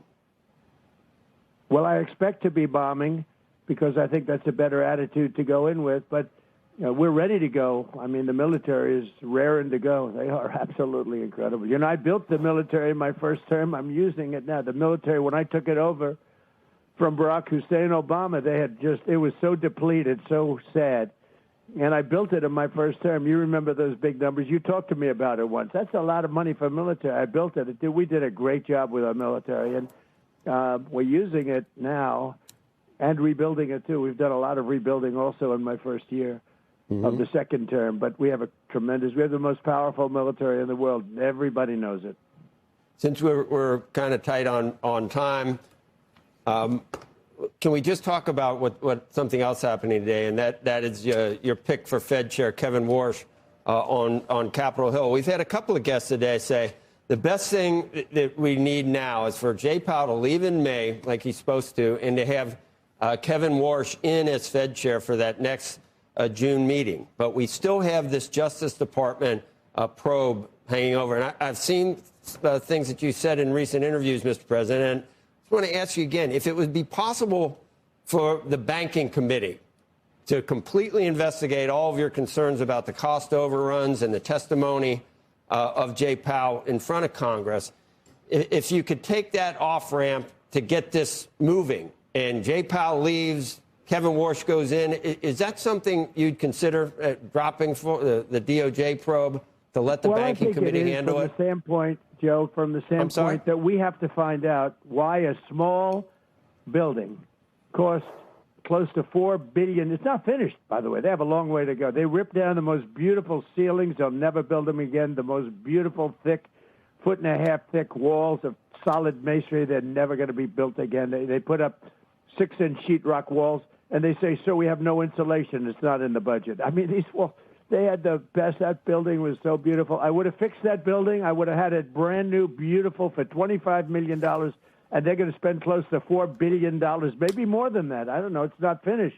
In fact, I looked at it the other day. I'm afraid Kevin will have to have an office next to me in the White House because that building's not going to be done. He's not going to be able to use that building for a long time. And, you know, he had a complaint. He said, I didn't realize this. He said the saddest thing is they ripped down the best building.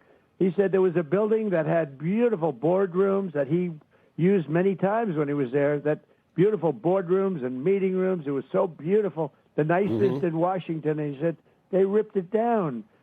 And maybe they did that to save money, like the Gavin Newsom, the railroad, where they made it shorter in order to save money, but it's still 25 times over budget. But the worst I've ever heard is the railroad in California, and I think this might be worse. Think of it. I would have fixed that building, beautiful, quickly. $25 million would have been like a brand new building. All the ceilings would have been left. All those beautiful, thick walls with gorgeous moldings would have been left. You're going to get a sheetrock ceiling, a sheetrock wall without insulation. They said, sir, insulation's not in the budget. Insulation costs you $100 a room. The whole thing is crazy, and they're at $4. I think it's going to cost more than $4 billion when it's finished. But it would somehow somehow we have to find out how this can happen. It's not the first time. How does this happen? Did the contractor make $3.5 billion? Right. If the banking committee could take it over. I can't imagine that Too Late is taking money on construction. I can't. But it's possible. But we have to find out why is a job that should have cost $25 million costing billions and billions of dollars. I built the hotel. It's now the Waldorf. I sold it to Waldorf, and it's now the Waldorf. I built it for $201 million. It's a bigger building than the federal, and it was hotel rooms with bathrooms and, partitions, and it's much more expensive to build a hotel room than it is a nice empty office space, right? And I built that for $201 million. This now is 8 years ago or so, but think of it. This building, you look at it, it's a little building. I think it's going to cost over $400 billion. And here's the thing. It's going to be nothing compared to what it was. They spent $4 billion, and it's nothing compared to what it was. It was beautiful. It had beautiful ceilings. They're all destroyed. They took them down. I don't know why. If the DOJ, though, if this goes forward with Department of Justice and it delays him being confirmed, Kevin Warsh, it's kind of counterproductive for what you're trying to do in terms of changing the MO of the Fed up to this point. So I'm just trying to look for an off-ramp to get for you. Well, it is and it isn't, Joe. You have to find out why a thing like that could happen, because if you have hundreds of projects like that, very few are like this, but if you had hundreds of projects like that, you have to find out why that happens. I mean, because we obviously don't do it right, but, we have some great people in government that can do jobs. I build under budget, ahead of schedule. I'm doing a ballroom now.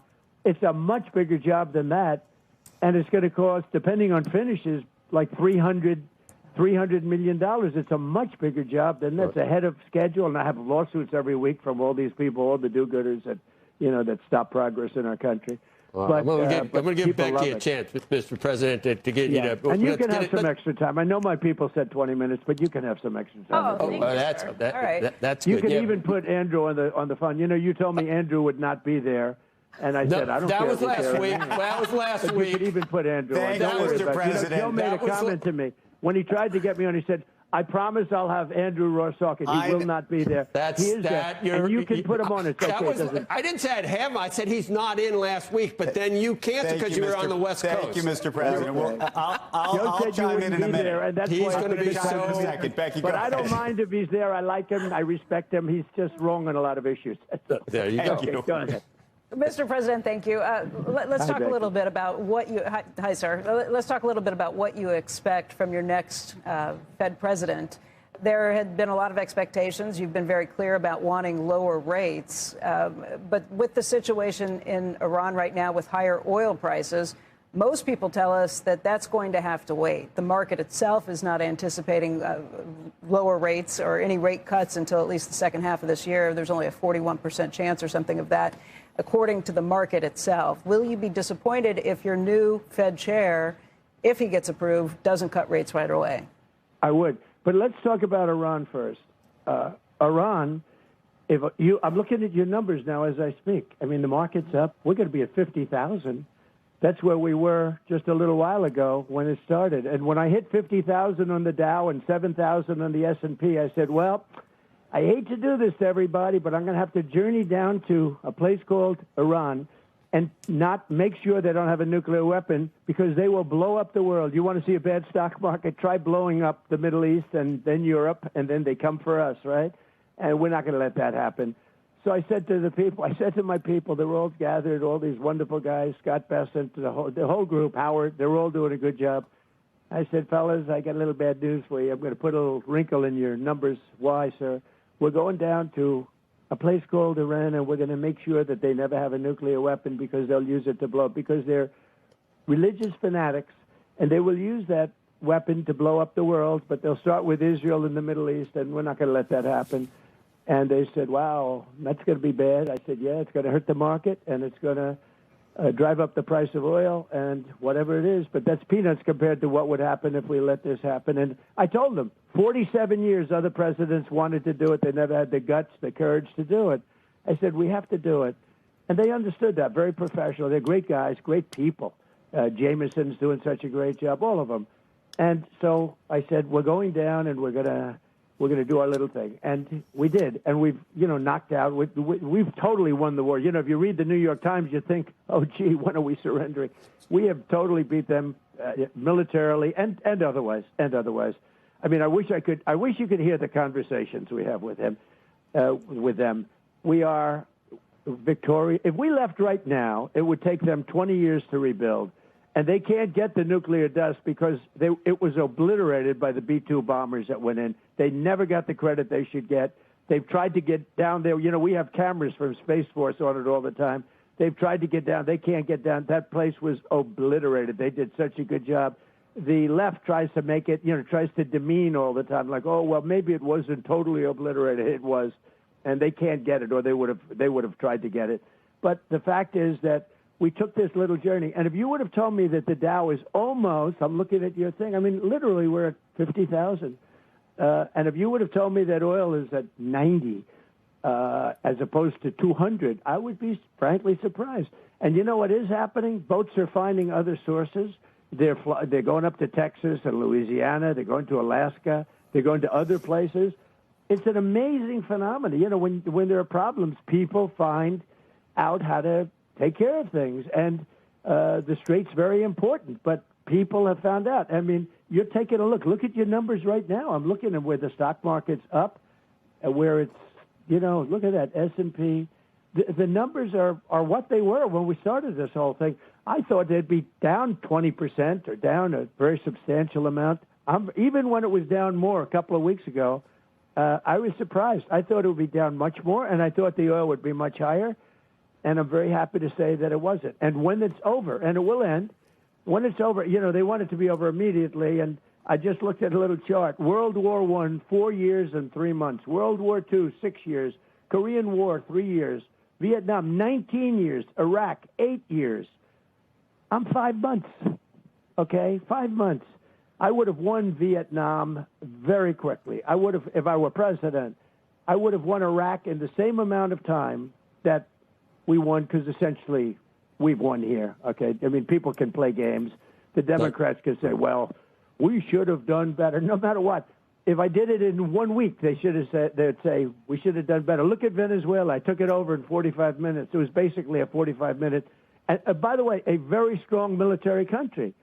And we took it over in a day, but let's be nice. But we basically took it over in 45 minutes. We took it over during the attack in 45 minutes. But Mr. President, and they would say, I'm surprised I haven't said it, that you should have done it in 30 minutes. It took too long, So it's tough. But we can't let traitors. We can't let traitors like Schumer put pressure on you where they say we want out. Think how bad that is. I'm negotiating with these people, and they're telling us we have to get out now. We have to get out now. We have to get now. And they were in a war for 18 years. They were in a war for, think of that, Vietnam 19 years, Iraq 8 years. So right. I want to make a good deal. I'm not going to be rushed. I have all the time in the world. I want to make not a good deal. I want to make a great deal. I don't want to do this, go through this. And, I mean, if you look at this, what we've suffered in terms of losses, we lost 13 men, and that's terrible. I wish we didn't lose one. But if somebody would have said, we've done this and obliterated that country, obliterated it, and we lost 13 men, people would have said, that's not possible to have done that. It's not possible. Right. So we've done a great job, and I don't want to be rushed by people that are really treasonous as far as I'm concerned, where they're, and it's just, I watch this low IQ guy, Hakeem Jeffries. He's a totally low IQ person, and he's always ranting and raving, oh, this war is so terrible, terrible. They shouldn't be saying that when we're in the midst of a negotiation, because it does hurt us somewhat. It gives the other side some hope, and I don't want them to have hope. Mr. President, I wanted to ask you about Anthropic, if I could, for a second, because this is a company that your administration has declared a supply chain risk.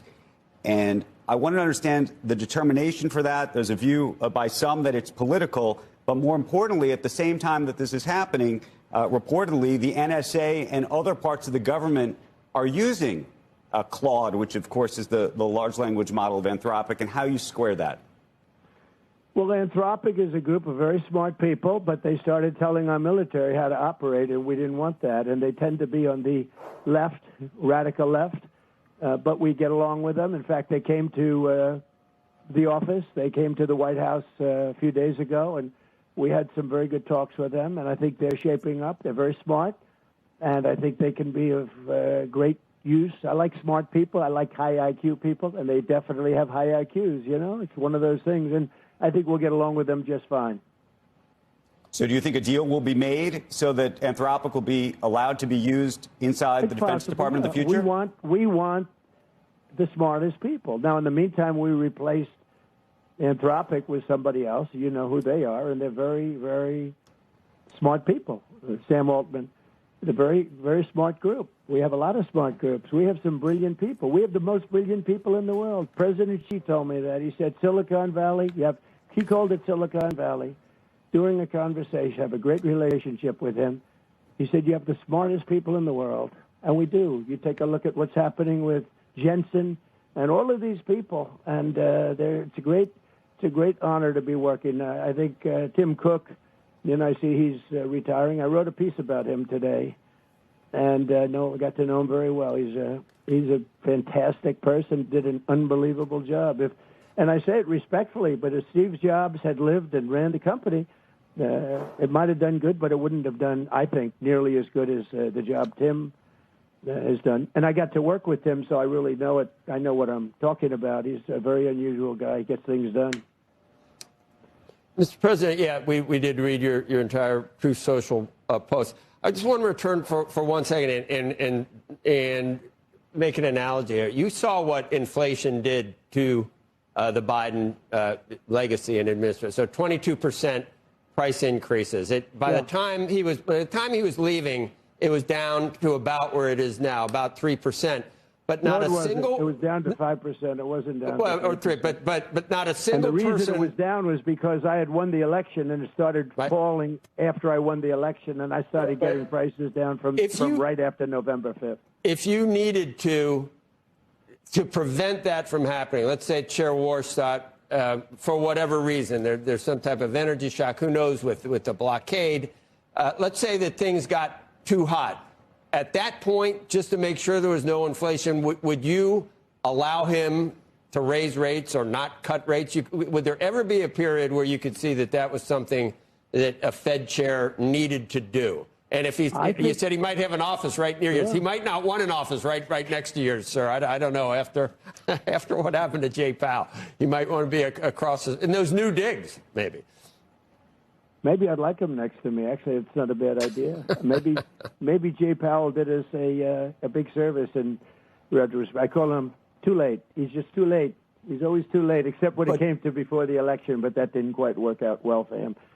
So the answer is I want Kevin. I think Kevin's great. He's central casting in a true sense. Okay, I think he's going to do a great job. Yeah, if there's time for, I've been in favor of interest rate rises to stop inflation. I think it sort of is effective. But there's one thing, and nobody ever talks about it but me, unfortunately, so I'm sure it's not correct, but I think it is. We should have the lowest interest rate in the world. When I was a young guy growing up, we always had the lowest interest rate worldwide. We always did. And then 15 years ago, 20 years ago, it started where Switzerland and other people had lower rates than us. And I just had a thing with, if you take a look at some of the let's call them like elite countries. They're only elite because we allow them to walk away with $30 billion and $40 billion a year, but I don't do that so much anymore. I sort of put a clamp on that with the tariffs and charges that we charge them because they were elite because they're making billions and billions of dollars from the United States, larger, and other reasons, and they run a good operation. But it's easier to run it good when you make that much money, where we have these massive deficits with, you take a look at some of the countries, but Switzerland is one. They talk, oh, yes, we are a small and brilliant. Well, they're brilliant because they pay us almost nothing. Now they pay a little bit. They should pay much more. We'll get that up a little bit. But if you take a look at Denmark, you take a look at all these countries, you think of them so good. They pay such a low interest rate. Well, if we charge them, and what happened with me is I charged some of them, and they squawked like you wouldn't believe it. They called, and we are a small country. All of a sudden, I realized they're not elite. We're elite. We're being sucked dry, and we can't do that. And you'll see that. We had a little setback with the Supreme Court. They said I can charge tariffs, but I have to do it a different way. And because of what they did, we have to pay back $160 billion. All they had to do is add one sentence, just one sentence. And that's, you don't have to pay anything taken in thus far back. But because they didn't add, and by the way, it was a close call, too.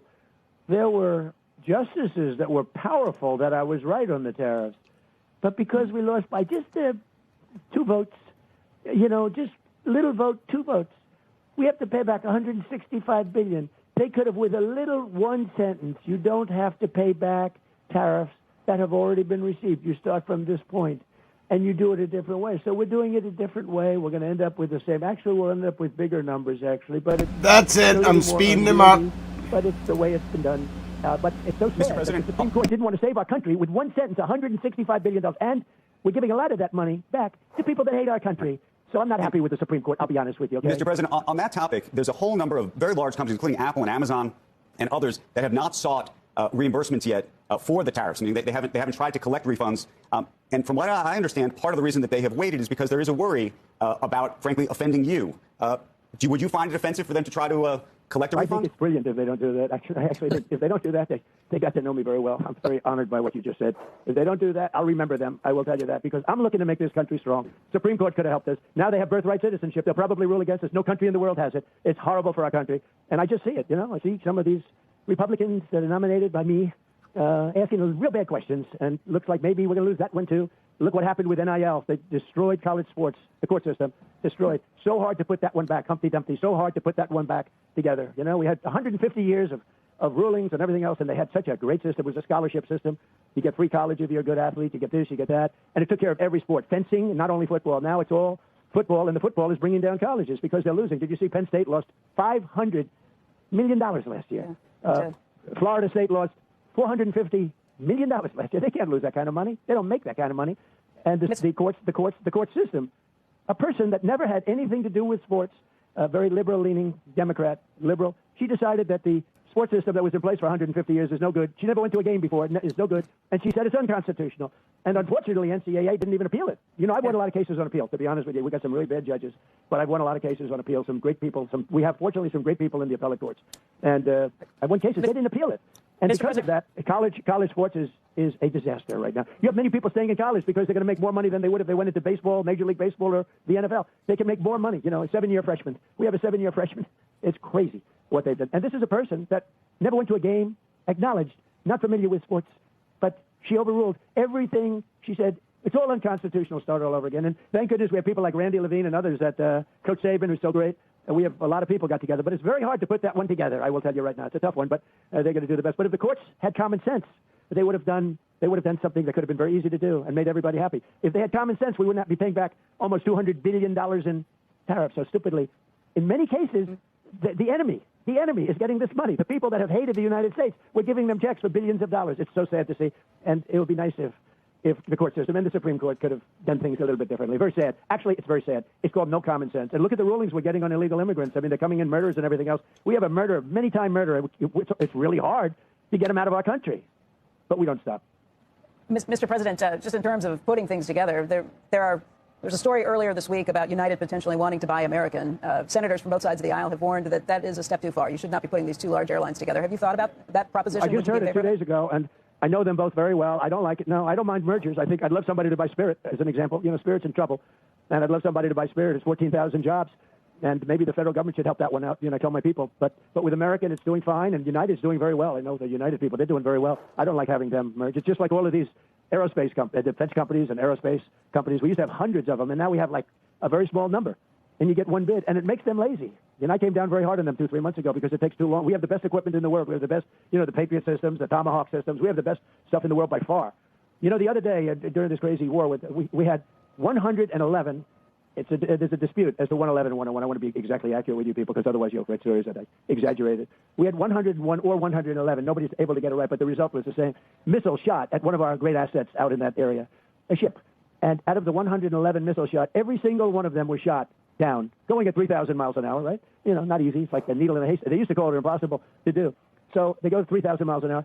Every single one of them was shot down, mostly by Patriots, but every one of them was shot down. Think of it, 111 missiles coming at you, and every one of those missiles is now lying at the bottom of the sea, like the Navy, like the Iran's Navy is lying at the bottom of the sea. It's amazing, but we got to make it faster. So I have a push. You know, Raytheon took billions of dollars, billions, I don't even want to tell you how many because I'm embarrassed, for stock buybacks instead of buying plants. So I made it illegal for them to do that. No defense company. They have to build new plants. So we have plants. Raytheon now is building 5. They're all building. Lockheed's building 3 or 4. They're all building plants because we need speed. We don't want, you order a Patriot and they say, well, have it to you, sir, in 3.5 years. We want it in a week. And that's where we are now. They're building plants all over the country. And they're going to do well for doing it. We appreciate all your time. If you have time, I want to ask you one more question. And, we have allies now in the Middle East. Maybe some are. We can maybe count on more than allies in other parts of the world. But they're much better allies than NATO, that I can tell you. The UAE asking the U.S. for some type of financial lifeline. I don't know if it's a solvency problem. It's more of a liquidity problem. And I know we did, Secretary Bessent did something with Argentina that worked out. Is there some type of swap possible, currency swap with the UAE to help if they need it? And do you think there would be backlash because it's such a wealthy, or perceived to be such a wealthy country? Is that under consideration? It is, but it's been a good country. It's been a good ally of ours. And, these are unusual times. They were more than anybody else. I mean, it was shocking because we thought that they'd shoot missiles at Israel, but not every other country in the area. And, UAE got hit with 1,400 missiles. Now, fortunately, they had the Patriots and they had a great defense, and they were able to shoot down most of them. But they did get hit hard. They were hit the hardest of the group, actually. And they're really led by incredible people. And, yeah, I mean, I'm surprised because they are really rich. They invested a year ago. I went there, and I got them to invest $1 trillion in the United States. They're building a tremendous plant in a great state called Oklahoma, aluminum plant, smelting plant, beautiful, incredible, it'll be the best anywhere in the world. They're very good for this country. So, yeah, if I could help them, I would. I mean, we're helping them much more with what we're doing with the war because, the bully of the Middle East was Iran. Iran was a bully and bullied all of these countries around, and they threatened them all the time, and they threatened about the Hormuz Strait. They threatened, sometimes some people call it the Strait of Hormuz, which is actually a more beautiful wording. But they threatened them all the time, so we're really doing a big job there. Those 5 countries have been great, and Israel's been great. Israel's been a great partner for us. It's like they say, we're the big brother, they're the small brother, but the small brother's been very helpful to us. They've displayed great courage. If UAE had a problem, I find it hard to believe, but if they had a problem, we would be there for them. Yeah, are the Saudis impatient now, or do they are they on the other side? Were they? Well, he's another great guy. He gave me the famous line that I use a little bit. He said, "A year and a half ago, sir, you were a dead country. Now you're the hottest country anywhere in the world." He said that to me, and it's true. We were a dead country. We had a guy that wasn't respected. We had a country that was laughed at. He couldn't walk up a flight of stairs. Forget about down. He couldn't walk up a flight. But he was falling all over the place. I have to be careful because if I do trip or fall, it's got to be the biggest. That's why when I get out of those planes, I walk nice and slowly. I'm not looking to set any speed records. But we had an embarrassing country. We had a country that was going to fail. If this country would have failed, if I didn't. Pakistan says the ceasefire ends at 7:30 p.m. tonight. Many people that aren't necessarily of the Republican persuasion. Eastern.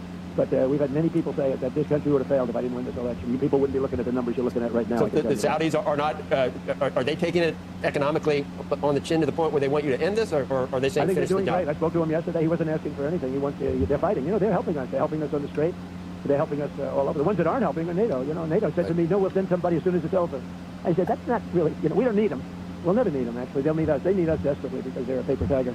But I've said that. By the way, I've said that for a long time. Before I was in politics, I used to say it. I was not in politics, but I sort of enjoyed it, and I liked watching things. So I always said they were a paper tiger. And Europe has to straighten themselves out. Between energy and immigration, they have to straighten themselves out, or they're not going to have a Europe anymore. Yep. We could talk NATO, but I know you've obviously got a lot to do. We will be watching for any... There is definitely some skirmishes popping up. I'm going to show you what happened in northern Israel. Then I'm taking my lunch break. Then we're resuming after the doctors. If anything happens, trust me, we will see it tonight. Here is the latest from northern Israel.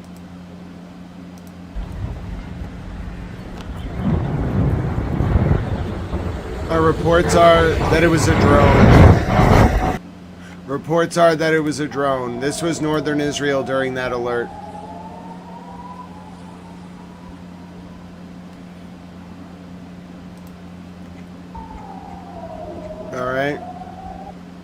All right, now let's take one more update before we go. Interview that he gave for lunch this morning, Mark. But I can tell you, half of Washington has been waiting, expecting J.D. Vance to already be on his way to Pakistan for this meeting. Indeed, yesterday Donald Trump said he was en route, only to be corrected later. The fact that the White House is now saying, well, he's still in D.C., he's actually going to the White House for policy discussions. Clearly, he's not going to be heading to the airport anytime, in the immediate future. I do wonder if these policy discussions relate to the coordination with the Pakistanis and Iranians. Hello, Microdots. I expect I'm going to pick up, and the night coverage today could go for quite a while. I expect to pick up probably at 3:30 to 4:30 p.m. Eastern, which is right when the ceasefire is expected to end between 5 and 7:30 p.m. Eastern. I expect my live coverage. I'll put up a stream so you'll be able to know when I go live. It will say starting at, and I'm going to set that for 4:30 p.m. Eastern today. There's been no explicit confirmation from Iran they will attend these talks, and of course J.D. Vance will not be heading to Islamabad if he is going to be stood up. So I think at this stage it's fair to say uncertainty surrounds how these talks are going to shape up in the coming hours. There's no talk necessarily of crisis yet, but the next few hours are critical. And of course, we are operating against the clock. Richie. Donald Trump says that the ceasefire, this fragile ceasefire, runs out tomorrow evening.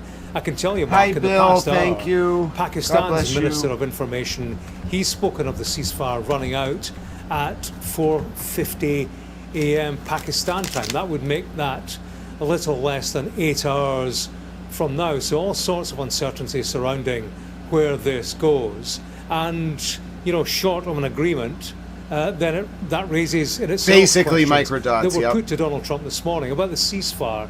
He was asked, would he let it keep going if there wasn't an agreement? His answer to that was, we don't want to do that. Interesting, perhaps, that he chose not to. All right, here are the times for the ceasefire ending. 7:50 p.m. U.S. Eastern, 6:50 p.m. U.S. Central, 5:50 p.m. U.S. Mountain Time, 4:50 p.m. U.S. Pacific Time. UK, we're going to jump forward now, 12:50 a.m. Wednesday. Israel, 2:50 a.m. Wednesday. All right. Oh, Maiden Earth, what did you do? You got Nightbot all upset? No, we can't be using all caps, but thank you, Maiden Earth. I will welcome you to the channel, but yeah, Nightbot yells about all caps. He gets made. All right, so here's the deal. We're not doing a traditional ending. We are picking up this stream at 4:30. You will see a new stream go up. Thank you all for your support. Thank you for watching Towel News. Have a great lunch. God bless all of you. We won't even do our traditional ending because this is just a lunch break. It actually helps. This was supposed to be a 2-hour breakfast stream. It helps if I do a lunch break because then I can stream later longer tonight. So, youtube.com/Grant Smith Ellis. We will be monitoring developments. I will be back at 4:30 p.m. Eastern. It is currently 12:26 p.m. Eastern. U.S. who the hell knows time. It is Tuesday, April 21st, 2026. It is 6:26 p.m. in South Africa. It's 7:26 p.m. in Tel Aviv, Israel. And it's 7:56 p.m. in Tehran, Iran. Signing off for just a few hours. My name is Grant Smith Ellis. God bless you all. Be well. Thank you for your support of Towel News. Try to do a small act of service and compassion and kindness today. I'll do a tip of canoe just in case Triplet Bob's listening. I like to do the U.S. presidents in order. So, you got President Washington. President Adams, President Jefferson, President Madison. Skip forward to 8, which is Van Buren. Skip forward to 13, Jackson, then Tippecanoe and Tyler, too. So it's Polk, Taylor, Pierce, Buchanan, Lincoln, Johnson, Grant, Rutherford B. Hayes, Garfield, Chester A. Arthur, Cleveland, Harrison, Cleveland, McKinley, Teddy Roosevelt, William Howard Taft, Woodrow Wilson, Harding, Coolidge, Hoover, FDR, Truman, Eisenhower, Kennedy, Johnson, Nixon, Ford, Carter, Reagan, Bush 1, Clinton, Bush 2, Obama, Trump, Biden, Trump. Thank you all. See you all after 4:30 p.m. Eastern. I appreciate your time. Thank you for welcoming me into your home. My name is Grant Smith Ellis. God bless you all, and do enjoy whatever you may be doing the next few hours. I hope that peace prevails. If it does not, please enjoy these next few hours. Try to look for a reason to embrace your own happiness. Remember, happiness is helping, and helping is happiness. Until we see each other later today, my name is Grant Smith.